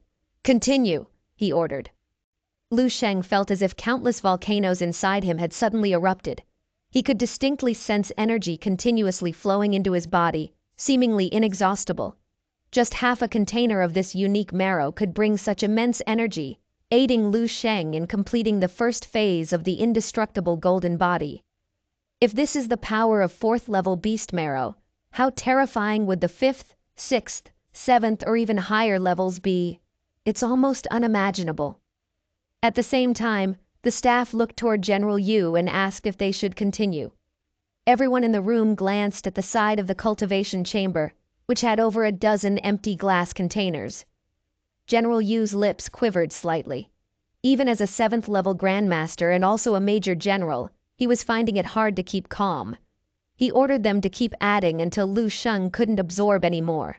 He ordered with a surge of anger, "If this kid doesn't join the Eastern Military District in the future, General Yu swears that he will skin him alive."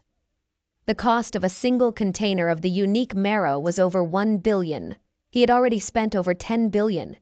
Was there a black hole inside Lu Sheng? Lu Sheng saw that every bone in his body had turned golden, gleaming brilliantly. The first phase of the indestructible golden body was complete. Between his bones and muscles, something seemed to be germinating and growing. He had successfully advanced to a 4th-level martial artist. His physique and martial arts had made a monumental breakthrough, and his overall combat capability was about to witness an unprecedented enhancement. The chamber suddenly burst open, and General Yu could hardly believe that Lu Sheng had absorbed all the beast's marrow. Lu Sheng leaped out of the cultivation chamber. As his feet touched the ground, the floor cracked beneath him. A tall, statuesque figure stood there, with droplets of golden liquid trickling down the contours of his chiseled muscles, creating small puddles on the floor. The female officers and Snowy in the room all stared at Lu Sheng. His entire body radiated a golden glow. When Rocky, David, and the others arrived, they knew that the gap between them and Lu Sheng had grown even larger. Snowy gave a bitter smile, acknowledging that in just 2 months, Lu Sheng had become even more powerful than her. General Yu's gaze was intense, and suddenly he took a step forward, reaching out to grab the spirited young man in front of him. However, Lu Sheng didn't avoid the grasp. Instead, his face lit up with excitement. He tensed his right arm, preparing for the forceful punch. 10-fold stellar force, Grand Master technique, 10 suns in the sky. Lu Sheng's body emits a fiery glow. The fists and broad palms clashed hard against each other. Lu Sheng stepped back several times, leaving cracks in the hard floor with every step. Shaking his sore arm, Lu Sheng gave a wry smile and said, "General Yu used too much force on a 4th-level martial artist." General Yu's eyes sparkled, and he burst into hearty laughter. The aura of a grand master surged around him like tidal waves. He complimented Lu Sheng, saying that his combat strength didn't look like someone who just advanced to the 4th level. Lu Sheng spreads his hands helplessly, but he is at the 4th level. General Yu, with an annoyed look on his face, retorted, he doesn't care if Lu Sheng is at the 4th level or not. After consuming 15 billion worth of his beast marrow, getting one slap from him is still considered light. The officers and students who rushed over, including Lu Sheng himself, were in shock at the scattered containers labeled 4th level beast marrow across the floor. Even if they knew that General Yu would not use his full strength, the attack was still a genuine blow from a level 7 Grandmaster. A Grandmaster level martial artist has a minimum combat power of 1,000,000. How could anyone like Lu Sheng easily withstand such force? At this very moment, the gazes of all the officers and students in the chamber room shifted towards Lu Sheng. Rocky, David, and Amy were utterly dumbfounded. A direct hit from a Grand Master and 15 billion worth of the beast marrow. They always knew there was a wide gap between them and Lu Sheng, but never imagined it would be this big. At the 4th level, Lu Sheng might already possess the combat power of 500,000, which is equivalent to a peak level 6 martial artist. The overwhelming force overshadowed everything, and they couldn't fathom how Lu Sheng managed to take on General Yu's attack. Just thinking of this sent shivers down their spines, filling them with a sense of terror. David trembled from head to toe, while Amy felt as if her soul had been ripped out. Snowy and Chin gazed at Lu Sheng, thinking about the fact that he was still a high school student who hadn't even taken the unified exam yet. At that thought, Chin turned to Snowy, who nodded in agreement. They both reached the same conclusion. Lu Sheng would undoubtedly score the top in the unified exam this year. Rocky stared at the scattered containers on the ground, recalling that Lu Sheng, of the same age as him, was already having a combat power of 500,000. What would happen when he advances to level 5 or level 6?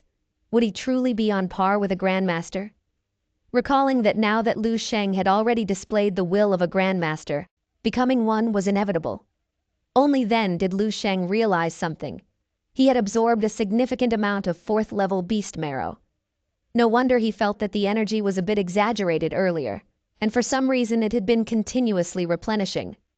He gave an awkward smile while thanking General Yu. After all, it was worth 15 billion. General Yu wasn't stingy. The favor General Yu has shown to Lu Sheng is indeed very generous. General Yu waved his hand dismissively, saying lightly, telling Lu Sheng there was no need to thank him. When Lu Sheng gets on the battlefield, just slay a few more beasts. That way it won't be a waste of all this beast marrow from my Eastern Military District. Lu Sheng nodded, clasping his hands together in a respectful gesture. With a serious expression, he believed that facing the enemy on the battlefield was every martial artist's duty. He would let his actions speak for him. General Yu looked at the young man with satisfaction, as if he saw a glimpse of a marshal in him. Turning around with a joyful laugh, he briefly bid farewell to Lu Sheng. However, he believed that the next time they met, Lu Sheng would surely become a Grandmaster, and he was confident that day wasn't far off. Snowy approached Lu Sheng, informing him that the military star selection DAD concluded successfully. She offered her congratulations, and then inquired about Lu Sheng's preparation for the unified exam. When she asked which university he was aiming for, Lu Sheng was puzzled and wanted to listen to Snowy for recommendations. Snowy smiled, saying, "With Lu Sheng's current strength, any university in the country is at his disposal. If Lu Sheng is looking at the eastern region, then Dongning Martial University is the best choice. After all, Lu Sheng was originally from Dongning Province, so he'll undoubtedly receive special treatment and benefits there." However, her expression suddenly turned serious. This was her opinion and recommendations before. A month ago, she would have surely advised Lu Sheng to attend there. But now, Snowy wanted Lu Sheng to head to the royal capital, Snowy continued, her voice earnest. Because in the royal capital, there are 7 divine martial universities, the birthplaces of their nation's martial arts. It's where the entire nation's most elite martial talents gather. After joining one of the 7 divine martial universities, if Lu Sheng could break the record of the divine martial tower, he could earn the favor of a martial saint. Under the guidance of a martial saint, there's a high possibility of breaking through and becoming an 8th level grandmaster. Martial saint, a distant and unfamiliar title. Snowy's expression grew solemn. Martial saints are the pillars of their world, possessing martial prowess beyond imagination. Their authority even surpasses that of military districts and national powers. Currently, their nation boasts 3 9th-level martial saints: the Supreme Martial Saint, Zhao Ji, the Jade Martial Saint, Tan Zhongyu, and the only female martial saint, the Dark Star Martial Saint, Lin Zhengyue. Lu Sheng recalled viewing the timeline in the dream realm. At this stage, the strongest in this world were only at the 9th level, which meant that the martial saints stood at the pinnacle. After a brief moment of silence, Snowy spoke first. She can't make decisions for Lu Sheng because she can't predict his future. But Snowy believes Lu Sheng's future may reach farther than anyone else's, perhaps even beyond that of a martial saint. Lu Sheng looked at her, slightly surprised. He hadn't expected Snowy to hold him in such high regard, but considering his 3 martial techniques, passed down by the strongest level 11 martial artists in the future, along with the knowledge and martial arts experience spanning 10,000 years in the future, he was confident that his future achievements would indeed surpass that of a martial saint. From a distance, Qin watched the two. Hearing Snowy speculate that Lu Sheng, currently at only the 4th level, might one day surpass the level of a martial saint's, he was initially skeptical.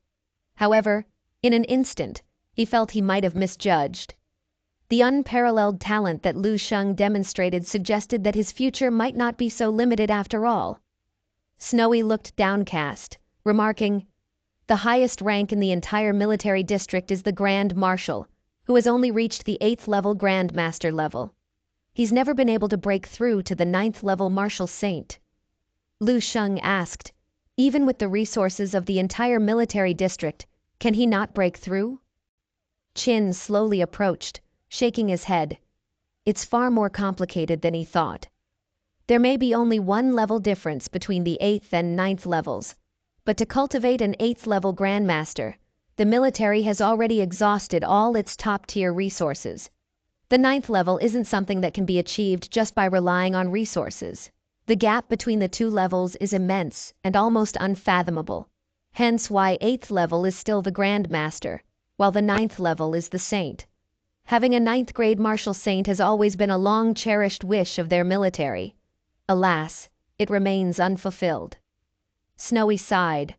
As an officer of the Eastern Military District, she should encourage Lu Sheng to stay here. But she doesn't want to hold Lu Sheng back. She hopes that Lu Sheng can choose his own path, and she will always support Lu Sheng's decision. Hearing this, Lu Sheng's heart skipped a beat. Standing before him was Snowy, clad in a deep blue military uniform.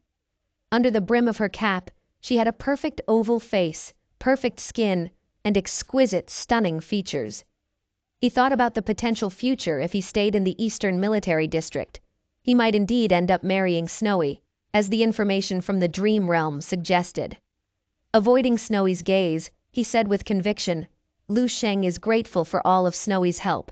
Just like his promise to General Yu, Lu Sheng will one day set foot on the battlefield to defend their homeland. It's both his duty and obligation.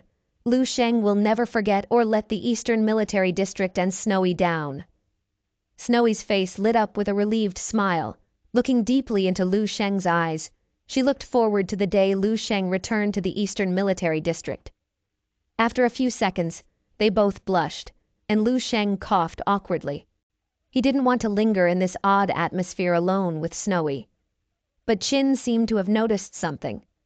Looking left and right, he appeared as if he'd discovered a whole new world. Before parting, Snowy told Lu Sheng that the military star selection was over. The unified exam is just around the corner. She wanted Lu Sheng to make sure to get a certificate from the Psychic Association before the exam. Then, he will have access to the StarNet, allowing him to freely trade goods online. Lu Sheng nodded in acknowledgement, ready to pack up and head out. Watching Lu Sheng, Snowy hesitated. Words were lingering on the tip of her tongue, emotions she wanted to express, but she just couldn't find the right words. As he grew distant, Chin approached, a mischievous grin on his face. In all these years of knowing Snowy, that's the first time he's seen such an expression from her. Perhaps Snowy have some feeling for Lu Sheng. Before he could finish, Snowy, flustered, landed a couple of playful punches on him, shushing his presumptuous remarks. Frustrated, she stormed off, hiding behind a door. There she took a moment, heart fluttering, realizing this was the first time she'd felt this way about someone of the opposite gender. And it just happened to a man who's much younger than her. After a day's rest, above a forest located in the Dongning province, a massive black military helicopter hovered over a hill. The cabin door slid open. Amid the gushing winds that tousled everyone's hair, Snowy shouted over the noise, asking Lu Sheng if he was sure about alighting here. Clutching the helicopter's door, backpack strapped to his back, Lu Sheng turned, giving them a reassuring smile. Snowy was about to instruct the helicopter to lower its altitude so she could release a ladder, but before she could, Lu Sheng said there was no need. He waved a final goodbye, then released his grip and plunged towards the ground below. Stunned, Snowy could only watch as Lu Sheng rapidly diminished in size. Beside her, Chin darted forward, peering out in disbelief. Calling Lu Sheng crazy. That's a 200-meter drop. Lu Sheng wasn't even wearing a parachute. He is out of his mind. Snowy, ever the calm one, simply replied, "He won't get hurt." She stared below, realizing that the young man's abilities had long surpassed both of theirs. Relieved, Chin let out a sigh, shaking his head with a complicated expression. On the mountain below, a father and son were hiking. The dad held his son's hand, guiding him step by step. Suddenly, the little boy looked up and pointed to a figure in the sky. Above them, a dot rapidly grew larger, a silhouette descending from the heavens, enveloped in a golden glow. "Is that Superman?" the boy asked. Soon the man's gaze followed his son's. His pupils constricted the next second. He knew that the figure from the sky must have been a very powerful martial artist, at least of the 6th level, perhaps a grandmaster. The gales whipped past his ears. Lu Sheng, having undergone the first phase of immortal golden body refinement, felt every inch of his body, including muscles, bones, skin, and even his internal organs, undergo an immense transformation. Far surpassing the usual 4th, 5th, or even 6th level martial artists, he landed heavily on the mountain peak. The terrifying force shattered the ground beneath him, creating a massive crater. Looking down at the city below, he could still feel the vigorous energy coursing through him after reaching the 4th level. It might take about a month for this energy to fully integrate. He dashed forward, making his way down the mountain path. Lu Sheng noticed that his inner strength was golden in hue. Glancing at his hands, they seemed unbreakable. The father and son watched Lu Sheng in awe. The father, being a martial artist himself, managed to catch a brief glimpse of the falling figure. An extremely young-looking teenager, appearing to be around 18 years old, just like a high schooler. And this high schooler had just fallen hundreds of meters without a scratch? The man chuckled, shaking his head, thinking to himself that maybe Lu Sheng was equipped with some high-tech gear. Yet his expression was complex. Looking at the crater Lu Sheng left behind, his son persisted, asking his father once again, "Was that big brother a Superman?" The father took his son's hand, trying to divert the boy's attention, saying, "There's no Superman, they're just shooting a movie." The boy followed his father uphill, albeit reluctantly, his eyes fixed on the direction where Lu Sheng had disappeared. In the young boy's heart, Lu Sheng was definitely Superman. He thought to himself, his dad just won't admit it. Lu Sheng quickly arrived at the Psychic Association. The place seemed deserted, and he made his way directly to the front desk. There, he found a young man engrossed in his smartphone playing Genshin Impact. When he saw Lu Sheng's recommendation letter, his expression shifted to one of complete astonishment. He looked at Lu Sheng, who seemed to have no psychic power, but given that the recommendation was from the military district, he treated Lu Sheng with respect. After all, He himself was formerly from the military. The young man promptly got up to lead Lu Sheng further inside. Following the young man, Lu Sheng entered a room where he saw 3 people, 2 young women and a balding middle-aged man. The middle-aged man was visibly shaking, intently focusing on controlling a metallic orb. As Lu Sheng observed, orbs of sweat formed on the man's forehead as he tried guiding the orb through a glass wall.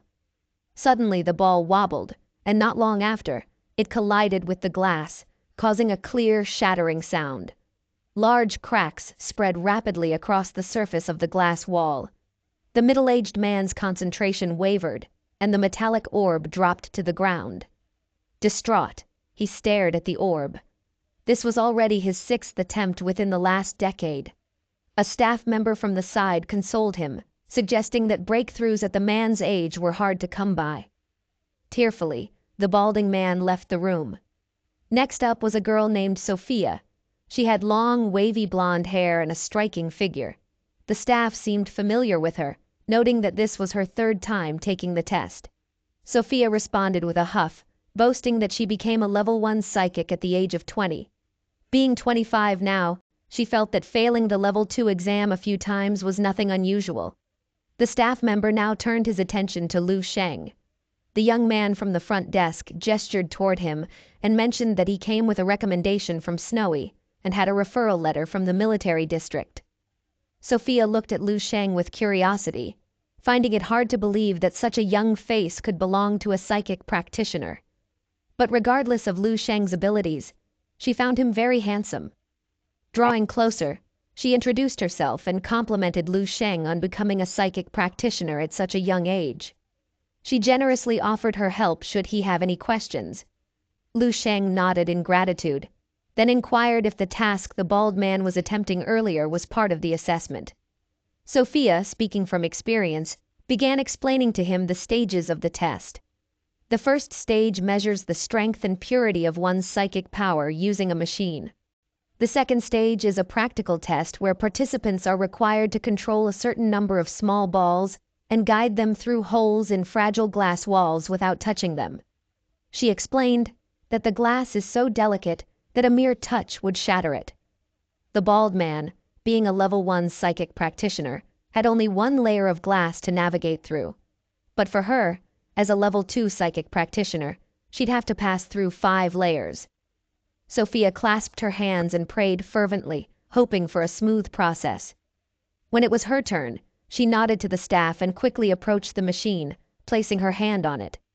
Soon, the hexagonal column lit up, and her results were displayed. The screen showed a psychic power strength of 11.33 and a purity level of 1.02. It was a borderline pass. Seeing this, Sophia breathed a sigh of relief. Now came the practical test. Unlike the level 1 assessment, a level 2 psychic had to control 15 metallic orbs simultaneously. The number of glass layers these orbs had to pass through was 5.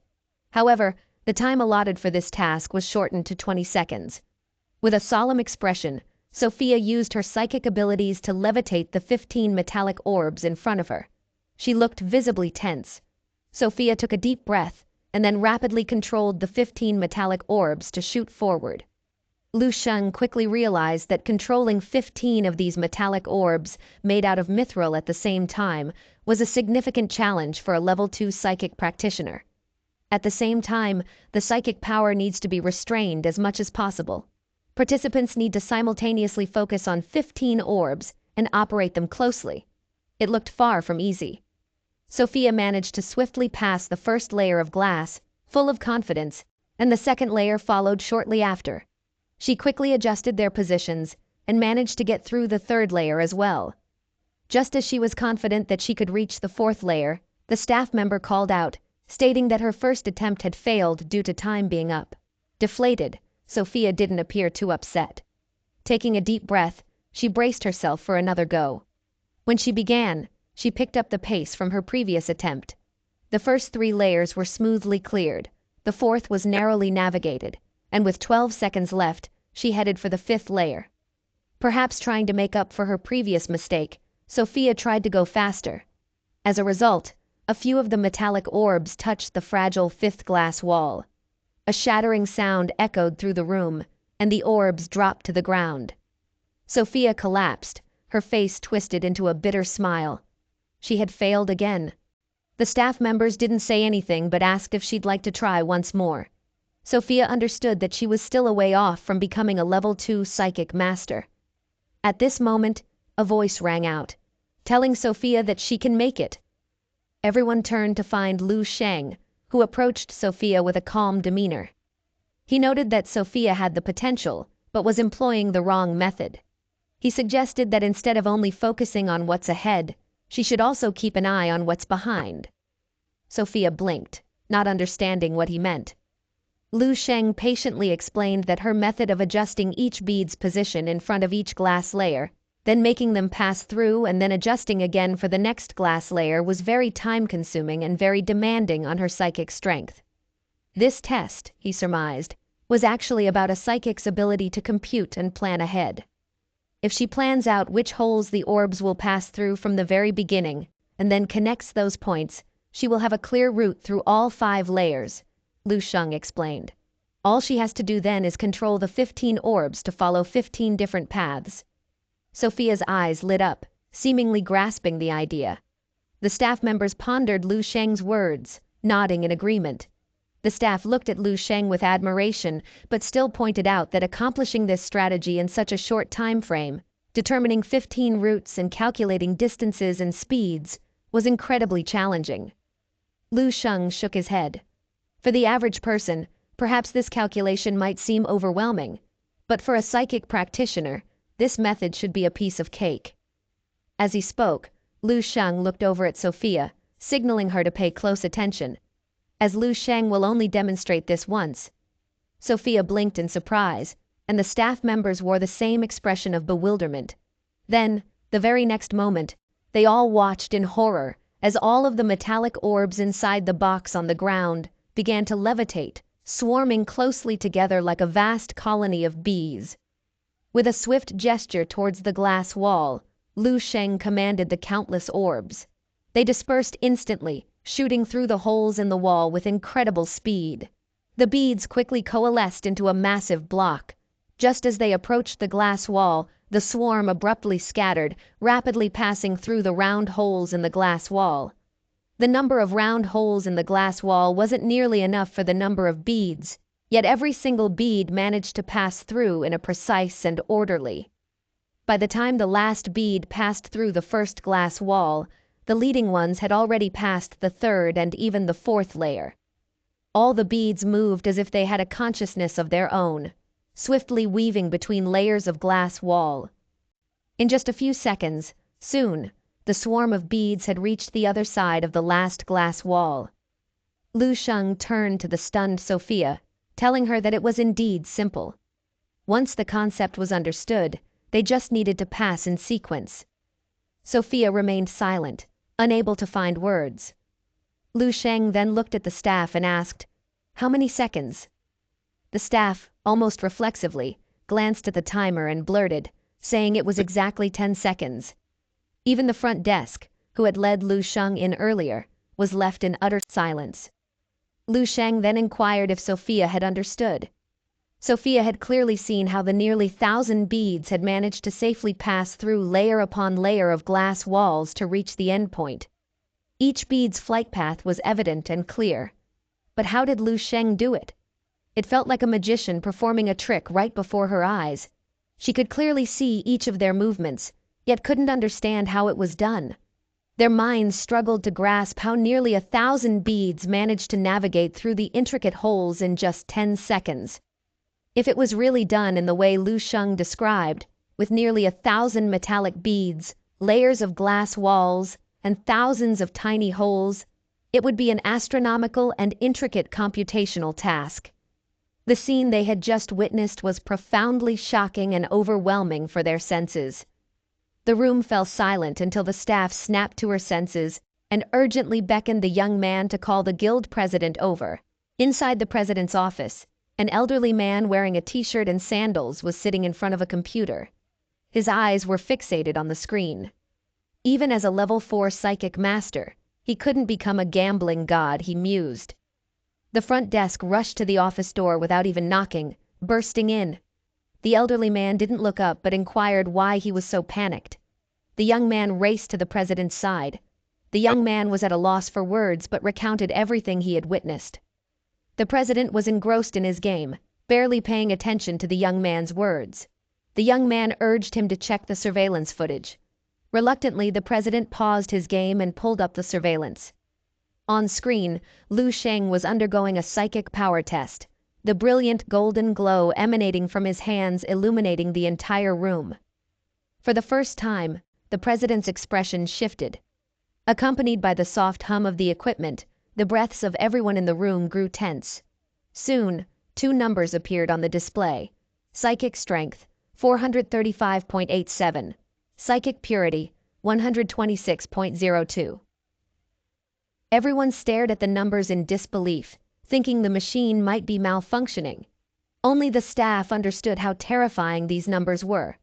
The Psychic Association's purity standard for a level 2 psychic was 1, and even for a level 4 psychic master, it was only 10.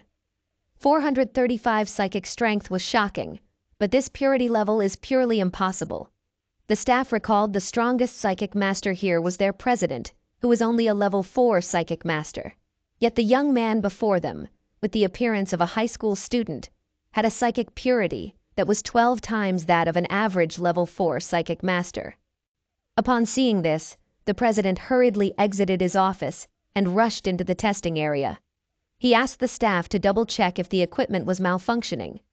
She reassured the president, stating that the equipment was functioning perfectly as they had just tested 2 individuals before Lu Sheng. Lu Sheng, appearing somewhat puzzled, asked why they were reacting so strongly. Was there an issue with his scores? The president quickly explained that Lu Sheng's results were so astonishing that it was hard for them to believe. He then quietly inquired if Lu Sheng was perhaps the descendant of a level 7 or level 8 psychic master.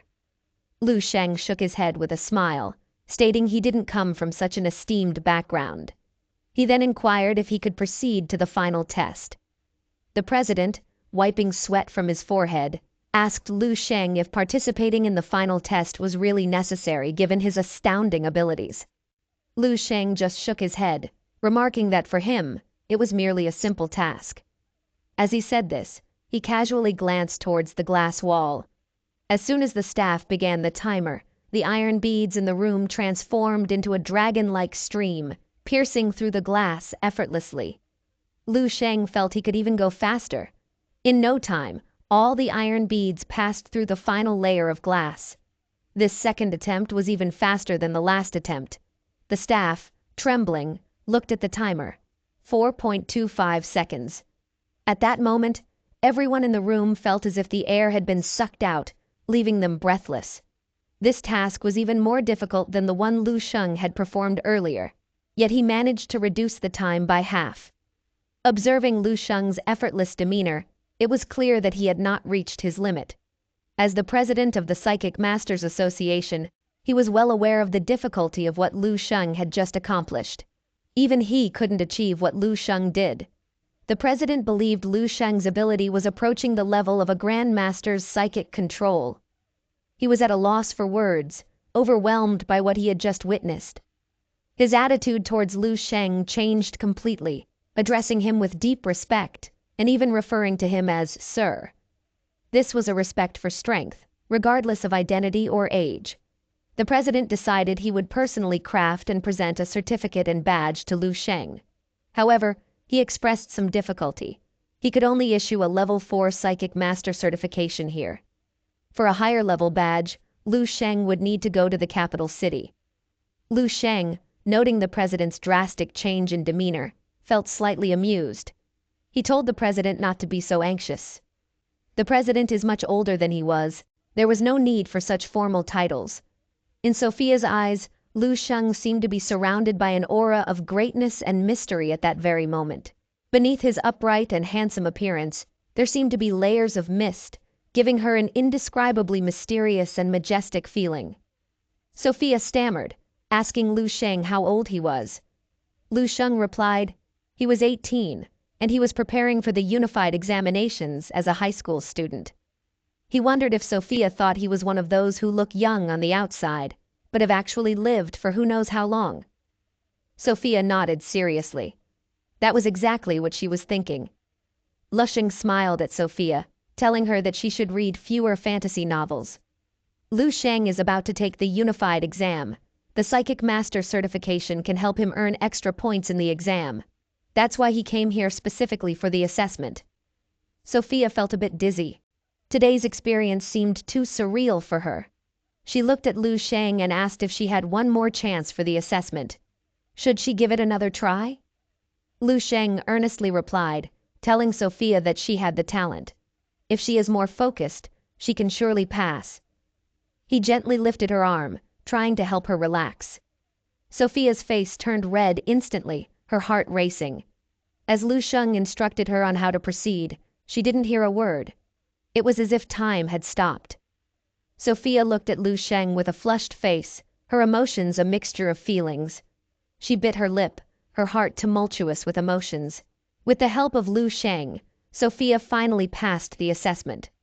Sophia thanked Lu Sheng once more, and with a smile, he nodded in acknowledgement.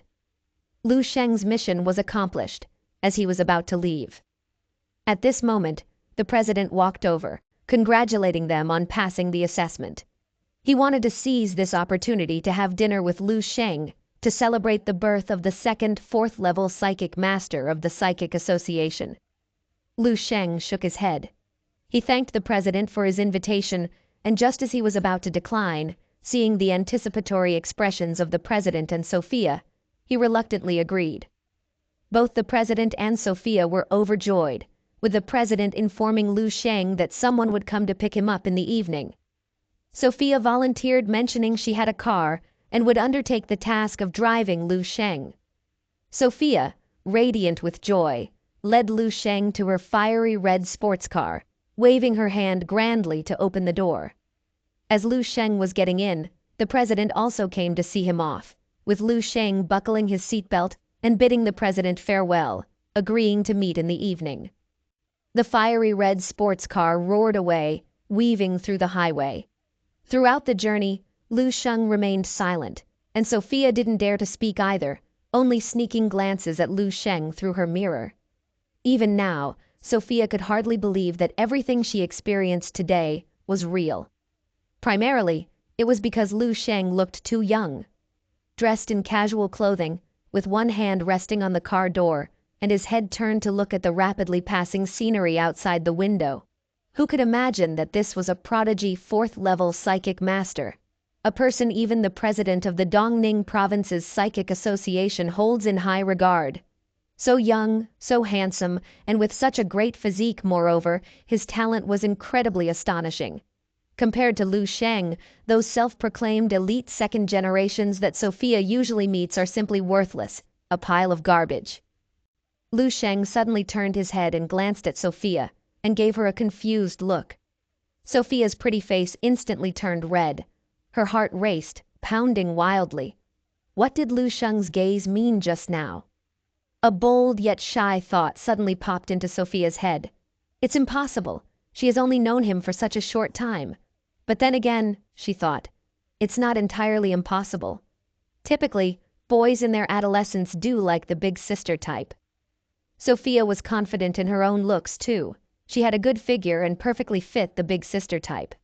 The more she thought about it, the hotter her face became, and she suddenly pressed hard on the gas, quickly reaching their destination.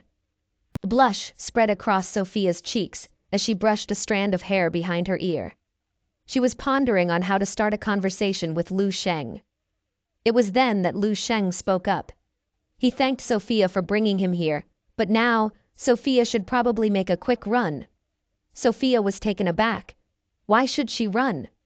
The next moment, she saw Lu Sheng looking at her and then pointing at the police cars behind Sophia's car with a strange expression. He mentioned that Sophia had been speeding and had also run 5 red lights. Just moments ago, there were 2 police cars after them. Now there's a dozen. Lu Sheng, seeming helpless, remarked that even if Sophia was a psychic master, she should still drive safely. After dropping off Lu Sheng at his hotel, Sophia drove hurriedly after leaving a message, addressing Lu Sheng as Mr., and said she would be picking him up later tonight. Behind her were a dozen persistent police cars. Lu Sheng waved his hand and, carrying his luggage, walked into the hotel alone. The room was very spacious, with a large bed. Lu Sheng turned on the TV, and a news story about Ling Su and a new pharmaceutical company was being broadcast. The White Lake City Benevolent Pharmacy had officially been renamed Ling Sheng Pharmaceuticals Limited and introduced a new supplement. Ling Su confidently stated that this was a supplement set to change the era, redefining the existence of supplements and leading the world of martial arts into a new phase. Lu Sheng assumed that Ling Su must have forgotten to inform him. He picked up his phone and found more than 20 missed calls from Ling Su. All right, it seems like Ling Su couldn't reach Lu Sheng at all. Lu Sheng thought about calling Ling Su to inquire about the situation, but on second thought, he put down his phone. He would be returning to White Lake City at the latest by tomorrow, so he could find Ling Su then. After entering the dream realm, he wanted to see what changes had occurred in the future. He then searched for information about Ling Su and the new pharmaceutical company in the dream realm. To his surprise, he discovered that Ling Sheng Pharmaceuticals, founded solely by Ling Su, had eventually developed into a company with a market value exceeding 10 billion, becoming a giant in the pharmaceutical industry.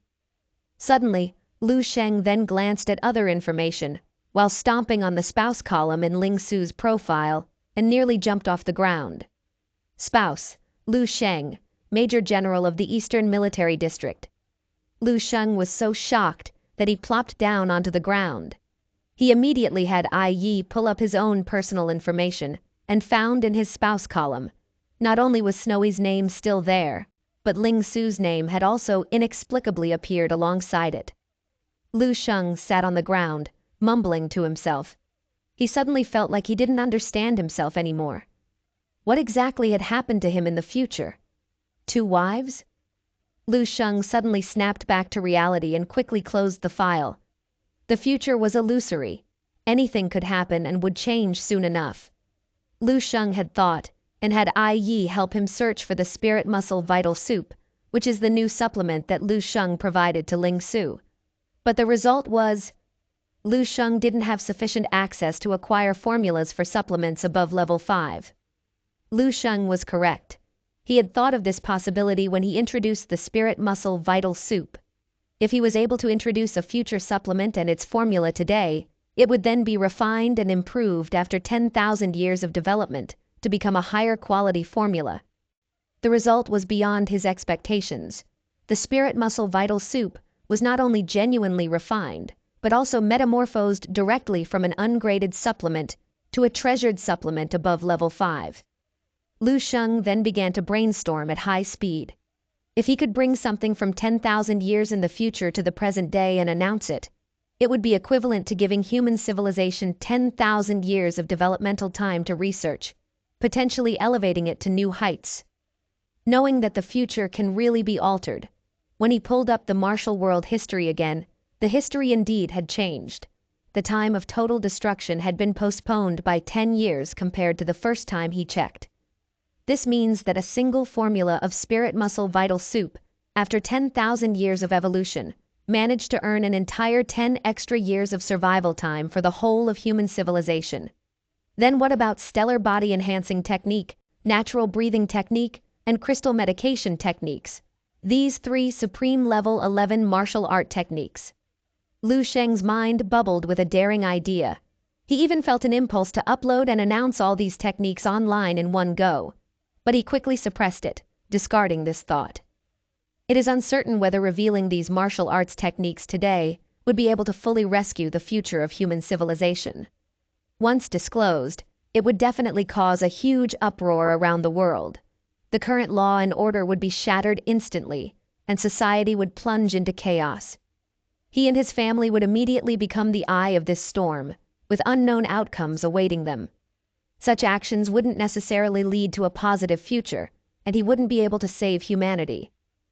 Lu Sheng stayed calm, organizing his thoughts. The best approach is to wait until he has enough power to control the situation, then slowly release these techniques. If a guide for civilization were to be chosen, it would have to be Lu Sheng. Obviously, it has to be Lu Sheng since he is the protagonist. All the good things and beautiful waifu would also be his. Leaving the dream realm, Lu Sheng puts on the suit sent by the president, a set of pure black evening tuxedo.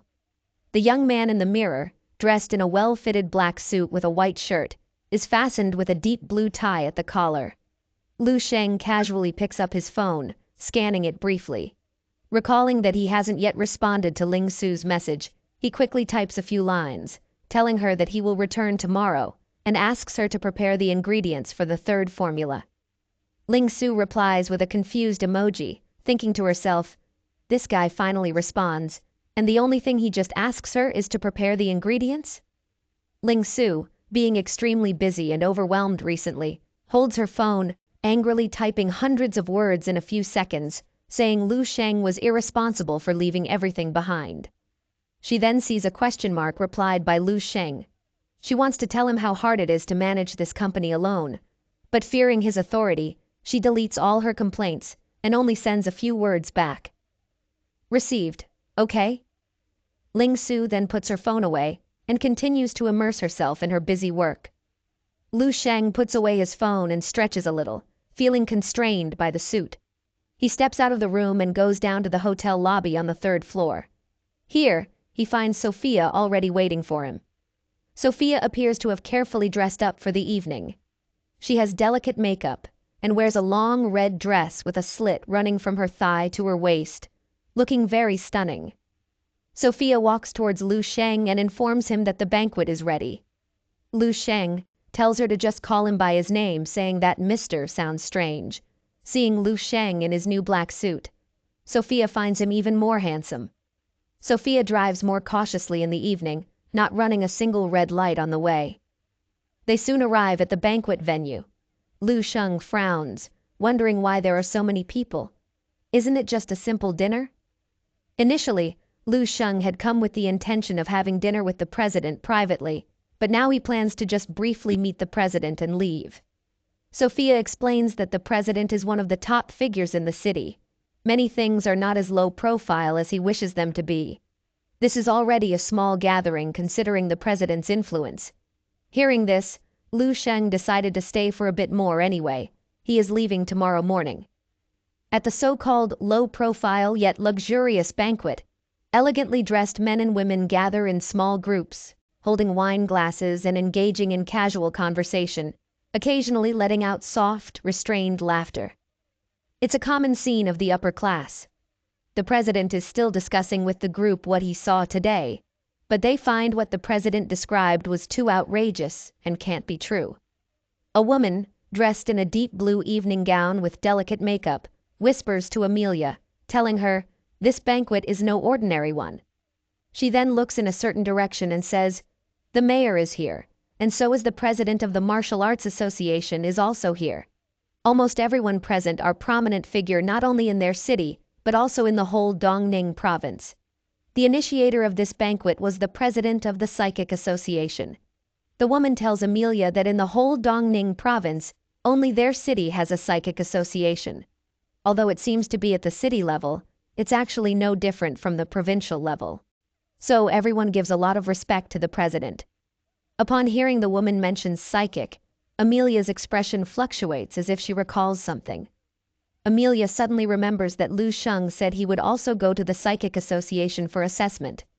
She asks her friend if she could inquire whether there is someone named Lu Sheng in the association. The woman suddenly looks at Amelia. She suddenly remembers hearing the name from another friend, and she questions Amalia. Did she fall in love with a high school student that she met while traveling recently? Amelia, like a frightened deer, abruptly raises her head and then quickly shakes her head to deny it, saying not to listen to their friend's nonsense. The woman clearly sees that Amelia is lying and points at her, questioning. She's been staying in city all this time and hasn't gone back to university. Is Amelia waiting for that boy? She heard from her friend that Lu Sheng is quite handsome and has some connections with the Eastern Military District. The woman looks at Amelia with a somewhat helpless expression, saying even if Amelia, while in university, casually dates a poor boy with no background, she wouldn't interfere with Amelia. After all, she's young, and dating a few people is normal, as they will eventually break up anyway. But how could Amelia be like a high school student? The woman, with a baffled expression, reaches out to touch Amelia's forehead. Amelia avoids her hand, strenuously retorting, "Lu Sheng, he is not an ordinary high school student." The woman is speechless, but he's still a high school student. She sighs, looking at Amelia with disappointment. Amelia was indeed dragged here by her close friend to attend this Psychic Association celebration dinner. Since separating from Lu Sheng last time, she has been staying in the city because Lu Sheng said he would come back to the city sooner or later. She sent many messages, but Lu Sheng did not reply, and even did not read them, as every message showed unread below it. Amelia does not know whether waiting like this will bring any result, but she can only wait patiently. She wondered, doesn't she have any place in Lu Sheng's heart? The woman pats Amelia's shoulder, asking her why she is daydreaming. She then whispers to her that tonight's banquet is to celebrate the emergence of a fourth-level psychic master, someone on the same level as the president. Such a person is a big shot even in Dongning province. The woman sees that Amelia is not particularly surprised and continues to talk, telling Amelia that if they were favored by such a big shot, both they and their families would benefit greatly. Amelia suddenly thought of something and asked if her friend knew the age of the new fourth-level psychic master. The woman shakes her head. She isn't sure about his age, but considering the president's age, she thinks he wouldn't be too old but also not very young. Today's banquet has attracted many women, even those in their 40s. Amelia sighs. For a moment, she even thought the fourth-level psychic master was Lu Sheng. The woman looks at Amelia and tells her to stop thinking about the high school student, urging her to cherish this opportunity. Among their circle of friends, apart from them, no one else has the status to be here. Amelia isn't listening to the woman's words. She is still thinking about Lu Sheng. Out of the corner of her eye, Amelia suddenly glimpses a figure standing in the corner eating. He is in a sharp black suit, has a slender figure, and is constantly putting food into his mouth with a fork. Amelia widens her eyes, wondering if she has seen wrong or if it is an illusion. After staring at that person for more than a minute, Lu Sheng turned back and looked at her. Lu Sheng waves his hands at her, and at the very moment when their eyes meet, Amelia finally confirms that this person is Lu Sheng. Amelia tells her friend to go ahead, saying she has seen her friend. Amelia immediately leaves and rushes towards the man that she has been thinking about for weeks. The woman can't stop Amelia, and following the direction Amelia is running towards, she seems to understand something. A teasing smile appears on her face. Lu Sheng, watching Amelia who had suddenly rushed to him, was quite surprised. Lu Sheng was enjoying his food when he unexpectedly saw Amelia, whom he hadn't seen for a while. Amelia's face is overflowing with immense joy and happiness, her cheeks flushed red. Suddenly, Sophia appears, a stunning and eye-catching woman in a red dress, coming to Lu Sheng's side, cheerfully grabbing a snack from his plate with one hand. Sophia looks very happy, while Lu Sheng appears somewhat helpless. Seeing how familiar Lu Sheng and Sophia seem with each other, Amelia stands bewildered, her face suddenly turned pale. Although Lu Sheng and Sophia haven't exchanged any words, and Lu Sheng appeared annoyed, in Amelia's eyes, Lu Sheng and Sophia seemed to be chatting and laughing, and their actions were intimate like a couple. Amelia wondered, who is this woman? Could this be Lu Sheng's girlfriend? Amelia plucked up her courage, calling out loudly to Lu Sheng. Lu Sheng waved back with a smile, saying he didn't expect to find Amelia still in the city.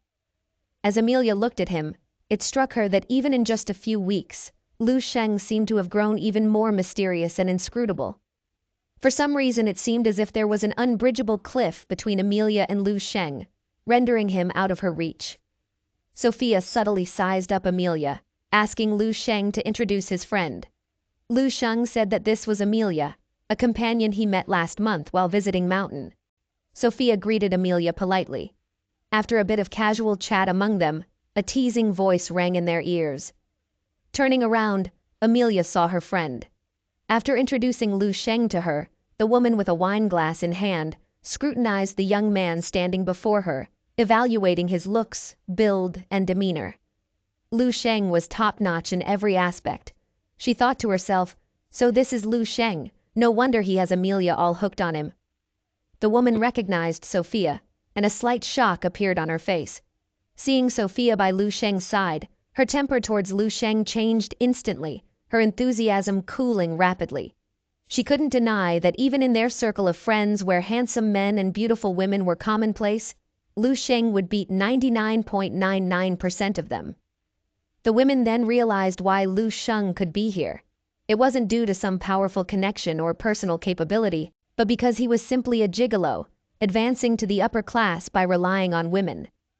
Unsure of how to address him, she decided on Mr. Lu Sheng. Thinking about speaking to a high school student in such a manner made her want to laugh. Her words were laced with a tinge of sarcasm, saying she had always heard Amelia mentioning Lu Sheng. Seeing him today, he indeed stands out as extraordinary. Lu Sheng could easily perceive the subtle shifts in the women's mood and attitude, but chose not to comment, responding with a simple nod and a simple greeting. The woman sipped her wine with a polite smile on her face and inquired where was Lu Sheng from. Lu Sheng said he was from White Lake City, then cut her off, asking with indifference if she planned to inquire about his parents next, to understand his family background, and perhaps further probe how he managed to gain entry to this banquet hall. Lu Sheng, with a hint of mockery in his eyes, looked at the slightly shocked woman, stating he was just like what she thought him to be, a student from an ordinary family who happened to be invited here. Lu Sheng waved goodbye, while told her there was no need for such cliched scenes. He smiled at Amelia and excused himself, saying he'd be going first, and they would chat some other time when they were both free. After saying that, he turned around and left. Perhaps this is why Lu Sheng despised such occasions. To outsiders, it might seem like he was a bit sensitive, but so what? Is everyone perfect? After all, Lu Sheng was a child from an ordinary family, but this family was the most precious thing in the world to him. Lu Sheng will not allow anyone to insult or harm his family. Lu Sheng tossed his plate and fork onto the table, thinking he would have been happier eating at a hotel. Before Amelia and Sophia could react, Lu Sheng had already walked far away. Sophia shot a cold glance at the women, then followed Lu Sheng. Amelia subconsciously wanted to chase after them, but was held back by the woman, who told her that a man like Lu Sheng wasn't worthy of her affection. Watching Lu Sheng's retreating figure, the woman scoffed, telling Amelia that she hadn't even said anything yet, and he reacted like this. What does that tell them? It tells them that Lu Sheng cares deeply about the very things he himself just said. Proud, but without real ability, and extremely sensitive about his self-esteem. To put it nicely, he's proud. To put it bluntly, he's just a low self-esteem brat. The woman claimed that she has seen many such people. They are not suitable for Amelia. She then turned to look at Sophia. Realization dawned on the woman's face. She pointed ahead and asked Amelia teasingly if she knew who that woman was. Amelia only knew her name was Sophia. The woman nodded and explained that Sophia came from a prestigious family and was herself a psychic practitioner, seemingly approaching level 2. In the social circles of the second-generation elites of their city, Sophia was absolutely top-notch, and the family behind her wielded enormous power. Observing how familiar Lu Sheng and Sophia seemed, the women would bet that Lu Sheng, either by his appearance or some other means, managed to connect with Sophia to get the chance to attend this banquet. Placing her hands on Amelia's shoulders, she loudly declared that Lu Sheng was nothing but a freeloader and a gigolo, and told her to open her eyes and see him for what he truly was. Every word from the women hit Amelia's heart like a hammer. Standing there, Amelia muttered, bewildered, "That can't be. Lu Sheng can't be that kind of person." The woman looked at Amelia helplessly and comforted her, saying that sometimes the truth is cruel, but it's something everyone has to face. She hoped Amelia would think about it carefully. Amelia was still immersed in the shock brought about by the women's words. She refused to accept what the women had said was true. Looking at Lu Sheng's figure. Suddenly, an image of a dazzling young man, radiant as the sun, popped into her mind. Amelia came back to her senses. Lu Sheng was the hero who had saved her. She slapped herself on the cheek, thinking how silly she was to have doubted even for a moment that Lu Sheng could be a freeloader, living off of women. Amelia turned around, looked seriously at the woman, and told her word by word that Lu Sheng could absolutely not be the kind of person she described. However, the women thought Amelia was still blinded and wanted to continue her remarks about Lu Sheng. At that very moment, there was a commotion in the hall, and one person pointed out that the president had made his entrance. The president walked towards the center of the hall wearing his evening suit. Everyone turned their attention to the elderly man. The woman quickly adjusted her makeup and told Amelia to stop thinking about that pretty boy, as the president was about to introduce the 4th-level psychic master. Sophia was still introducing the place to Lu Sheng bit by bit, and the president quickly noticed the two of them. The president walked straight towards him. The crowd and the gaze of the crowd also followed the president's footsteps. Quickly, the president walked up to Lu Sheng, and the woman wondered why the president would walk toward Lu Sheng. A sense of unease flashed in her heart instantly. The president, with an apologetic face, said he was truly sorry. He really did not know that Lu Sheng did not like being in a place with so many people.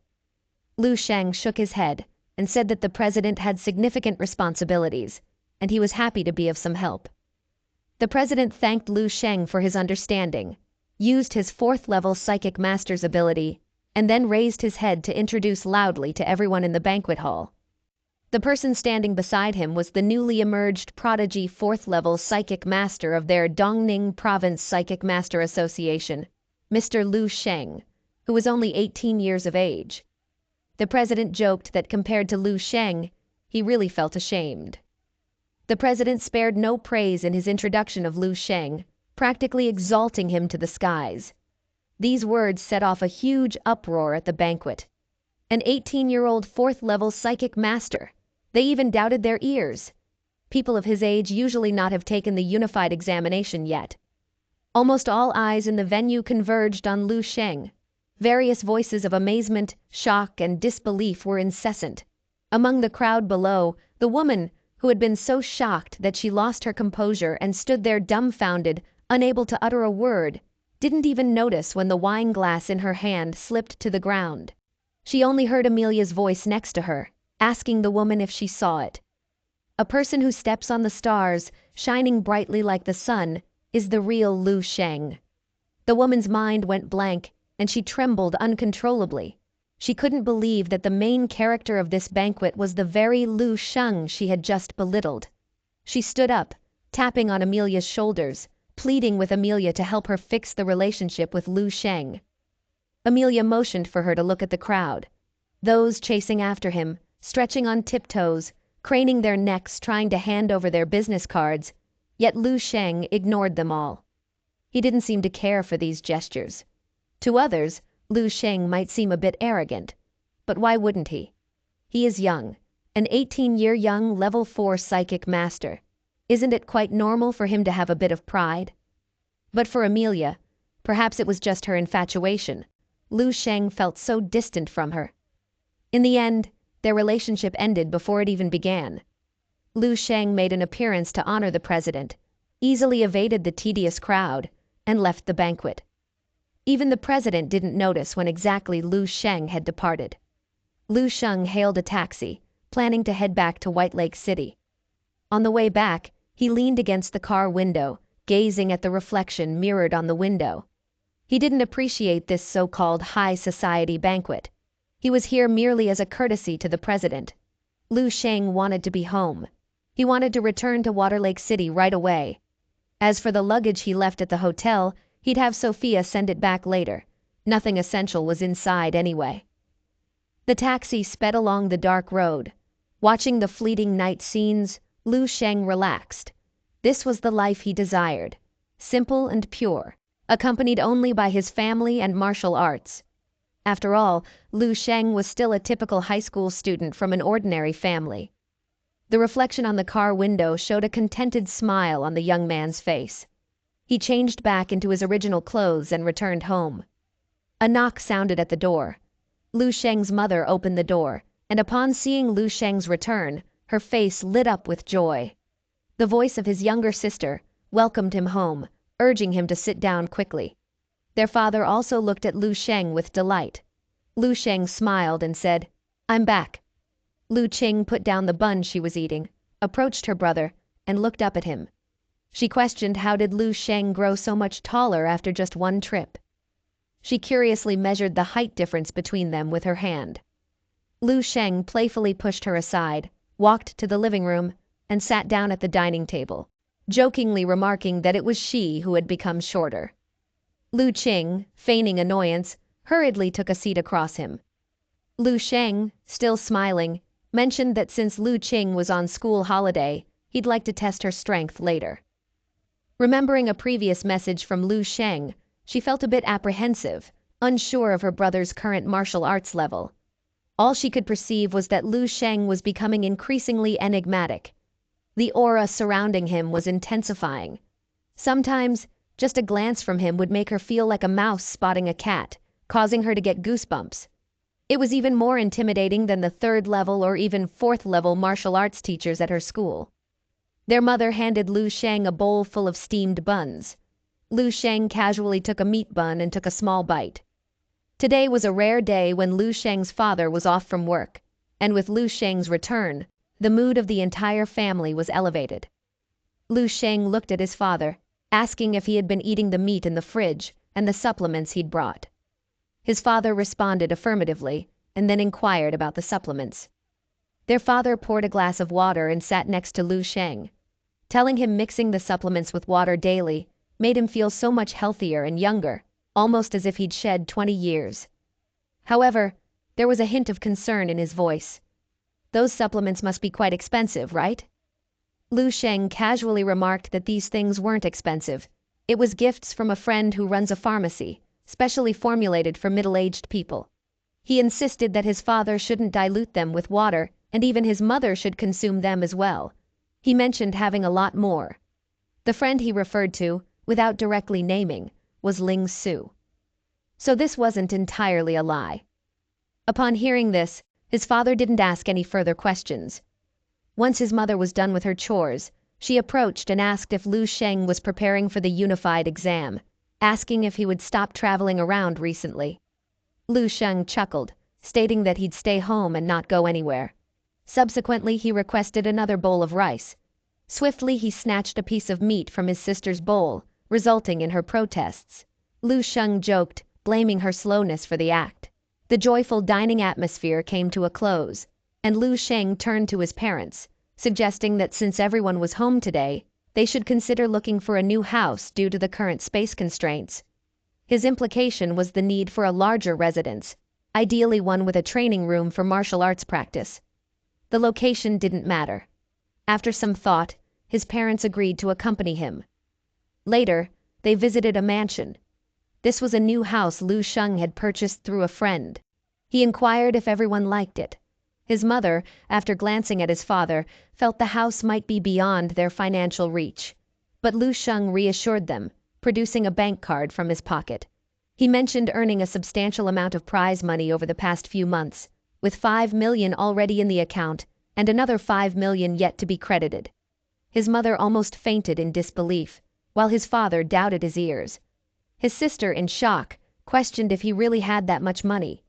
Or did her brother rob a bank? Jokingly, Lu Sheng teased that he had legitimately earned it and hadn't robbed a bank. He affirmed that this house was their new residence and they should move in soon. With tears in their eyes, with pride in their eyes, his parents realized their son had truly grown up, taking on responsibilities and looking out for the family. Lu Sheng swiftly picked up his sister, allowing her a moment to get ready, and informed her of a training room in the backyard. He wanted to test her current strength. Taken aback for a few seconds, she meekly agreed. After getting changed, they headed to the training room where she assumed an offensive stance. Without warning, she lunged into the air, aiming a flying kick at Lu Sheng. Yawning, Lu Sheng effortlessly caught it with one hand. Half an hour later, drenched in sweat, Lu Qing lay on the ground, panting heavily, signaling her surrender. However, Lu Sheng seemed not to acknowledge her submission. Looking down at her, he urged her to stand, questioning if she was truly fit to be his sister. Lu Qing's face showed traces of defiance, questioning how she could stand when he was holding her like this. She shouted. Lu Sheng was already a strong martial artist, and yet she was just at a beginner level. She hasn't even reached the level of an official martial artist, and all Lu Sheng does is bully her. Her eyes began to tear up, seemingly releasing all her frustration. Seeing his sister's teary face, Lu Sheng's expression softened. After a moment's thought, he released her foot, allowing her to stand. He wanted to impart some useful martial arts techniques he had deduced over time to Lu Qing. Upon hearing Lu Sheng's words, Lu Qing's face changed instantly, and she sprang up from the floor like a fish leaping from the water. She gazed at Lu Sheng with sparkling eyes, her face filled with anticipation. Could it be a secret martial arts technique? The person who was just crying seemed nothing like her now. Lu Sheng casually replied she could call it a secret martial arts technique. Whatever Lu Sheng did next, he wanted his sister to follow. But this technique should not be taught to others. Lu Qing stood upright, her expression more earnest than ever. If anyone was ever curious or puzzled about Lu Sheng's rapid rise, it had to be Lu Qing. Having spent over a decade together, she probably knew Lu Sheng better than anyone in this world. Over the past few months, except for the occasional times when Lu Sheng was away, she had witnessed firsthand how he transformed from an ordinary high school student to what Lu Sheng is now. It felt like watching a seed grow into a towering tree overnight. Night after night, Lu Qing would lie in bed, racking her brains, trying to decipher the mystery.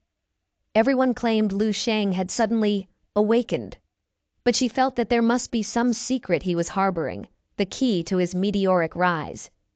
Now, it seemed Lu Sheng was about to reveal that very secret to her. With her innate talent in martial arts, knowing the secret would make her more powerful than ever. She could even surpass and defeat her brother. The thought of this scenario made her giggle, her face lighting up with amusement. At that moment, an icy voice resonated in her ears, followed by a karate chop on her head. Caught off guard, the tears she had held back earlier now rolled down her cheeks. She felt as if she had just gotten shorter. Lu Qing immediately shut her mouth, her little face turning serious. Subsequently, Lu Sheng kept guiding her through various techniques and movements. Lu Qing gradually realized that what Lu Sheng was teaching her seemed to be a body-refining technique. After completing the entire set, she felt numb all over her body and was so exhausted that she lay on the ground. Lu Sheng laughed and asked if she felt the effect. Reflecting on every move, Lu Qing felt that the results of the exercises were astonishingly good. Lu Sheng pondered for a moment and wondered how he could ensure that his sister wouldn't disclose this technique. He casually said, "This technique is just like the exercises she usually practices, only this is the latest version." Lu Qing looked puzzled. Lu Sheng then added, "It's like the smartphone they are using now. It seems to be the latest version, but companies have already developed newer versions ahead of time. They're just in the testing phase and haven't been officially launched yet," telling Lu Qing to not release this technique to anyone. Lu Qing was taken aback, realizing, so right now, she is basically a lab rat? Lu Sheng pinched his sister's cheek and said that there were benefits to being a lab rat, and most people wouldn't even qualify to be one. Besides, the body-refining technique he taught her was only available for a specific group of martial artists. It just wasn't ready for mass promotion. Lu Qing grumbled about the potential risks, asking what would happen if she ended up with a disability due to the training. Lu Sheng, speechless, retorted that since they were siblings, if she became disabled, it would happen to him first. Lu Qing then said, "Well, they are both doomed." Seeing Lu Sheng raise his hand as if to karate chop her, Lu Qing ducked and cried out that she was only joking. Then she curiously asked how Lu Sheng got his hands on this body-refining technique. Did he steal some secret? Lu Sheng clarified that he would never do anything illegal. However, after some playful fighting, Lu Sheng's expression turned solemn. He informed Lu Qing that the person who taught him this technique had strictly warned him against teaching it to anyone else, or letting anyone find out about it, or their whole family would be in grave danger. A nervous expression appeared on Lu Qing's face as she began to imagine multiple scenarios like in movies. She was horrified that Lu Sheng had shared such a significant secret with her. Lu Sheng, with a serious expression, nodded, and then looked at his sister with a complicated gaze, saying, he had no choice. After all, Lu Qing is his only sister. Lu Qing's eyes welled up with tears, and she emotionally said, "Oh, Ni-chan." Lu Sheng reminded her once again to guard this secret closely, stressing that she couldn't reveal it to anyone, including her teachers, best friends, and anyone else. Lu Qing nodded seriously, and Lu Sheng felt satisfied seeing his sister's commitment. Lu Sheng instructed his sister to practice the technique several times. Once she was familiar with it, she could practice on her own. Lu Qing's previously playful attitude disappeared in an instant, replaced by a newfound seriousness. She seemed to have matured significantly in just a short span of time. Even her behavior towards Lu Sheng became more affectionate and close. After all, her beloved big brother was risking his life to impart this martial arts secret to her. A thought crossed her mind. So all those times her brother locked himself in his room, he wasn't sneaking around with inappropriate magazines, but was actually practicing this technique. She firmly believed that with enough practice, she would definitely surpass Lu Sheng in skills one day. After their training session, Lu Sheng departed, leaving his sister to practice on her own. He told her to continue refining her technique, and when he returned, he would teach her some real combat techniques. Lu Sheng returned to the same restaurant he had been to before and took his usual seat. He met with Ling Su, who had already ordered a table full of steak for him. The two sat across from each other, one listening intently while the other spoke. Ling Su reported that the initial market price of the Spirit Muscle Vital Soup is set at 49,888, which isn't extremely high, but is still not affordable for the average consumer. She is targeting this product at the mid to high-end clientele with a certain financial capability. The sales have been pretty good. In less than a week since its launch, 1/5 of the initial 200 portions have already been sold, and the repurchase rate is exceptionally high. Ling Su believes that after some time, with people sharing and spreading the news, it will undoubtedly become the star product in the martial arts supplement industry of White Lake City, and even the entire Dongning province. Lu Sheng nodded as he listened to Ling Su's report, expressing his confidence in her. He inquired if their financial situation was still stable. Ling Su nodded. For now, they can manage. But as sales expand and they start to consider opening branches, they will likely need to take out bank loans. Moreover, she doesn't have much of her own money left. Lu Sheng took a sip of his drink and assured her he would be transferring some funds to Ling Su in a while, telling her to not worry about it. Ling Su suddenly recalled and asked if Lu Sheng's unified examination was about to start. Nodding, Lu Sheng mentioned that he would focus entirely on the upcoming exam and wouldn't travel elsewhere. He also mentioned that he'd be moving soon and would send Ling Su the new address. After some while, Ling Su's expression became complicated. Sometimes, even she would almost forget. The man sitting in front of her, exuding an overpowering aura with every gesture, was still a high school student who hadn't even completed his unified exam. Half a year ago, she probably couldn't imagine entrusting the fate of her family to such a young individual. On the silent nights when Ling Su would suddenly wake up, she would often ask herself if she had gone mad. But judging by the current situation, her decision seemed right. Ling Su sat for a while, realizing that after finishing their business talk, there wasn't much left to chat about with Lu Sheng. Thus, she stood up, preparing to leave. Before departing, she informed Lu Sheng that she had promoted Ma Fei to the position of store manager. A brief image of a young man playing with his phone at the counter flashed through Lu Sheng's mind. He told Ling Su to make decisions as she saw fit. Without any further conversation, Ling Su nodded and quickly left the restaurant. Ever since the steak incident, Ling Su felt awkward dining with Lu Sheng at the same table. Lu Sheng watched as Ling Su's figure faded into the distance. He has fully entrusted Ling Su with the pharmacy and believes that Ling Su will not betray him. Lu Sheng raised his hand and ordered 50 portions of steak to be packed. Right now, his primary focus was on enhancing martial strength, forging his psychic weapon, and achieving further breakthroughs. Additionally, he also had the female Grand Master in his sights. The next time he faced her, Lu Sheng was determined to defeat her. Lu Sheng happily returned home with a packaged steak in hand. His mother carried the steak into the kitchen while his younger sister Lu Qing lounged on the sofa, her eyes wide as she listened intently to their father speak. Everything at home was just perfect. A gentle smile spread across Lu Sheng's face. Time had flown by, with months passing in the blink of an eye. After winning the military star selection and passing the Psychic Master's evaluation, Lu Sheng returned home. Using his prize money and personal earnings, he had purchased a new home for his family. Upon hearing the news, the people from Red Mountain Martial Arts School had voluntarily offered to help Lu Sheng's family move. Soon, the family was ready to move out of the old neighborhood and into a large mansion on the outskirts of the city. By evening, the entire Lu family had settled into their new home. However, one of their new neighbors seemed to regard the Lu family with a somewhat curious gaze. Tomorrow is the day of Lu Sheng's unified exam. Lu Qing playfully raised her little fist and said, "Oh, Ni-chan, I'm sure you'll come back as the city's top martial arts scholar." Lu Sheng chuckled and ruffled Lu Qing's hair without saying a word. Lu Qing exclaimed with joy. She finally had her own martial arts training room. Lu Sheng's parents prepared some gifts, planning to visit their new neighbors. Lu Sheng wanted to accompany them, but his father suggested Lu Sheng rest instead, telling him to not worry about such trivial things, especially with the exam tomorrow.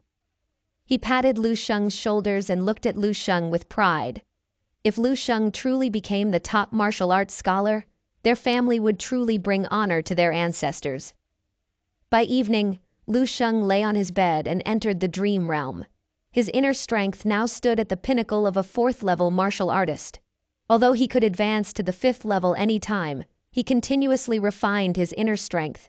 The once faint golden energy now shimmered like golden amber throughout his body. He was close to completing his 3rd refinement, which had multiplied its power several times over. As for other abilities, he has completed the 1st stage of the indestructible golden body technique, and will likely break through again after his last refinement.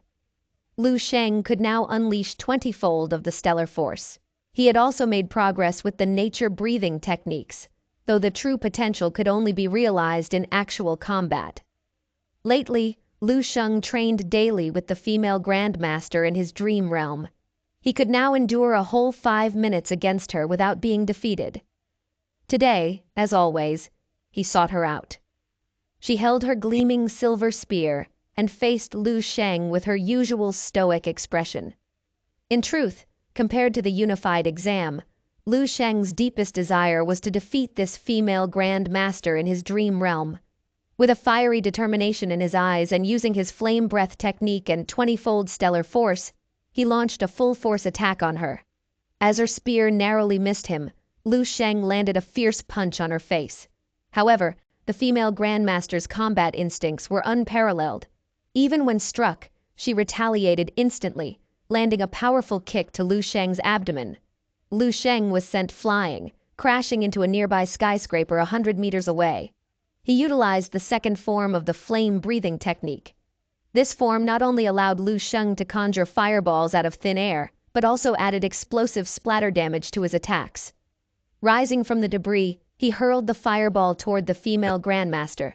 The effect was notable, but ice spikes suddenly materialized around her, blocking the fireball. In an instant, the spikes expanded toward Lu Sheng, who quickly switched to the wind-breathing technique to evade the attack. Today's training was typical.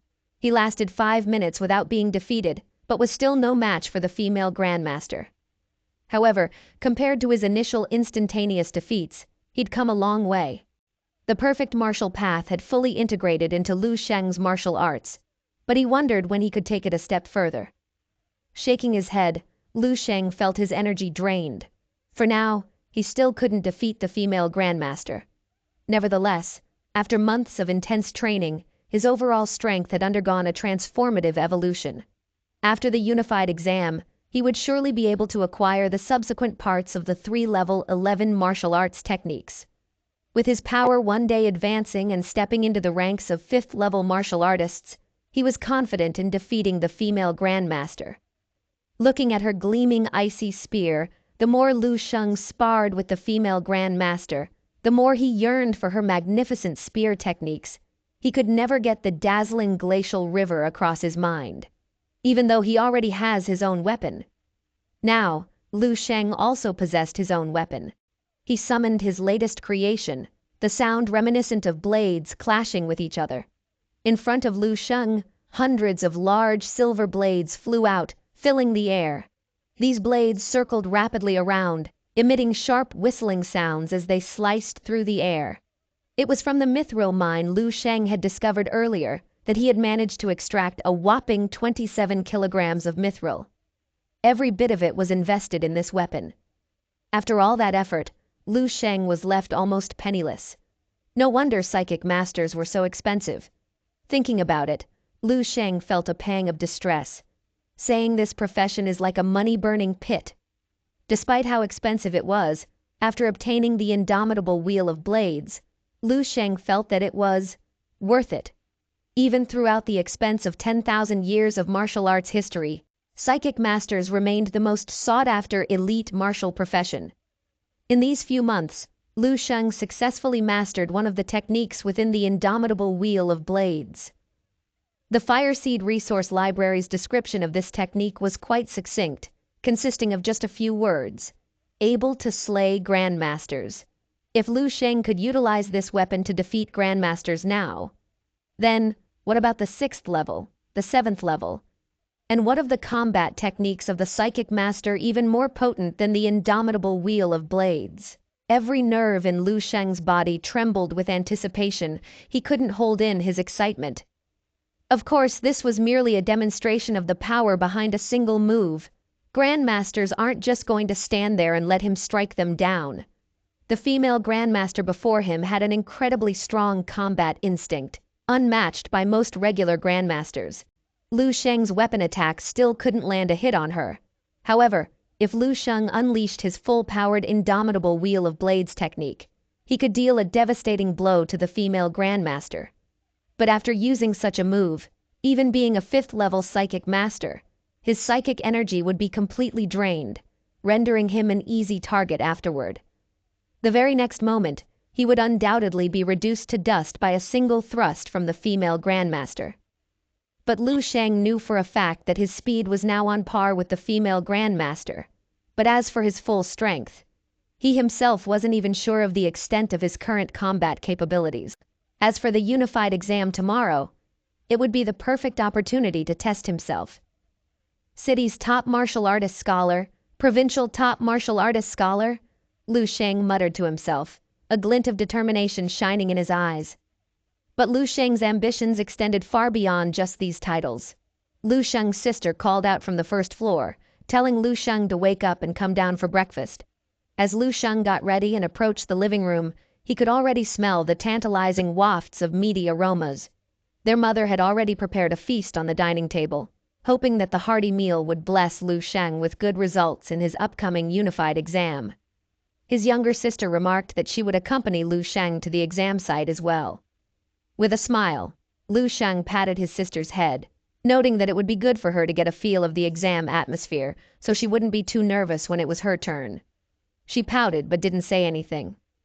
They quickly finished breakfast, and as they prepared to leave, their mother reminded Lu Sheng not to be too anxious and to do his best. The sound of a car beeping echoed from outside, and turning around, they saw their father, radiating excitement from his car, waving energetically at Lu Sheng. Today, with Lu Sheng taking his unified exam, it seemed the whole family was involved in the momentous occasion. Once the siblings were in the car, their father cheerfully drove out of the residential complex. Though he knew how to drive, he had always ridden a bicycle to save money. Lu Sheng recently bought him a car, and while Lu Sheng had wanted to buy a more luxurious one, his father had insisted on a more modest choice. It wasn't an expensive car, but to their father, it was a treasure. Inside the car, their father jovially said to Lu Sheng, "Whether their Lu family can produce a top martial scholar depends on Lu Sheng now." Lu Qing immediately piped up, protesting, asking what about her. Their father laughed, replying, "Little girl, your turn is still a ways off." The trio chatted and laughed as they headed towards the exam site, finally stopping at the City Martial Arts Center. The entrance, usually empty, was bustling today, filled with anxious parents and exam-taking students, not to mention numerous cars parked along the roadside. Activating his psychic power, Lu Sheng could hear the voices of concerned parents speaking with their children. "Do you need water? How about the toilet? Good luck with your exams. Don't be nervous. Did you remember to bring your ID?" Lu Sheng looked at this group of young exam takers. It had been a long time since he had lived a life like an ordinary high school student. Now, he was about to experience what every high school student goes through, taking the unified exam. Their dad gazed at the martial arts center, reminiscing. Back in his day, he also took the unified exam here. Unfortunately, his talent wasn't up to par, and the required supplement regimen was too much for him. He ended up just making a simple appearance before getting weeded out. Turning back to face Lu Sheng, his dad's eyes were filled with pride, telling Lu Sheng that he is 100 times stronger than his old man. He won't say much else. Telling Lu Sheng, just give it all and don't let any regrets get to him. Lu Sheng replied earnestly, he understood.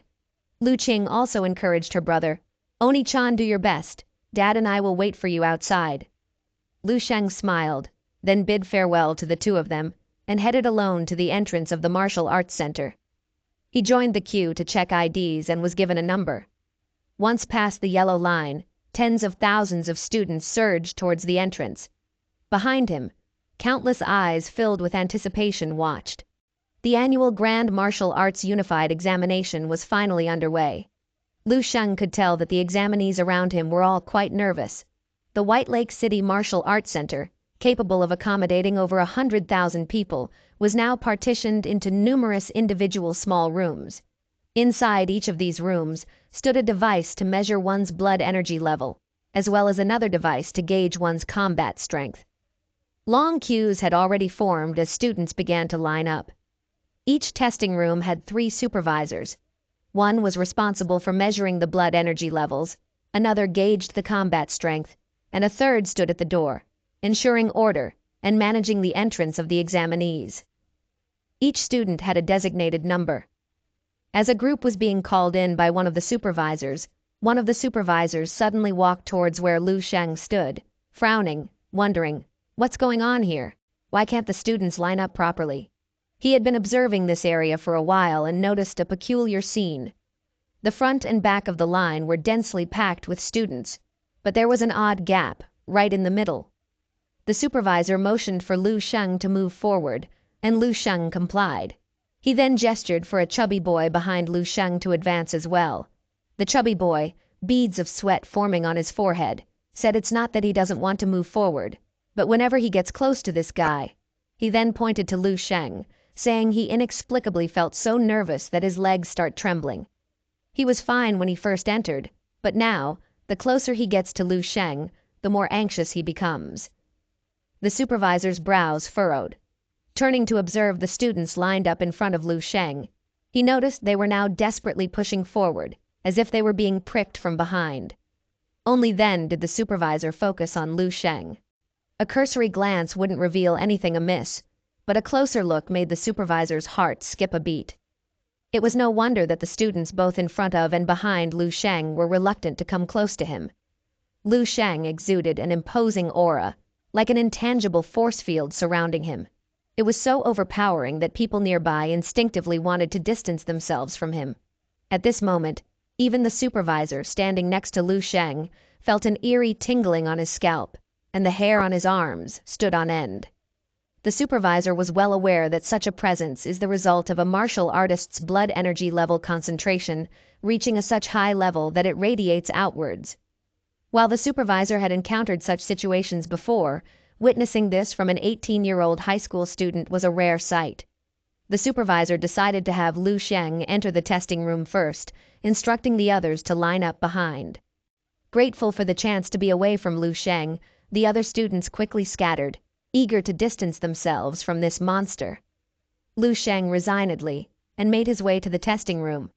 As soon as he entered, he overheard a young man protesting loudly that he hadn't taken any prohibited substances, and that he'd only consumed chicken soup brewed by his uncle, which his uncle claimed was beneficial for the exam. But the supervisor wasn't convinced and took him away. Another supervisor coldly swept his gaze over every student present, warning that he had said this once and wouldn't repeat this again. If anyone has consumed anything they shouldn't have in the past few days, they may leave now. The supervisor will consider it as an absence, and it won't affect their chance to take the unified exam next year. The young boy being pulled out of the exam site still protesting. That young man would undoubtedly resent his uncle for a long time. The supervisor continued, shaking his head. These cheaters will likely never make it into a martial arts university. No institution will admit a student with a record of dishonesty. When it was finally Lu Sheng's turn, an intense and palpable aura emanated from him, immediately making the atmosphere in the room heavy. The two supervisors' faces went pale, and the one closest to Lu Sheng involuntarily took several steps back, feeling overwhelmed by the intensity. It was shocking to see two fifth-level martial arts supervisors react this way, their bodies trembling and instinctively retreating from Lu Sheng. The supervisor responsible for testing blood energy levels doing his best to suppress his unease from the powerful aura Lu Sheng emitted, approached with a needle to extract a blood sample. As the supervisor was about to open the packet, Lu Sheng voiced out, "That needle won't pierce his skin." The supervisor halted his action, eyes widening in disbelief. Looking intently at Lu Sheng, the supervisor nodded and fetched a higher-grade needle from his drawer. Lu Sheng didn't think these would be any use either. He grabbed a handful and fiercely jabbed them into his hand. To everyone's astonishment, the needles bent without piercing his skin.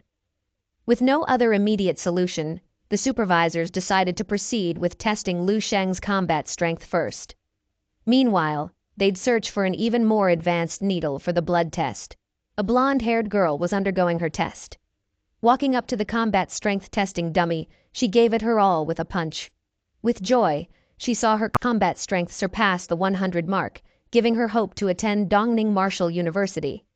Then, it was Lu Sheng's turn. The staff member, surprised to see a supervisor personally escorting a student, reminded the supervisor that Lu Sheng's blood energy value hadn't been recorded yet. The supervisor whispered something into the staff member's ear, leaving the staff member in disbelief.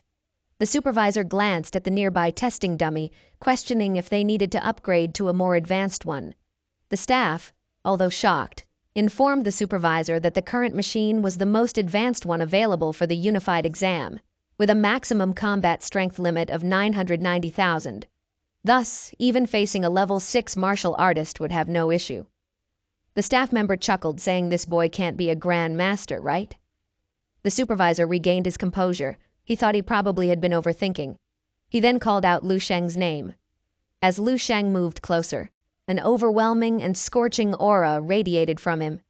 The supervisor and the staff member felt a momentary lapse in their confidence, as if they had misjudged something.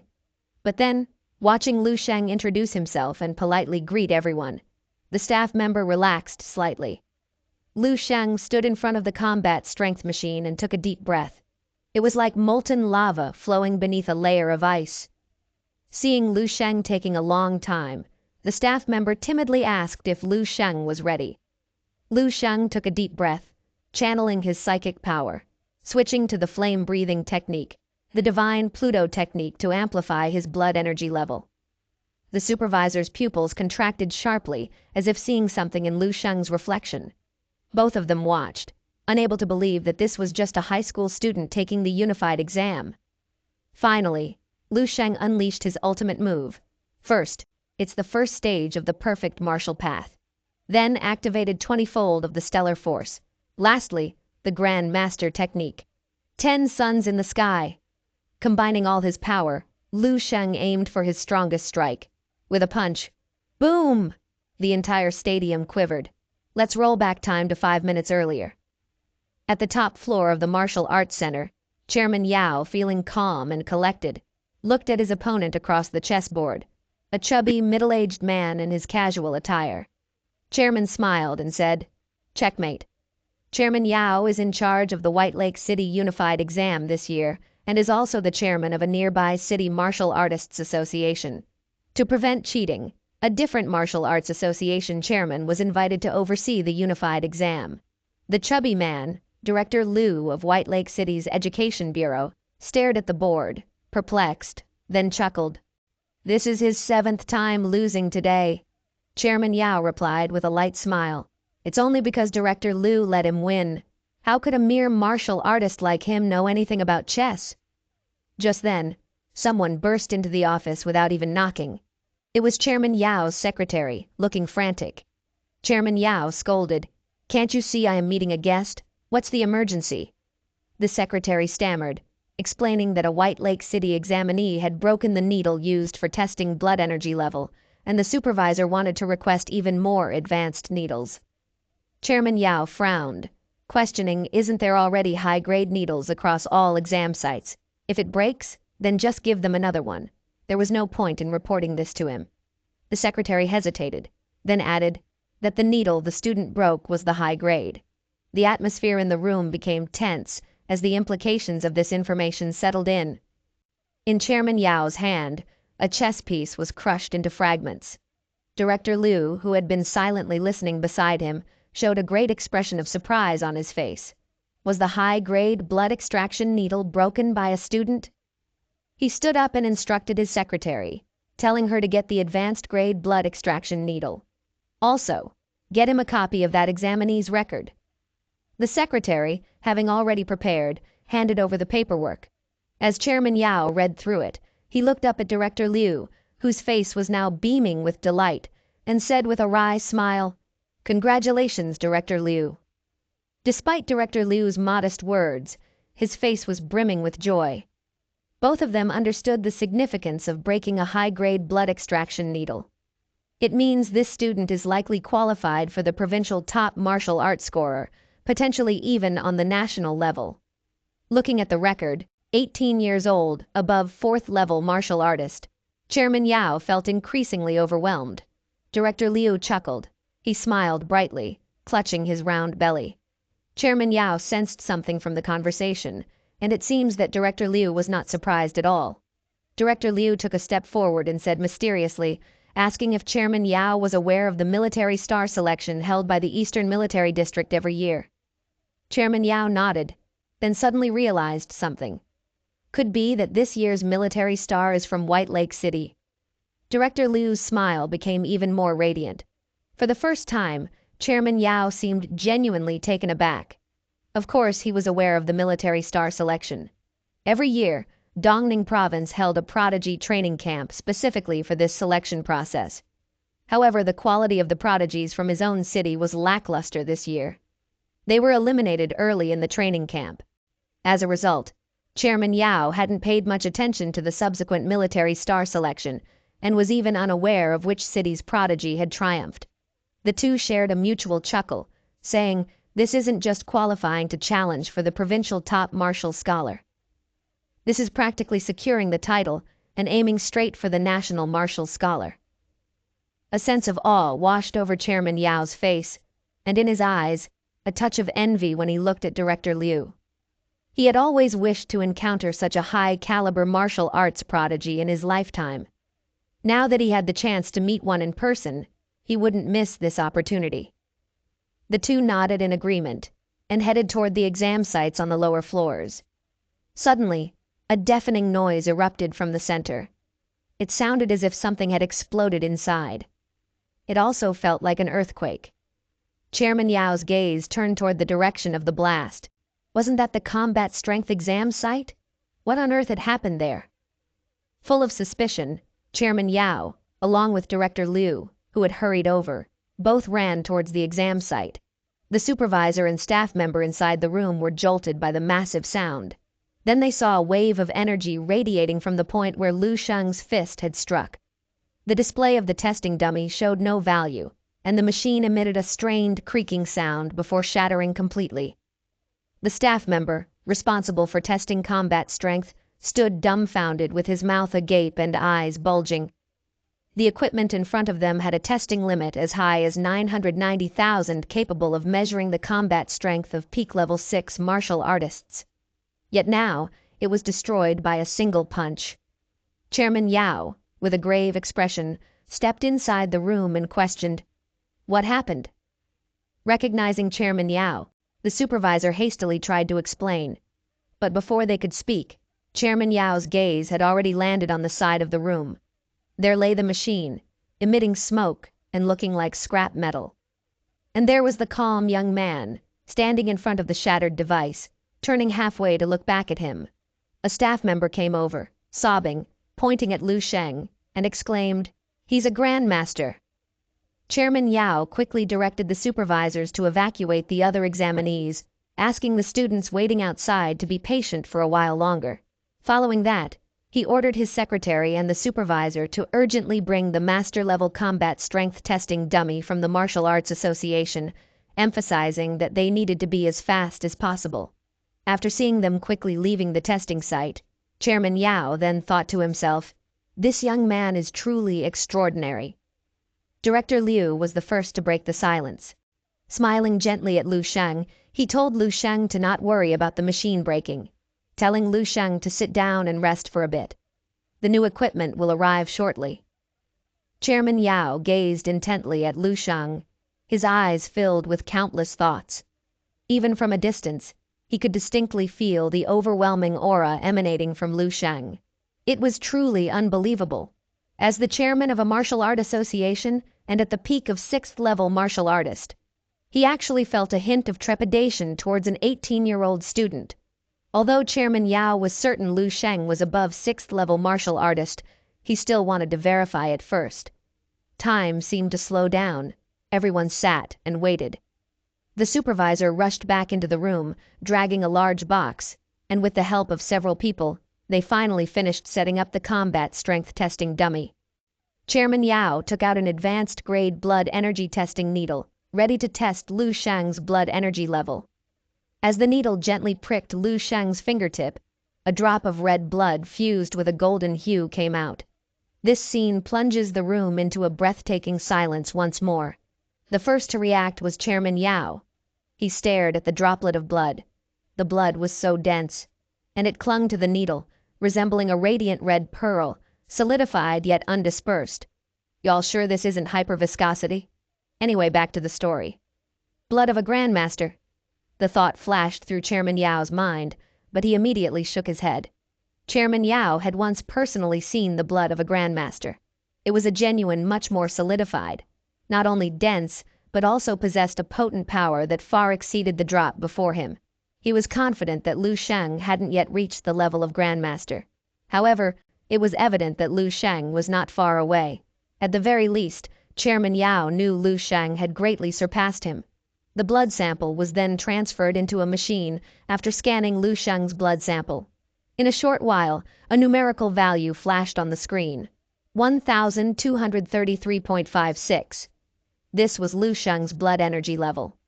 Upon seeing this number, Director Liu abruptly leaned forward, almost jumping up, his eyes locked onto the screen.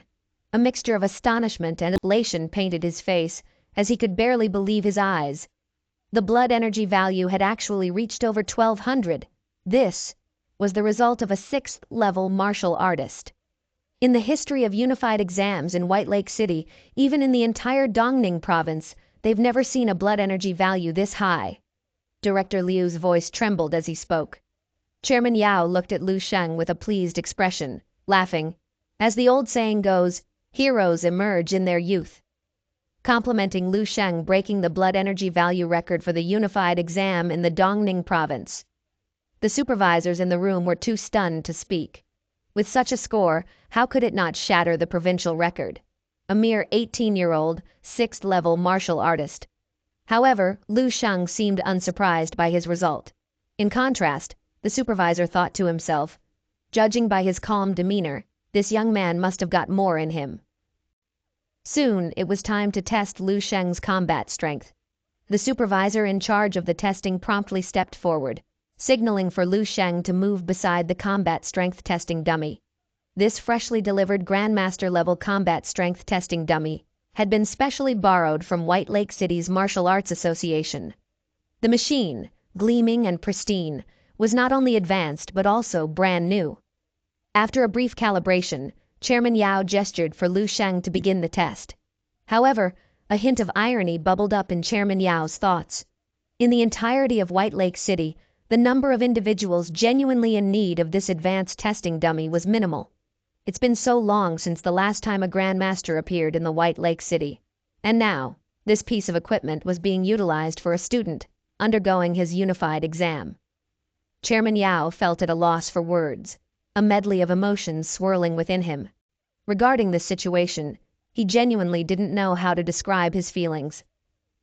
Lu Sheng stood quietly in front of the testing dummy, taking a deep breath. Every cell in his body seemed to suddenly awaken. He once again unleashed his full power. Every inch of his muscles and every drop of blood seemed to be filled with immense power. All of a sudden, he burst forth with full force. Flame-breathing technique, 20-fold stellar technique, Grandmaster technique, 10 suns in the sky, producing an astonishing wave of energy that rippled outwards. Director Liu and the supervisor were pushed back by the powerful surge of energy as if they were helpless lambs unable to stand in the face of a massive storm. Chairman Yao, however, stood firm like a mountain, but his clothes danced wildly in the wind. His gaze focused intently on Lu Sheng. Unable to conceal his astonishment, he slowly said, This is the will of a Grandmaster." What he had pursued fervently for years now manifested in a young man. No words can explain how Chairman Yao is feeling. Although Director Liu wasn't a high-level martial artist himself, he understood the significance of having the will of a Grandmaster. This ensures the young man in front of them will eventually become a 7th-level Grandmaster. Lu Sheng's future was undoubtedly bright. This time, the testing dummy did not break apart. However, a large dent was clearly visible on the testing dummy. After the surge of energy dissipated, all eyes were fixed on the screen. The numbers on the screen fluctuated before finally settling at 1.26 million combat strength. The room was so quiet that you could hear a pin drop. Chairman Yao was completely at a loss for words. Lu Sheng possessed a blood energy level comparable to that of a Grandmaster, the will of a Grandmaster, and even his combat strength had reached the Grandmaster level. Even if he was slightly off on his blood energy level, he undoubtedly deserved the title of Quasi-Grandmaster. An 18-year young Quasi-Grandmaster, can you believe it? Only Chairman Yao, with a complicated expression, gazed at Lu Sheng, who stood with his fists retracted. Suddenly, as if recalling something, he asked Lu Sheng, "Why didn't you use your inner force?" Director Liu also noticed this and posed the same question. Lu Sheng shook his head, and a golden light appeared in his hand, which quickly faded. He said he hadn't reached the 5th level yet. The two men stared at Lu Sheng in disbelief. Lu Sheng's words were as calm as water, but they sounded like thunderclaps in their ears. Without even reaching the 5th level, Lu Sheng had displayed the combat strength of a Grandmaster. What would it be like if he truly stepped into the realm of a Grandmaster? After a moment of silence, Chairman Yao turned to Director Liu and congratulated him once again. The White Lake City had just emerged as a real prodigy. Director Liu's lips trembled as if his eyes were sparkling. He knew that this young man from his White Lake City was about to ascend to greatness. Director Liu swiftly turned around, urgently instructing the supervisor to notify Chairman Xiao and the Eastern Military District about this news. Outside the Martial Arts Center, Lu Sheng watched the other students, displaying a range of emotions. Some were despondent, some were in shock, some were excited, and others were fervent. Lu Sheng's dad and his sister approached him quickly, curiously asking, "How did the exam go?" Lu Sheng smiled slightly and responded saying it was better than he expected. Lu Qing's eyes sparkled, saying she hoped Lu Sheng would become the top provincial martial arts scholar this time. The trio joyfully took a commemorative photo of Lu Sheng's unified exam before heading home. When the trio returned home, it was just in time for dinner. After eating, Lu Sheng entered his dream realm once again. He checked his personal info once again, and this time there were some changes. At the age of 18, he won the Eastern Military District's Military Star selection, and in the same year, with the top unified exam scores in the country, he got into the Divine Martial University in the royal capital. At age 32, he advanced to the 7th level Grandmaster level. By age 54, he he became the 8th level Great Grandmaster. At age 60, Lu Sheng was recognized as one of the 4 generals of the Eastern Military District. Living a life full of military achievements, he ultimately died in the martial year 477 at the age of 181. Lu Sheng's personal historical rating received a high rating of 4.5 stars, granting him access to a level 4 Fireseed resource bank. Lu Sheng was mildly shocked. He had finally reached the level of an 8th level Great Grandmaster in his lifetime.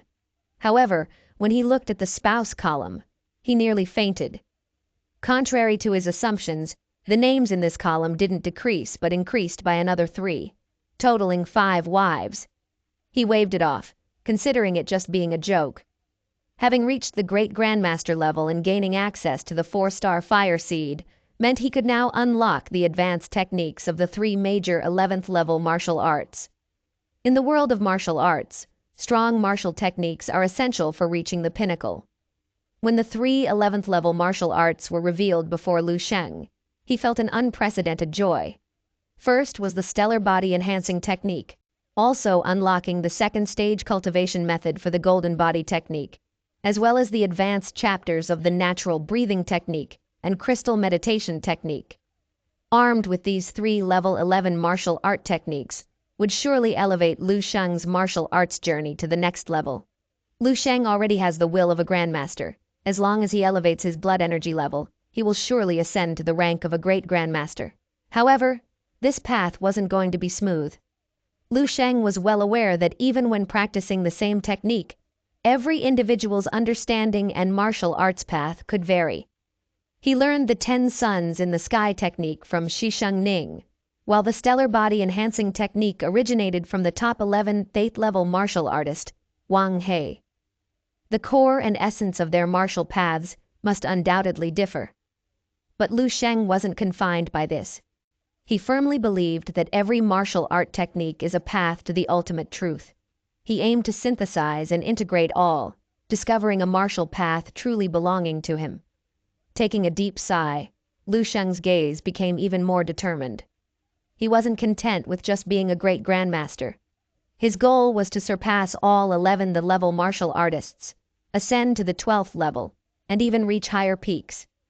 Only by standing at such an unparalleled height can one truly rewrite history and reshape the face of the world. And this was Lu Sheng's ultimate pursuit. On the 5th day after the unified exam ended, Lu Sheng's father had prepared everything. The bright red lanterns and firecrackers were all placed all over the house. He knew that his son's results were about to be revealed in the upcoming weeks, and he was already feeling excited, ready to celebrate the good news that was soon to come. Lu Sheng's younger sister was also excitedly helping their dad stabilize the ladder. However, the neighbors might thought otherwise. The man next door, wearing glasses, was looking from his window at the bustling scene at the Lu family's mansion, where the lanterns were hung high. He smiled and said it seemed like their neighbor was looking to celebrate something. However, his wife seemed unimpressed. She complained impatiently, "Ever since that family moved in, there hasn't been a moment of peace." The fact that Lu's family was able to purchase a house bigger than her bothered the woman a lot. She glanced disdainfully at the Lu family. She then recalled the morning incident when Lu Sheng's dad accidentally spilled a basket of oranges. Just then, a loud car horn blared, and the woman decided to cause a scene. Lu Sheng's father squatted on the ground, swiftly gathering the scattered oranges with both hands and feet, all the while continuously comforting, "It'll be done soon. It'll be done soon." Despite his efforts, his anxious voice couldn't quell the increasingly piercing honks surrounding him. Even though the woman's car could have easily navigated around, the woman intentionally ran over the oranges. Meanwhile, her husband tried to persuade her not to speak so harshly, reminding her that we are all neighbors after all. Upon hearing this, the woman's eyes widened in disbelief that her husband would actually speak up for the neighbors. Just then, a loud car horn blared, and she, unable to contain her anger, demanded to know who was so audacious to honk so early in the morning. She subconsciously blamed the Lu family for everything, thinking it was Lu Sheng's father protesting about what happened that morning. She yelled out angrily, "Even if a few oranges got crushed, They can just be compensated, saying she will be sending over a truckload of oranges to their house as compensation." Just as she was about to go out and make a complaint, her husband saw the license plate of the car in front and was suddenly startled. As someone who works for the government, he instantly recognized the vehicle and the license plate. It was the governor's official vehicle. In front of their house, a massive convoy was slowly approaching, a row of sleek black business-class Mercedes. At the very front of this convoy was a stretched, top-of-the-line luxury sedan. Cold sweat formed on the man's forehead. Although he had heard rumors of a top martial arts scholar appearing in their province, he never imagined the governor would personally visit and honk in congratulations. This led him to speculate that the governor had made a special trip for the martial arts top scholar. Now that he had come here, this must have meant that the legendary top scholar in the unified exam actually lives in their community. His wife was also immediately caught up in the excitement, hastily planning to go back inside to change clothes, ready to meet this legendary student. She was ready to establish a good relationship with them, and the benefits in the future are self-evident. However, when her gaze inadvertently fell on the Liu family, who were also attracted by the honking, her face immediately showed a trace of disdain and disgust. The Liu family, too, were curiously standing on tiptoes, looking at what was happening outside. One young man hurriedly greeted Lu Sheng's family, while the family was both nervous and confused. The black convoy finally slowly pulled up to their front gate. Following this, the door of the stretch sedan slowly opened, and a tall, middle-aged man dressed in a gray suit stepped out. As soon as he got out of the car, he smiled and greeted Lu's family. He spoke with a sonorous and deep voice. "Excuse for my interruption, is this the home of Lu Sheng, the top martial arts scholar in Dongning Province?" As it turned out, the visitor was none other than the governor of Dongning Province, Xia Pingnan, who was also a Grand Master. Upon hearing this, the Liu family was struck by immense surprise and joy, their faces filled with indescribable excitement and happiness. And the neighbor woman, who had been observing from the window, felt her head buzz and went blank at this sight. She suddenly became unsteady on her feet and collapsed onto the ground, her mind buzzing with shock. The legendary top martial arts scholar was the eldest son of her despised neighbors, whom she had always looked down upon as country bumpkins. Sitting blankly on the ground, the woman's mind went blank, and she lost her ability to think. Recalling all the things she had done to the Liu family over the past few days, she felt as if her soul had left her body. Lu Sheng slowly opened his eyes and slightly twisted his body. A series of crisp cracking sounds came from his neck and joints. He looked down at his skin, noticing a layer of light gray dirt covering it, appearing somewhat greasy. Previously, having reached the first stage of the immortal golden body technique, it had become difficult for him to expel impurities from his body. However, now that he had entered the second stage of the immortal golden body technique, new impurities began to be expelled from his body. This indicated that Lu Sheng's had once again started to get stronger. He then decided to take a quick shower. After washing up, Lu Sheng wiped his body and walked out of the bathroom, casually picking up his phone to check it. He found a heap of unread messages, the majority of which were from his younger sister.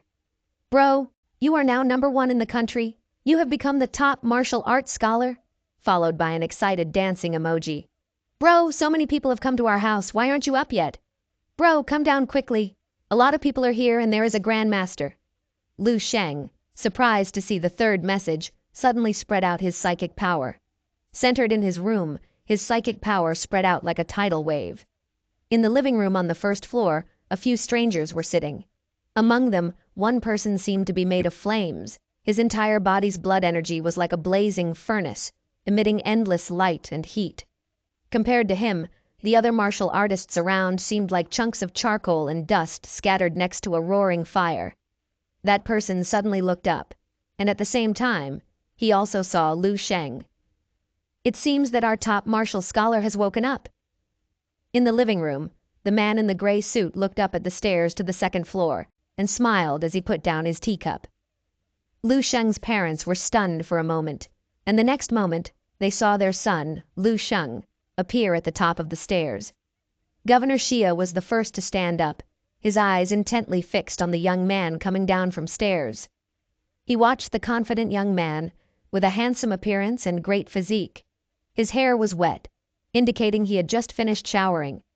His face was calm and inscrutable, showing a rare maturity and steadiness for someone of his age. However, Governor Sia saw much more than these outside characteristics. Under his sharp gaze, the young man walking towards him seemed like the morning sun slowly rising. Seeing that his son was awake, Mr. Liu immediately began to introduce the distinguished guests present. Xia Pingyan, the governor of Dongning Province. The second person was the mayor of White Lake City, and lastly, Chairman Xiao, who Lu Sheng had met before. Lu Sheng nodded slightly, walked over to Governor Xia, exchanged greetings, and then proceeded to greet the mayor and Chairman Xiao. Shaking hands with Lu Sheng, Governor Xia and the guests took their seats again. Governor Xia began to explain that his unannounced visit was mainly to congratulate Lu Sheng on achieving the top position in this year's National Unified Exam, becoming the top martial scholar. Even though there were still 2 weeks left before the release of the exam results, Governor Xia assured that the results had almost been finalized. The only thing left is the ranking, but Lu Sheng's position has already been determined. Undoubtedly, Lu Sheng is this year's top martial scholar. Even without Lu Sheng's academic scores, Governor Xia was confident that Lu Sheng had broken their National Unified Exam record. Governor Xia shared that he received the news early in the morning and rushed over immediately, hoping to meet Lu Sheng in person. He wanted to present Lu Sheng, the pride of Dongning Province, with some well-deserved rewards on behalf of the province. With a glance, Governor Xia signaled his secretary, who swiftly stepped forward, bringing out several items. Among them was a bank card worth 50 million, and the second was a 400-square-meter residence located in the center of Dongning Province.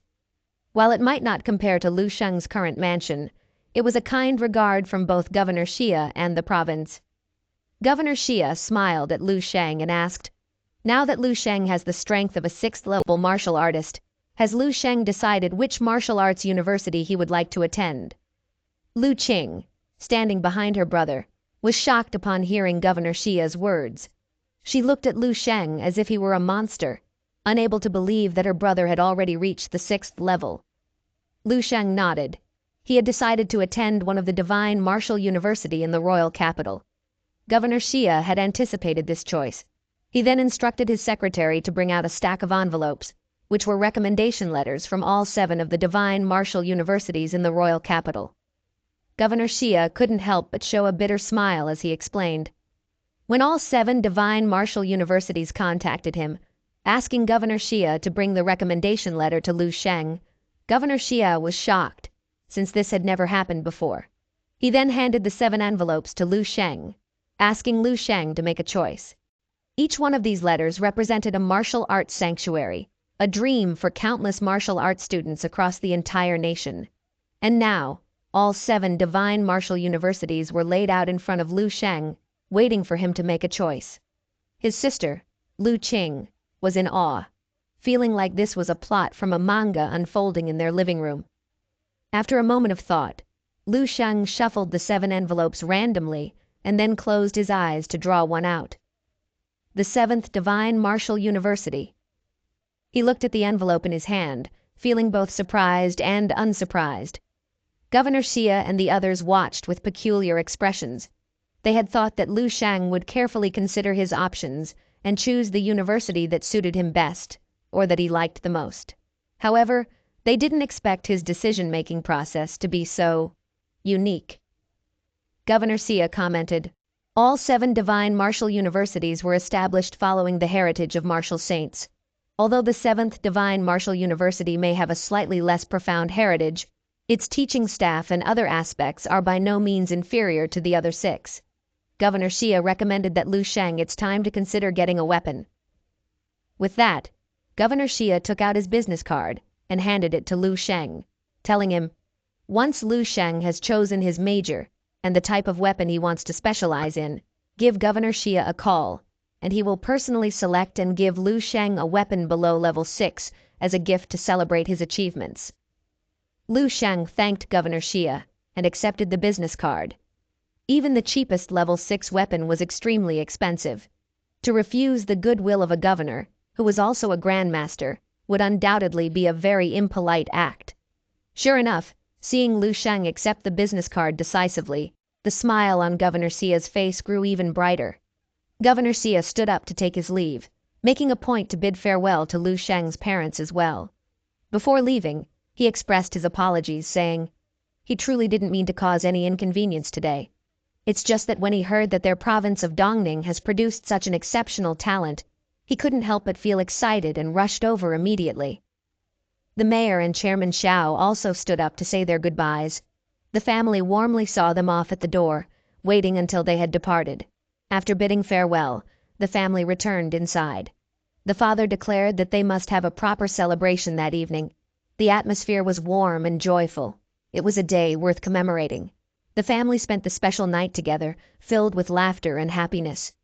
Inside a dimly lit conference room, several figures were deeply engrossed in studying Lu Sheng's profile. It had been years since they had taken such a keen interest in an individual. Perhaps this year will be different, one of them murmured, his eyes shimmering. He was no other than the Jade Martial Saint. A few days later, Lu Sheng embarked on his journey to the royal capital, bidding farewell to his classmates, embracing his family at the airport, passing through security, and boarding the plane. Lu Sheng's knowledge of the royal capital was very limited, but he knew the reason these 7 universities stand out is primarily that each contains a complete martial arts inheritance. Moreover, they each possess a unique divine martial tower.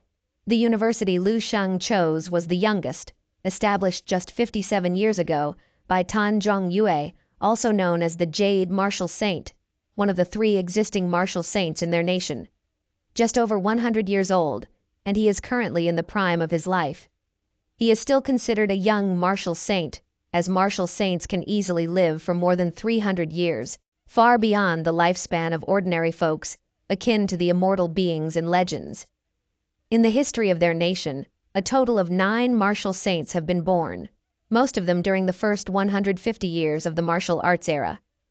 This was a time of prosperity for martial arts, with various opportunities, inspiration, and a surge of martial arts talents. However, due to the turbulent times, many martial saint-level powerhouses perished in battles against the ferocious exotic beasts, or in what can only be called civil wars between different nations. Lu Sheng learned in his history class that during the 1st century of the martial arts era, their nation and another nation fought for the title of world martial arts leader, deploying numerous martial artists to the battlefield. Even several martial saints fell in this battle, making it one of the most tragic and heartbreaking wars in centuries.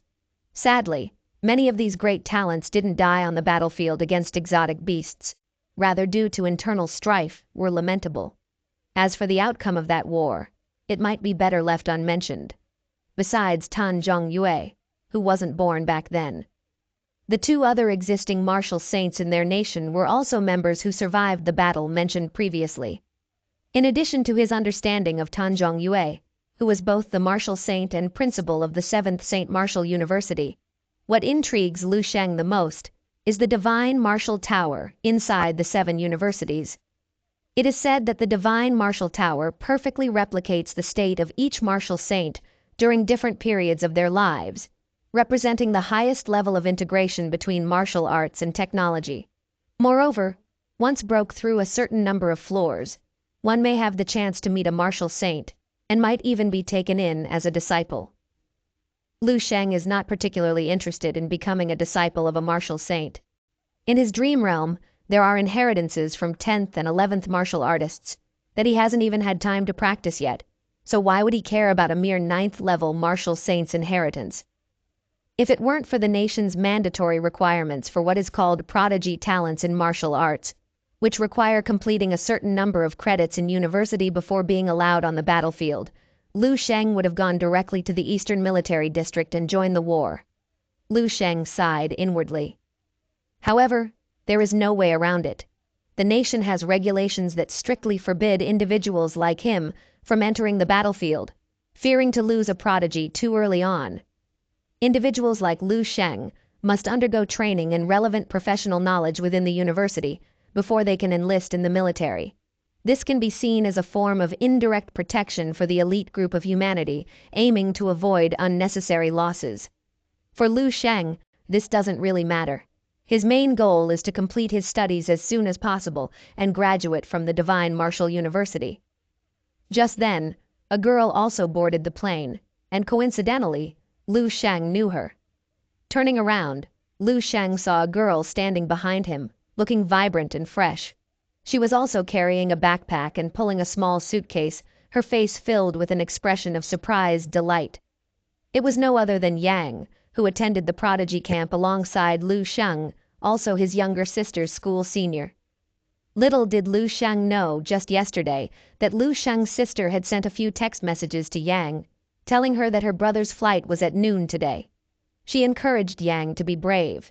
After all, Yang had given up her admission to Dongning Martial University for the royal capital to be closer to Lu Sheng, something that Lu Sheng's sister highly approved of. Coincidentally, not only were they on the same flight, but their seats were next to each other. Lu Sheng was momentarily stunned when he saw Yang showing her boarding pass. He had not expected that Yang was also going to the royal capital, and what's more, that she would be traveling together with him. Lu Sheng suddenly remembered the spouse section in the dream realm, and then looked at the beautiful girl sitting beside him. A sudden sense of worry arose in his heart. Could it be? Oh, no, not this again. 2 hours later, the two of them got off the plane together. Looking at the magnificent buildings and the bustling city, Lu Sheng thought to himself, this is truly a royal capital. Perhaps the grand 1359 military base in his dream realm also looked like this before it was overthrown. Watching some of the cleaning workers leap down from high places or stick to the windows like Spider-Man, he realized that this place was no joke. After giving it some thought, Lu Sheng decided to accompany Yang to her university. He was somewhat surprised. Although Yang had not been accepted into the Divine Martial University, with her talent, getting into Dongning Martial University shouldn't have been a problem. So why did she choose to come to the royal capital and attend Jinghe Martial University instead? There was quite a significant difference between the two universities. Either way, since they are from the same city, they should look after each other. Lu Sheng took one of her suitcases from her hand and walked ahead, planning to help Yang with her registration before reporting to the Divine Martial University himself. Watching Lu Sheng walking beside her, Yang experienced an inexplicable acceleration of her heartbeat. She thought to herself, it felt like they were a couple starting school together. Yang obediently followed behind Lu Sheng. They quickly entered the front gate of Jinghe Martial University, where they saw a few young men in their early 20s greeting the freshman students. When Lu Sheng and Yang appeared at the school gate, the two young men immediately stopped chatting and looked over, their eyes lighting up at the sight of Yang. Both of them quickly approached them. One was quite burly, wearing his tank top and showing off his arm muscles. The other had blonde hair and was tall and thin. Both of them approached Yang with beaming smiles and an exceedingly attentive attitude, asking to carry Yang's suitcases for her. Yang was startled and immediately hid behind Lu Sheng. Lu Sheng, however, remained quite calm. He handed the suitcase to the two young men. Seeing Lu Sheng, a strong sense of crisis immediately appeared in their eyes. One of them asked Lu Sheng if he was also a freshman at Jinghe Martial University. For the past few days, Lu Sheng had learned how to hide his blood energy inside his body, so ordinary martial artists would not be able to perceive it like they did during the unified exam. Lu Sheng shook his head and said they were friends, and he had come to help her register. Hearing Lu Sheng say he wasn't a student at Jinghe, the two young men's expressions relaxed slightly. Although they could tell that Yang had feelings for Lu Sheng, they thought to themselves that as long as they weren't from the same school, the threat was significantly reduced. After all, being near the water means you're the first to get to the moon, as the saying goes. The two young men led Lu Sheng and Yang into the school, proudly introducing it along the way. They said that although Jinghe wasn't the best in the royal capital, it would definitely be considered a top-tier institution in other provinces. The school had numerous martial arts practice rooms, and they had 3 opportunities per month to enter the Divine Martial Tower. Lu Sheng was curious and asked if anyone was allowed to enter the Divine Martial Tower. The two young men proudly stated that the Divine Martial Tower was a national treasure, and naturally, all martial arts students could use it. Not just the students from the royal capital, but even out-of-province martial artists could apply at the Martial Arts Association for the qualification to enter the tower. Lu Sheng then understood that students from the 7 Divine Martial University had it even more convenient. They could enter at any time without needing to apply. The blonde young man then smiled and told Yang that if anyone bullied her, there were people in the school who would stand up for her. But she must never provoke anyone from the 7 Divine Martial Universities. Lu Sheng, curious, asked why. Seeing that it was Lu Sheng who spoke up again, the blonde man was getting a bit annoyed with him constantly interjecting and impatiently said, "Because the students from the Divine Martial Universities are all crazy. Those people are assigned missions combating the exotic beasts on their first day of class, saying Lu Sheng will get his butt kicked if confronted by one of them." The blonde young man impatiently looked at Lu Sheng and asked, "Got it?" Lu Sheng offered a slight smile and nodded. At this point, the group had arrived at the enrollment area. Lu Sheng prepared to leave after dropping off Yang, telling Yang she could contact him by phone if she needed help. Yang waved goodbye to Lu Sheng and watched his departing figure. The blonde young man thought Lu Sheng was too arrogant.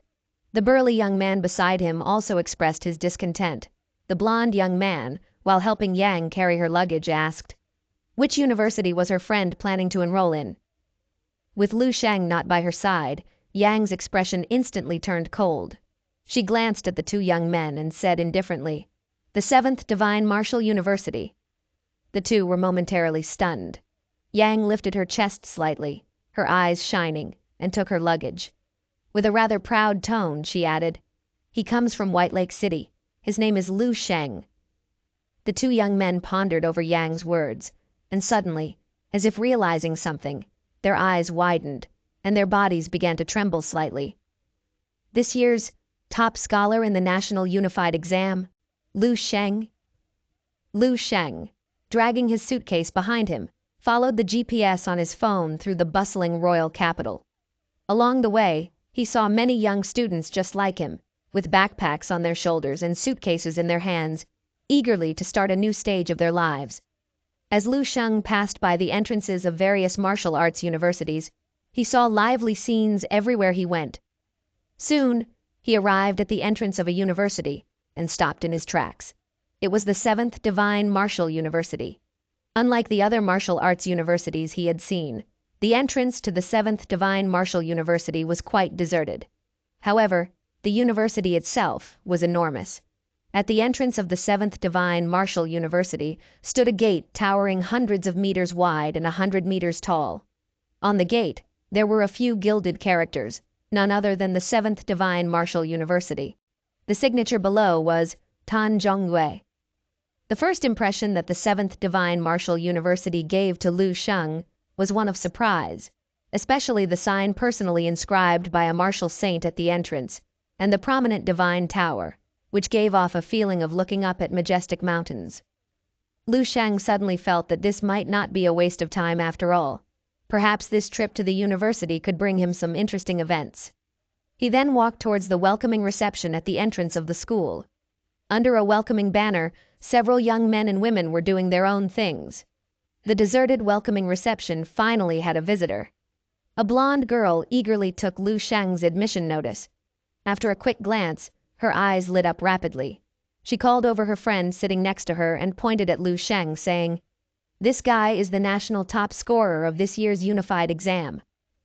The young man who was polishing his sword stopped to listen, and they all became curious about the handsome freshman in front of them, as this was the first time the 7th Divine Martial University had admitted the national top scorer. The young man holding a great sword sized up Lu Sheng from head to toe, squinting his eyes. He then jumped up, sword in hand, and landed in front of Lu Sheng. When he asked if Lu Sheng was indeed the top scorer of the year, Lu Sheng wasn't startled. He smiled and assured me, "Absolutely genuine." Just as Lu Sheng was about to ask the young man about where the student dormitory was, the young man raised his great sword and fiercely swung it down at Lu Sheng. Lu Sheng remained still. He didn't even blink, as he calmly and smilingly looked at the young man. The young man slowly nodded, then lifted his great sword and pointed in a direction, telling Lu Sheng to keep walking inside, and that there would be signs along the way. Lu Sheng, without any fuss, picked up his suitcase and headed towards the direction. As Lu Sheng's figure gradually disappeared into the distance, the three began to talk. They were all very curious about Lu Sheng. The young man asked what Lu Sheng's score was on the unified exam. One of the girls searched for a while but couldn't find the information. However, a serious expression appeared on her face as she said, "Rumor has that the national top scorer this year had blood energy level at the 6th level, while also broke quite a few records during the exam." The young man with the great sword was somewhat shocked. The other girl also opened her mouth in surprise, anticipating that there would be an interesting show to watch later on. As Lu Sheng entered the campus, he recalled the information he had read about the university. However, as he walked along, he hardly saw anyone. The lush campus seemed almost empty, as if he was the only one walking there. Suddenly, a chubby student spotted Lu Sheng and ran towards him. He introduced himself as Lin Zhe, also a freshman, and complained that he had been walking for half an hour without seeing a single person. Like Lu Sheng, Lin Zhe was laden with a suitcase and backpack. Smiling, the chubby boy said he was very bad with directions and asked if Lu Sheng could help him find the student dormitory. Looking at Lin Zhe, Lu Sheng was reminded of his high school bestie Ming and felt a natural liking for the chubby boy in front of him. Lu Sheng smiled and agreed to help. At the entrance of a spacious residential area, a large group of young boys, clearly new students, were gathered, dragging their luggage behind them. Their faces showed a touch of youthful looks and showcased their pride. However, at this moment, there was a hint of anger in their eyes. A student grunted as it was sent flying, landing heavily on the outskirts of the crowd. The young man lifted his head, his face filled with shock and terror, and a barely noticeable hint of fear in his eyes as he looked at the person who just sent him flying. A tall young man in an orange outfit was clapping his hands with a smile, looking at the student on the ground and speaking. "Xu Xiaoming, the martial arts top scorer from Nanjiang province, right? You really do have some skills. You're the first one who's been able to take 2 of my attacks. Keep working hard, and with a bit more breakthrough, you might just make it inside." The young man made an encouraging thumbs-up gesture and acted like he was sincerely cheering him on. But the sarcasm and mockery in his tone were obvious. The surrounding crowd of freshmen all showed a hint of fear. So far, no one has managed to enter the dormitory area.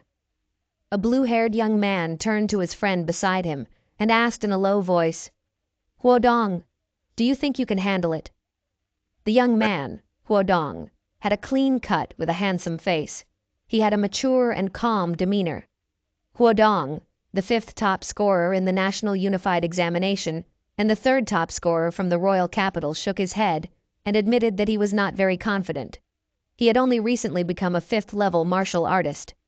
But at this moment, Huodong's face also showed seriousness and worry. Huodong stared intently at the young man in the orange shirt, speaking in a concerned voice. "This guy is very strong, probably already at the peak of 5th level, and with minor achievement in Gang Ki, a form of internal energy in martial arts." He took a deep breath and admitted that he might not be able to withstand more than 3 attacks against him. Perhaps Huodong would have a chance if his elemental control talent breaks through to level 3, but right now... Huodong shook his head, choosing not to continue his sentence. The young man beside him couldn't believe what he was hearing. Even their strongest, Huodong, couldn't withstand more than 3 attacks. He gritted his teeth and suggested that they could wear him down, taking turns to fight him, then let Huodong take him down at the end. However, Huodong shook his head, explaining, "A peak 5th-level martial artist, with a blood energy level of 1,000 and supported by internal energy. It's not that easy to wear him down."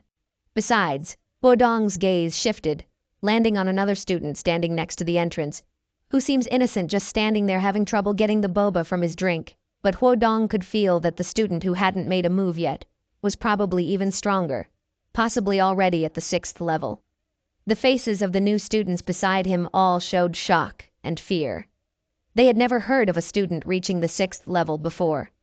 A sixth-level martial artist is qualified to be a chairman of the martial arts association in their respective cities. The orange-shirted reminded everyone not to forget which university they are attending. He reiterated his previous statement for the newcomers. Anyone who could withstand 3 of his attacks could enter, and if they could withstand 5, they could bring in their luggage as well. Raising his arms towards the crowd, he stated that while they might be martial arts prodigies among their peers, their past glories meant nothing here. In all of the 7 divine martial universities, strength ruled above all, and everything one desired had to be fought for with their own 2 hands. Holding a bunch of defeated students' room cards in his hand, he dropped them on the ground, telling everyone that without strength, they might as well go back home and live an ordinary person's life. His lips curled up into a cold smile as he spoke word by word. This, as your respected senior at the 7th Divine Martial University, is the first lesson that I will be teaching to you. His words were like nails, deeply ingraining themselves into the hearts of the young freshmen. They lowered their heads in silence, their eyes flickering with various emotions. There was humiliation, unwillingness, but most of all, self-doubt, and a profound sense of confusion about their future path. Lu Sheng frowned as he watched the man at the entrance, feeling a slight irritation rising within him. It seemed like every time he went somewhere, there would always be some people jumping out to preach life lessons or the law of the jungle to him. His ears were practically calloused from hearing it so much. And frustratingly, the ones preaching were usually not very strong themselves, the kind he could easily swat away with a single slap. It was truly exasperating. The chubby boy, Lin Zhe, standing beside Lu Sheng, seemed very excited. He eagerly expressed his enjoyment of trampling on these self-righteous seniors and reveling in their shocked and fearful gazes. Putting down his suitcase, he was about to try it out himself. Lu Sheng looked at him in slight surprise. Lin Zhe took off his backpack and handed it to Lu Sheng. Turning to Lu Sheng, he grinned, revealing a mouthful of white teeth. He told Lu Sheng that he was this year's top martial scholar from Sichuan province and ranked 19th in the nation. With that, he stepped forward through the crowd towards the orange shirt, shouting, "What's up with these stupid rules? Stop with y'all nonsense. It's too late to beg for mercy and watch Daddy kick your stupid ass and teach you a real lesson." The next moment, a flash of white light illuminated the area as a burst of energy appeared. Lindsay's figure, like a sandbag, was swiftly sent flying back, crashing heavily 7 meters away before rolling another 10 meters like a ball. Although he landed on the ground, Lindsay was not injured. He touched his buttocks and admitted his carelessness, saying the orange shirt guy was stronger than he thought. Seeing the look Lu Sheng gave him, Lindsay's face turned red. Lu Sheng smiled and patted Lindsay on the shoulder. Afterward, Lu Sheng walked towards the orange shirt guy. The crowd's gaze instantly converged on him. The orange shirt locked eyes with Lu Sheng. Lu Sheng lifted his arm and rubbed his wrist, thinking to himself that if there was a problem, he should just solve it. If a fly is too noisy, he should just swat it away. Lu Sheng, with his backpack slung over his shoulder, told the young man in the orange shirt that he was ready whenever. Instantly, all eyes in the crowd focused on Lu Sheng. The orange shirt looked down at Lu Sheng from above, his gaze sweeping over the backpack on Lu Sheng's back, his expression teasing as he questioned if Lu Sheng planned to take on his 3 attacks just like that. If was just then, Lu Sheng had realized something. He put down his backpack and snapped his wrists, calmly stating, "Now, we can start." The onlookers whispered among themselves, commenting on how naive and ignorant Lu Sheng was of the danger he was in. They wondered if Lu Sheng couldn't see that his opponent was a 5th-level martial artist capable of using internal energy. They shook their heads as if they had already foreseen Lu Sheng being beaten and limping away. The young man in orange smirked, a cold glint in his eyes, as he licked his lips and said, "I'll show you what true cruelty is." Before his words had fully faded away, he launched a kick as sharp as a blade. The energy wave was dense and tangible, tearing through the air and producing a piercing howl. This kick created a small whirlwind on the spot, causing the nearby freshmen unable to open their eyes and slowly retreat.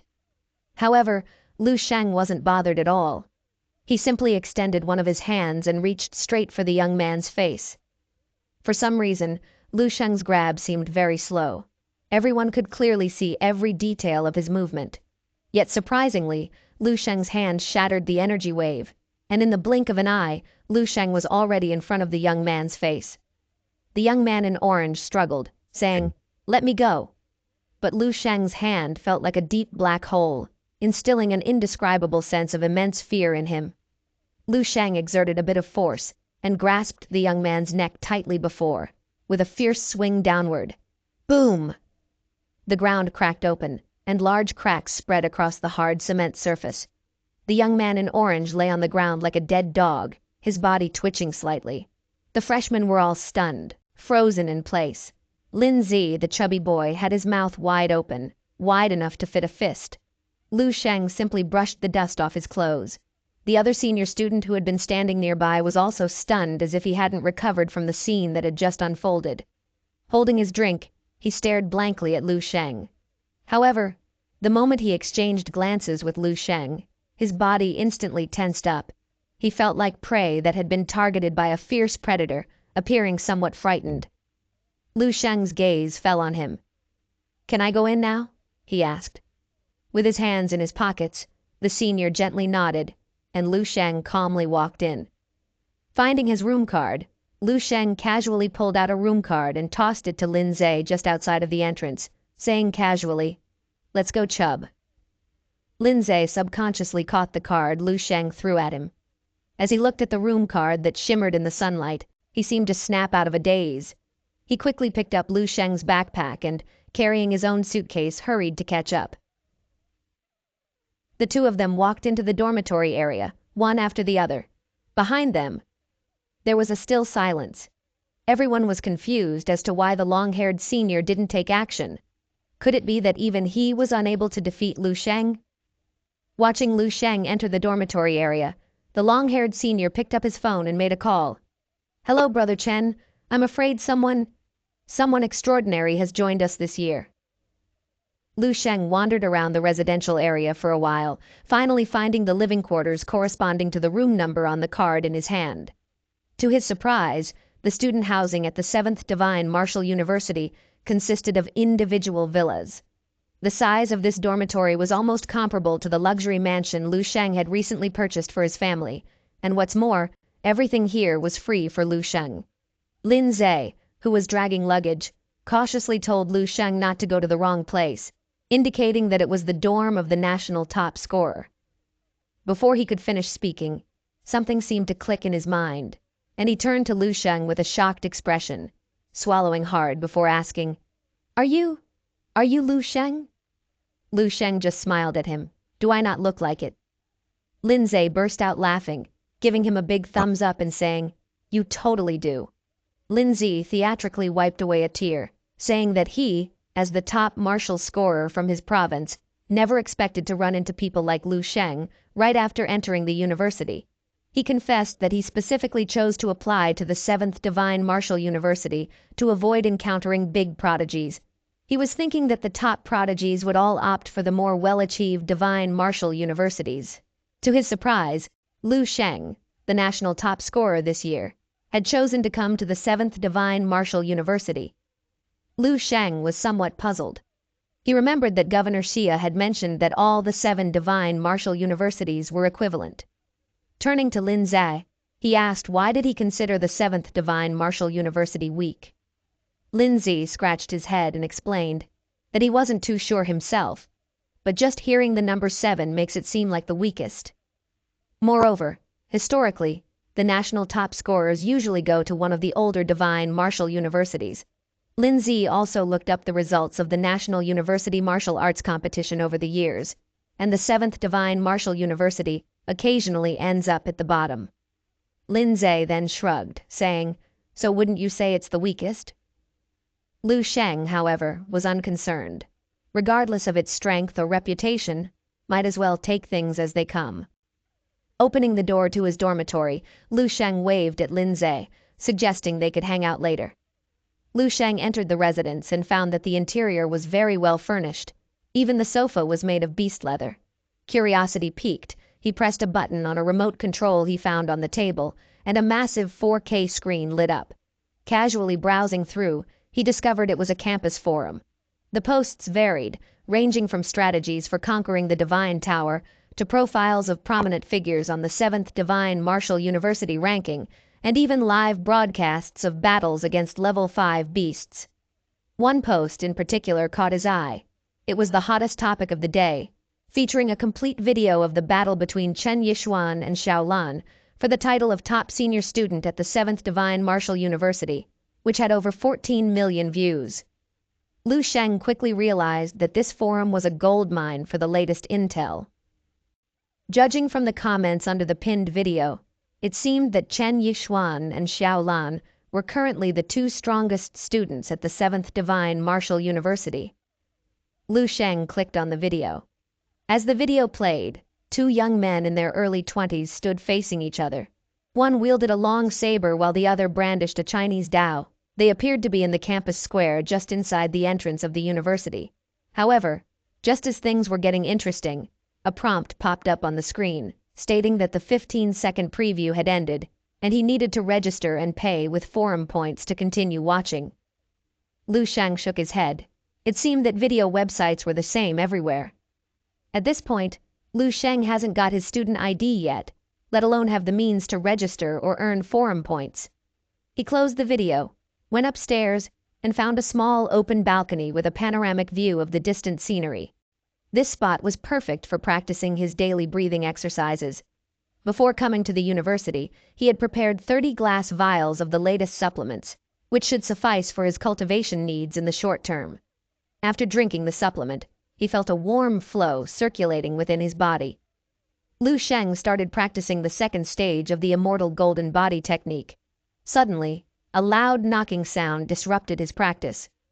Lu Sheng, who detested being disturbed during cultivation, what made him more annoyed was seeing his door damaged. Lu Sheng stood up expressionless and opened the door.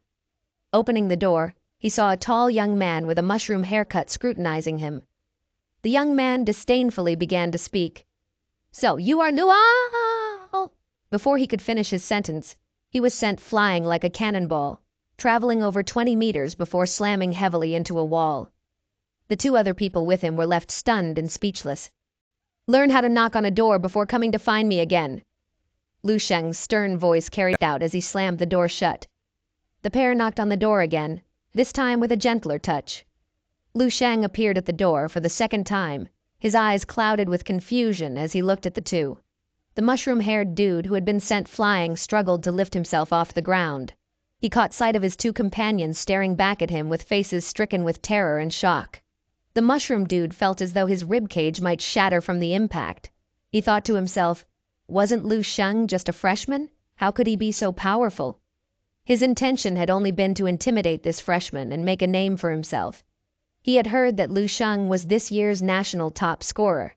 He didn't expect to end up in such a sorry state. Lu Sheng, growing impatient, questioned their purpose. Were the seniors here really interested in bullying the freshmen day in and day out? The two hastily took out a large box and some documents, including Lu Sheng's student ID and some daily necessities. They explained they were from the student union here to welcome the new freshmen. They explained the student card would grant Lu Sheng access to all the equipment at the 7th Divine Martial University, and he could receive a bottle of level 4 beast blood. Lu Sheng nodded in acknowledgement, impressed by the generous benefits of the Divine Martial University. However, Lu Sheng cast a skeptical glance at the senior he had just sent flying, doubting their intentions was merely to deliver warmth and goodwill. After all, the hostility from the senior earlier was obvious. It was clear he had intended to use Lu Sheng as a stepping stone to establish his dominance. The senior, covered in dust, with resentment flickering in his eyes and grievances written all over his face, waited as if expecting an apology. Lu Sheng tilted his head slightly, a powerful aura rising from him. "Were you expecting an apology?" Lu Sheng asked with an emotionless voice.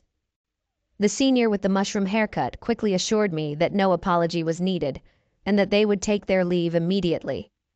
Before closing the door, Lu Sheng still expressed his thanks for the delivery. Then, the three of them almost fled from Lu Sheng's residence. Looking back at the villa behind them, each of their faces bore an expression of lingering fear. The the mushroom hair had not anticipated being overpowered by a freshman with a single punch.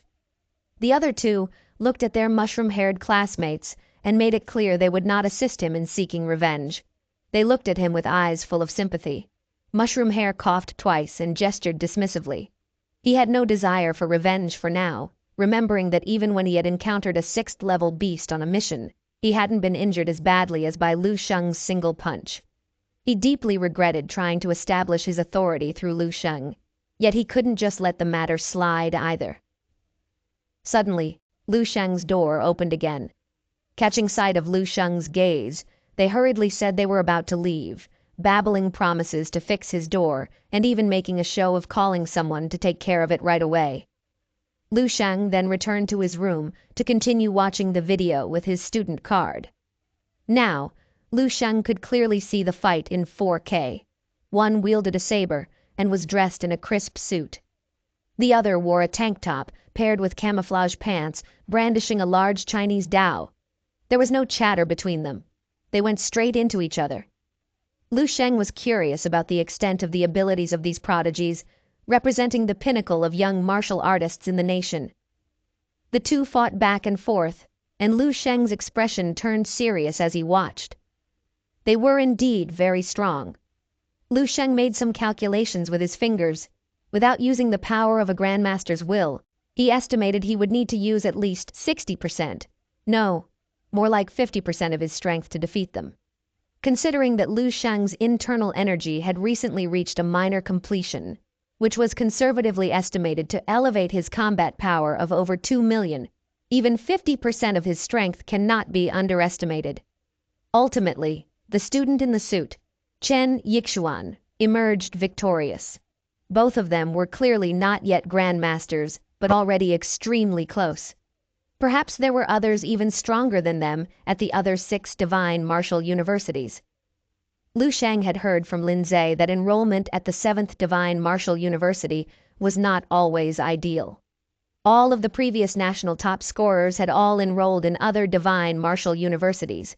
Lu Sheng had always been in Dongning province. This was his first time coming to the royal capital. Reflecting on the abundance of prodigious talent in the world, he acknowledged the need to push himself even harder. As one video ended, the next began to play automatically, a freshly uploaded clip. The video's title proclaimed, "The strongest freshman in the history of the 7th Divine Martial University. Beats up senior ranked in the top 300 on the first day of school." Indeed, the video chronicled the scene Lu Sheng had just enacted at the residential area entrance, where he had overpowered the senior in the orange shirt. In the footage, Lu Sheng effortlessly shattered the senior's attack, grabbed the senior by the neck and slammed him down. Reflecting on it, it did seem rather violent. The editor of the video seemed to have a peculiar sense of humor, turning the latter half of the video into a kind of meme. The clip repeatedly showed the senior being thrashed to the ground by Lu Sheng with bang, bang, bang sound effects with musical rhythms. It was quite pitiful to watch. In the barrage of comments and live chat, viewers spammed KEKWLUL and PogChamp. Lu Sheng was rather speechless as he watched the video, and a part of him felt sympathy for the senior. Just then, his stomach rumbled a reminder that it was time for a meal. Checking the time, he headed to the cafeteria to sample the culinary offerings of Divine Martial University. The university's cafeteria did not disappoint Lu Sheng. The place was bustling with students. Lin Zhe was there too, his arms laden with a variety of foods, skewers, meats from different beasts, and an assortment of snacks and dim sums. He approached Lu Sheng with a smile, asking him to not make fun of him for eating this much. Then Lin Zhe saw the food on Lu Sheng's table was no less abundant than his, and Lu Sheng was seen engulfing a burger taller than a man in one bite, like a monster consuming its prey. Lin Zhe shoveled a mouthful of food and glanced surreptitiously around, informing Lu Sheng that many people were watching him. At the table opposite, 2 senior female students were whispering praises about Lu Sheng, one of them even casting flirtatious glances his way. At another table, the sentiment was not as favorable. Some students from the same grade who knew the person whom Lu Sheng had beaten up in the video were eager to test their mettle against Lu Sheng. Lin Zhe envied the attention, while Lu Sheng continued eating, unfazed. The atmosphere in the cafeteria shifted when several individuals stood up and made their way toward Lu Sheng's table. The crowd's attention turned towards them. 4 individuals halted before Lu Sheng. The leader, also a freshman, extended his hand in a cold smirk, greeting Lu Sheng and introducing himself as Luke, ranked 17th nationwide this year. Lindsay's expression tensed as he sensed their malicious intent and was about to stand, but Lu Sheng's words kept him seated, telling him to continue eating. Lu Sheng ignored Luke and carried on with his meal, asking if Luke had come specifically to disclose his exam scores. Abaldi seemed rattled by Lu Sheng's dismissive demeanor but was stopped by Luke. Luke narrowed his eyes at Lu Sheng and started to laugh, saying he knew he was no match for Lu Sheng. However, he began to hint at the importance of social relationships in this environment, different from the previous high school, telling Lu Sheng he should know his place. However, before Luke could finish, Lu Sheng interrupted him. If Luke acknowledged he was not a match for Lu Sheng, why provoke him? Caught off guard by the question, Luke watched as Lu Sheng calmly placed his chopsticks down and pushed his plate forward slightly, preparing to stand up. In an instant, the expressions of Luke and his companions darkened. Anticipating hostility, Luke launched the initial attack, but Lu Sheng was quicker. He reached out, his hand aiming for Luke's head in a familiar motion reminiscent of the earlier video clip. With a single-handed grip as if catching a ball, Lu Sheng pressed Luke to the ground. The cafeteria echoed the dominance Lu Sheng had displayed in the meme-worthy footage they had all seen. Luke was pinned to the ground by Lu Sheng. Drenched in soup and leftover food, he lay there, body convulsing. Everything happened so fast that before anyone could react, it was already over. The cafeteria suddenly fell into an eerily silence. Lu Sheng scanned the room, and everyone who met his gaze quickly looked away. Wiping his hands, his eyes finally settled on the few freshmen that came with Luke. They shivered under his intimidating stare and almost pissed their pants. Lu Sheng disliked 2 things the most. First was being disturbed during his training, and second was being disturbed during meal times. Calmly, he warned them and the previously cocky bald guy that if they want to start some beef, they need to choose their timings more wisely next time. Upon hearing this, the group trembled in fear and began screaming for mommy. Lu Sheng called Lindsay over, and the 2 left the cafeteria. Lindsay struggled to find the right words to describe Lu Sheng. To him, Lu Sheng felt like a demon and had balls of steel. Lu Sheng was so decisive and never wasted his time on any bullshit. Lindsay admired Lu Sheng, thinking, damn, that's how a protagonist should act. But Lu Sheng didn't share Lindsay's excitement. As they headed towards the exit, Lu Sheng felt many eyes on him. Some were filled with admiration, but many more held malice and hostility. Perhaps all of you are wondering why our always calm and composed Lu Sheng has suddenly become so aggressive. Well, this wasn't White Lake City. This was the 7th Divine Martial University, home to the nation's top martial arts prodigies. Martial arts was a path of contention, and the university was full of strong and prideful individuals like Luke. Lu Sheng didn't want constant disruptions over the coming years. He needed to instill fear, to be respected and feared like a demon, as this would help him avoid unnecessary conflicts, so he could focus more on honing his skills and become stronger. Just then, someone called out Lu Sheng's name. Turning around, a middle-aged man in a suit approached him with an imposing aura. The middle-aged man, scholarly-looking with glasses, was no other than the vice principal of the university, Zhao Kangtai. The vice principal's demeanor was gentle and approachable, giving off a spring-like warmth. He smiled at Lu Sheng, informing him that the reason for calling him over was to prepare Lu Sheng for a speech for the upcoming ceremony tomorrow. Lu Sheng paused, slightly surprised, was not aware that he was going to give a speech. The vice principal mentioned that he only needed Lu Sheng to say a few words. As this year's national top martial scholar and the most outstanding new student at the 7th Divine Martial University, the university had decided to have him speak as the representative of the new freshmen during tomorrow's welcoming ceremony. After some thought, Lu Sheng nodded in agreement. The vice principal, pleased, continued to inquire about Lu Sheng's adjustment to the new environment and other minor matters. They chatted for a bit, and the vice principal turned to leave. After the vice principal left, Lindsay was super excited to hear that Lu Sheng would be giving a speech at the welcoming ceremony. This was a chance to make an impression in front of all the new students. Lu Sheng, pondering Lindsay's words, suddenly thought something. He mused, "Lindsay is right. I should indeed seize the opportunity to make a good impression." The next day arrived quickly, and the new students gathered in the auditorium for the official welcoming ceremony. When Lu Sheng and Lindsay arrived, they immediately drew the attention of many. Lu Sheng's recent battles had already become a hot topic among the freshmen, and his name was now well known within the new cohort. Huo Dong and his friends were also among the audience, having witnessed Lu Sheng's ferocity firsthand. One of them, aware that Lu Sheng was chosen to speak as the representative of the new students, also mentioned rumors of another group planning to disrupt the speech to undermine Lu Sheng. He asked Huo Dong for his opinion. Huo Dong glanced in a certain direction and also heard of the rumor, reflecting that the strongest of the troublemakers only ranked top 20 nationwide.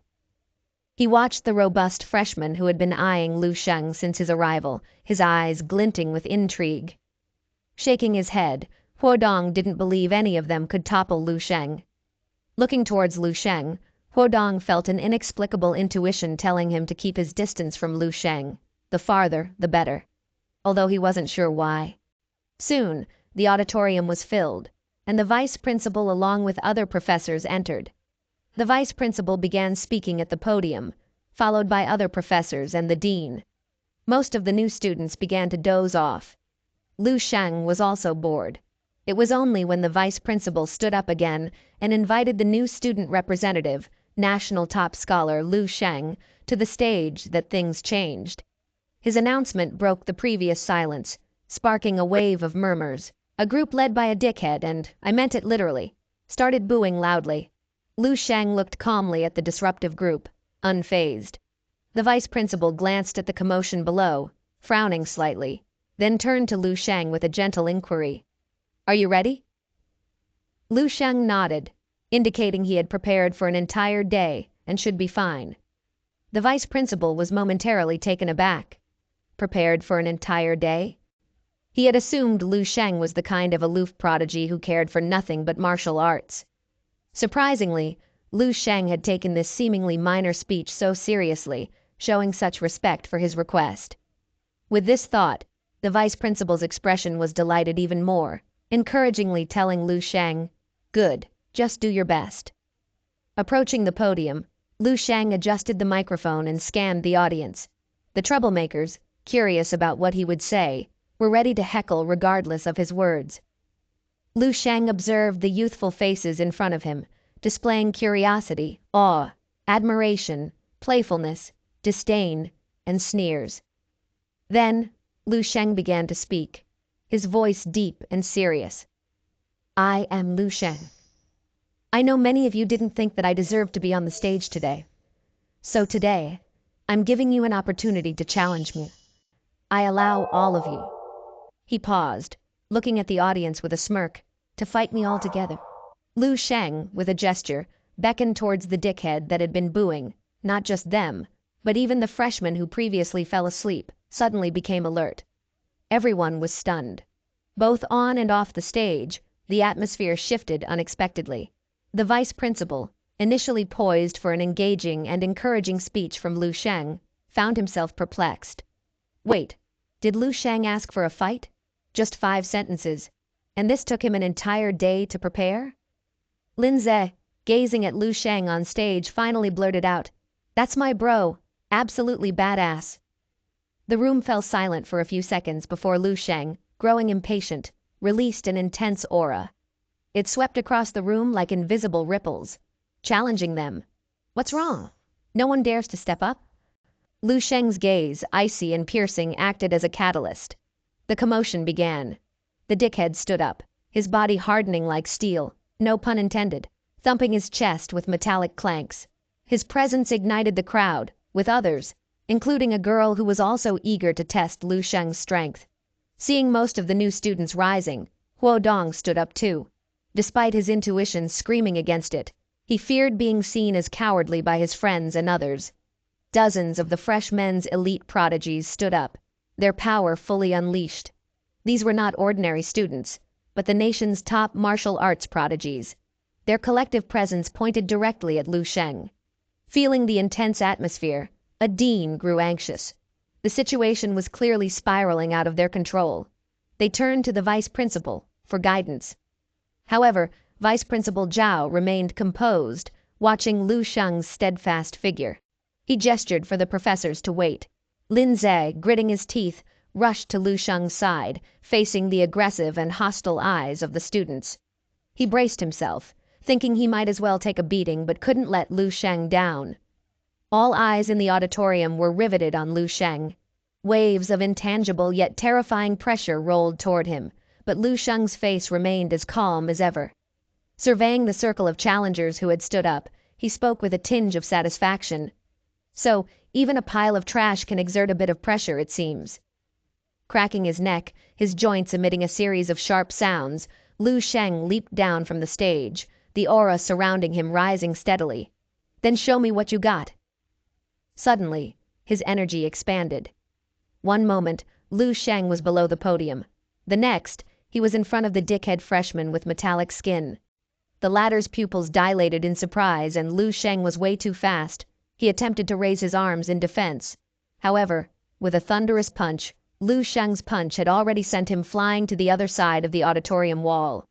Another challenger lunged with a kick, only to be caught by Lu Sheng using just one hand, and harshly slammed onto the floor, causing a massive collision sound and cracking the tiles. Another freshman with fire elemental talent sprayed a torrent of flames toward Lu Sheng. Flames engulfed his fists as he laughed. "You are strong, but you can never withstand my fire." But before he could finish, Lu Sheng's hand emerged from the flames, grabbing his head. Lu Sheng glanced at his charred clothes, acknowledging the fire's intensity. Suddenly, a streak of blue light rescued the student, revealing a girl with a dagger, clearly a speed talent. She vanished mid-approach, becoming like the wind, just as she thought she would eventually win using her speed. Lu Sheng, switching to the wind-breathing technique, calmly reached out and appeared behind her. He then grabbed her legs. The girl's body abruptly materialized. In an era where men and women are treated equally, Lu Sheng did not discriminate. He lifted the girl and nonchalantly threw her aside. Suddenly, a piercing whooshing sound filled Lu Sheng's ears. A long-haired student yelled out, "I can't control my power anymore, don't blame me, you asked for this." Dozens of spike-like weapons, propelled by psychic power, shot out towards Lu Sheng from behind with incredible speed, striking Lu Sheng. The impact left his shirt being ripped apart from his back. I hit him," an excited voice echoed in the auditorium. But in the next instant, the student's pupils shrank in disbelief, uttering, "Impossible!" The dozens or so spikes were now floating in the air, with no sign of injury on Lu Sheng. In a moment of shock, the incredulous student saw Lu Sheng redirecting the spikes. Lu Sheng's gaze fell on the long-haired student. Seeing this, You're a psychic master too?" the long-haired student exclaimed. Lu Sheng didn't answer but coldly smiled, questioning, "Who allowed you to tickle me without permission?" The next second, the silver spikes shot out, pinning the student's clothes to the wall. Lu Sheng had no intention of seriously hurting anyone today, but the display was terrifying enough. Huodong realized he had to act. He shouted, "Everyone, together now!" And all the students, armed with their weapons, charged at Lu Sheng. Lu Sheng tilted his head slightly, his expression calm. He raised his right arm, and a surge of internal energy flowed along it, creating a wave of golden energy wave in the air. With a thunderous boom, several students who had charged at him were repelled backward by the shockwave. Each one forcefully pushed back and landed heavily on the seats. The entire auditorium fell into deathly silence. Everyone was stunned, their minds blank, seemingly stripped of the ability to think. They retreated continuously, the image of Lu Sheng, standing there with an unassuming demeanor, exerting endless and overwhelming pressure. The professor and deans on the stage were also dumbfounded. The vice principal looked at Lu Sheng with disbelief, the rims of his glasses unable to mask the sharp and curious gleam in his eyes. "Really looking forward to it," he murmured. He then followed up saying, the day the people from the other 6 divine martial university witnessed Lu Sheng. Seeing no one daring to step forward, Lu Sheng dusted off his clothes and clapped his hands. Huodong stood frozen in place, completely stunned. He was still hesitating about whether to continue attacking Lu Sheng, but remembered just a few seconds ago, over a dozen of them had attacked all together. Now, with only him standing, the battle so-called the overthrow of Lu Sheng was pretty much over. Or perhaps from beginning to end, the outcome of the battle was already decided. This was way too one-sided. Lu Sheng, like an absolute demon, easily crushed all of the freshmen with unimaginable strength. Huodong couldn't help but sigh internally, remembering a famous line from a novel he recently read. The warrior's resistance has failed, and now an eternal night under the reign of the Demon King descends. Huodong couldn't understand how could there be such a difference between Lu Sheng and everyone else. In a daze, he met the gaze of Lu Sheng, who looked directly towards him from above. At that very moment, he felt as if he was facing a demon king. For some reason, Huodong found himself feeling insignificantly small in comparison. Lu Sheng walked closer to Huodong. With a slight wave of his hand, Huodong snapped back to reality, his body tensed, instinctively stepping back. Lu Sheng reminded Huodong he also stood up alongside the crowd and attacked him. Huodong hurriedly tried to explain himself. In order to appear more convincing, he shook his head repeatedly. But at the same time, noticing a chair behind him, he nervously denied moving, claiming he had been sitting still the whole time. Suddenly, he felt an icy chill down his spine, his scalp tingling. Lu Sheng lightly karate chopped him on the neck. A few seconds later, Huodong fainted just like everyone else. After dealing with the last person, Lu Sheng stood up, satisfied. He surveyed the surroundings, and all of the new students, seeing this, hastily retreated in panic, fearing to meet his gaze. The scene was silent. Lu Sheng spoke aloud, saying he had already given them a chance. He told the still conscious students that once everyone wakes up, remember to tell them not to rashly challenge him again. He would not be merciful next time. His gaze fell on the fainted freshmen scattered on the ground. The standing students subconsciously nodded. They were convinced that even without conveying Lu Sheng's words, no one would dare provoke him again. As Lu Sheng approached the vice principal, he wore a smile and confidently announced the end of his speech as the representative of the new students. Far from being angry, the vice principal appeared satisfied. He looked around at the chaotic auditorium. Despite many students being unconscious, there were no real injuries. He instructed the remaining students to tidy up the auditorium and transport the unconscious to the medical room. Then, he declared the successful conclusion of the 57th welcoming ceremony at the 7th Divine Martial University. Lu Sheng's actions quickly caused a sensation, with videos and clips spreading wildly on the campus forum. Different versions of the videos with titles like Lu Sheng against 100 freshmen and revealing the strength of the strongest freshman in history were the hot topic for several days. Some even conducted a comprehensive analysis of Lu Sheng's strength. His high profile and shocking performance at the welcoming ceremony caused a huge stir at the university within just a few days. It was like a stone thrown into a calm pond, creating endless ripples. When Lu Sheng browsed the campus forum, he found discussions about him everywhere. He shook his head at the exaggerated titles, but the scenes in the videos were real, him rampaging among the freshmen, seemingly invincible. Even through the screen, one could feel the helplessness and despair of the freshmen facing Lu Sheng. After turning off the screen, Lu Sheng fell into deep thought. He realized that he had become increasingly violent and impulsive recently, seemingly accustomed to solving everything with force. Reflecting on his behavior ever since he stepped onto the campus, he pondered. He thought that his rapid increase in strength was one of the reasons. After returning from the Eastern Military District, he had a period of settling, taking the time to absorb and rest his mind. Perhaps due to his age, the youthful, intrusive desire to fight, to show off, and to destroy had reached unprecedented heights, which he should be working on to control these thoughts.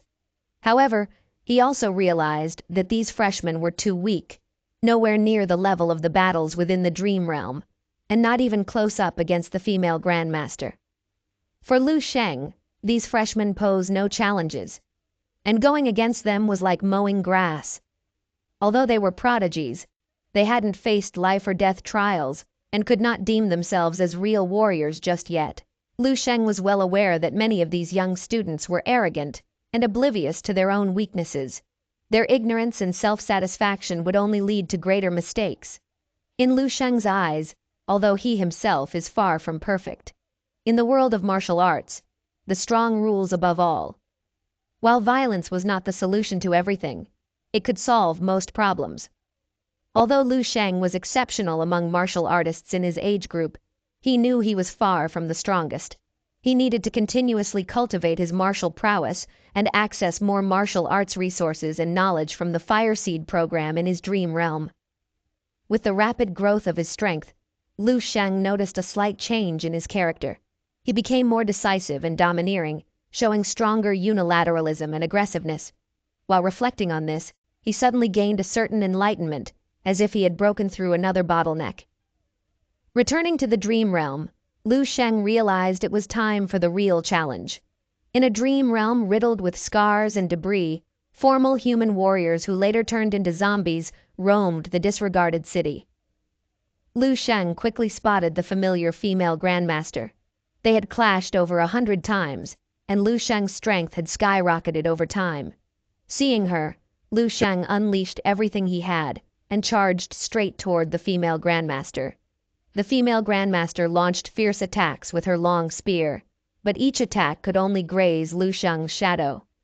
Lu Sheng, after getting closer to the female grandmaster, Lu Sheng launched a ferocious attack, only to be blocked by the grandmaster's shield. During the battle, it seemed as if countless phantoms were clashing. Seizing an opening, the female grandmaster launched another attack on Lu Sheng. Lu Sheng looked intently at the grandmaster before him. A cold yet brilliant smile appeared on his face. Lu Sheng switched to the wind-breathing technique. His speed increased. Within the blink of an eye, almost as if Lu Sheng teleported behind the female grandmaster, summoning the indomitable Wheel of Blades. Utilizing the crystal meditation technique and the divine Pluto technique, he amplified his psychic power tenfold. His attack swiftly targeted the grandmaster's arm holding the spear. Just when Lu Sheng thought he had succeeded, the grandmaster, though slightly disheveled, quickly regained her footing. The severed arm instantly grew numerous ice spikes, the temperature around plummeted, and the entire street was locked in the icy cold. Lu Sheng was astonished to see the grandmaster's missing arm merge with her broken spear, transforming into a giant ice claw. Ice crystals fluttered in the air, and the ground rapidly became covered with ice. The grandmaster froze and tore the ground, incorporating a piece of the solid ground into her ice claw and turning it into her weapon. Her attack slowly turned into a majestic and powerful ice phoenix, certainly a sight to behold. Although Lu Sheng felt an unprecedented sense of danger, knowing this was the ultimate attack by the female grandmaster, Lu Sheng gulped, but showed no sign of backing down. This was his first encounter with the grandmaster's ultimate move. Clenching his teeth, he activated the grandmaster's will and changed to fire-breathing technique, 20-fold stellar technique. He launched the grandmaster skill, 10 suns in the sky, and launched all of his indomitable Wheel of Blades directly at the ice phoenix. In front of this enormous ice phoenix, there was no backing down. Lu Sheng unleashed his full power. He put everything he had into this singular attack. And without a doubt, this was his strongest attack yet. And he clashed fiercely with the ice phoenix.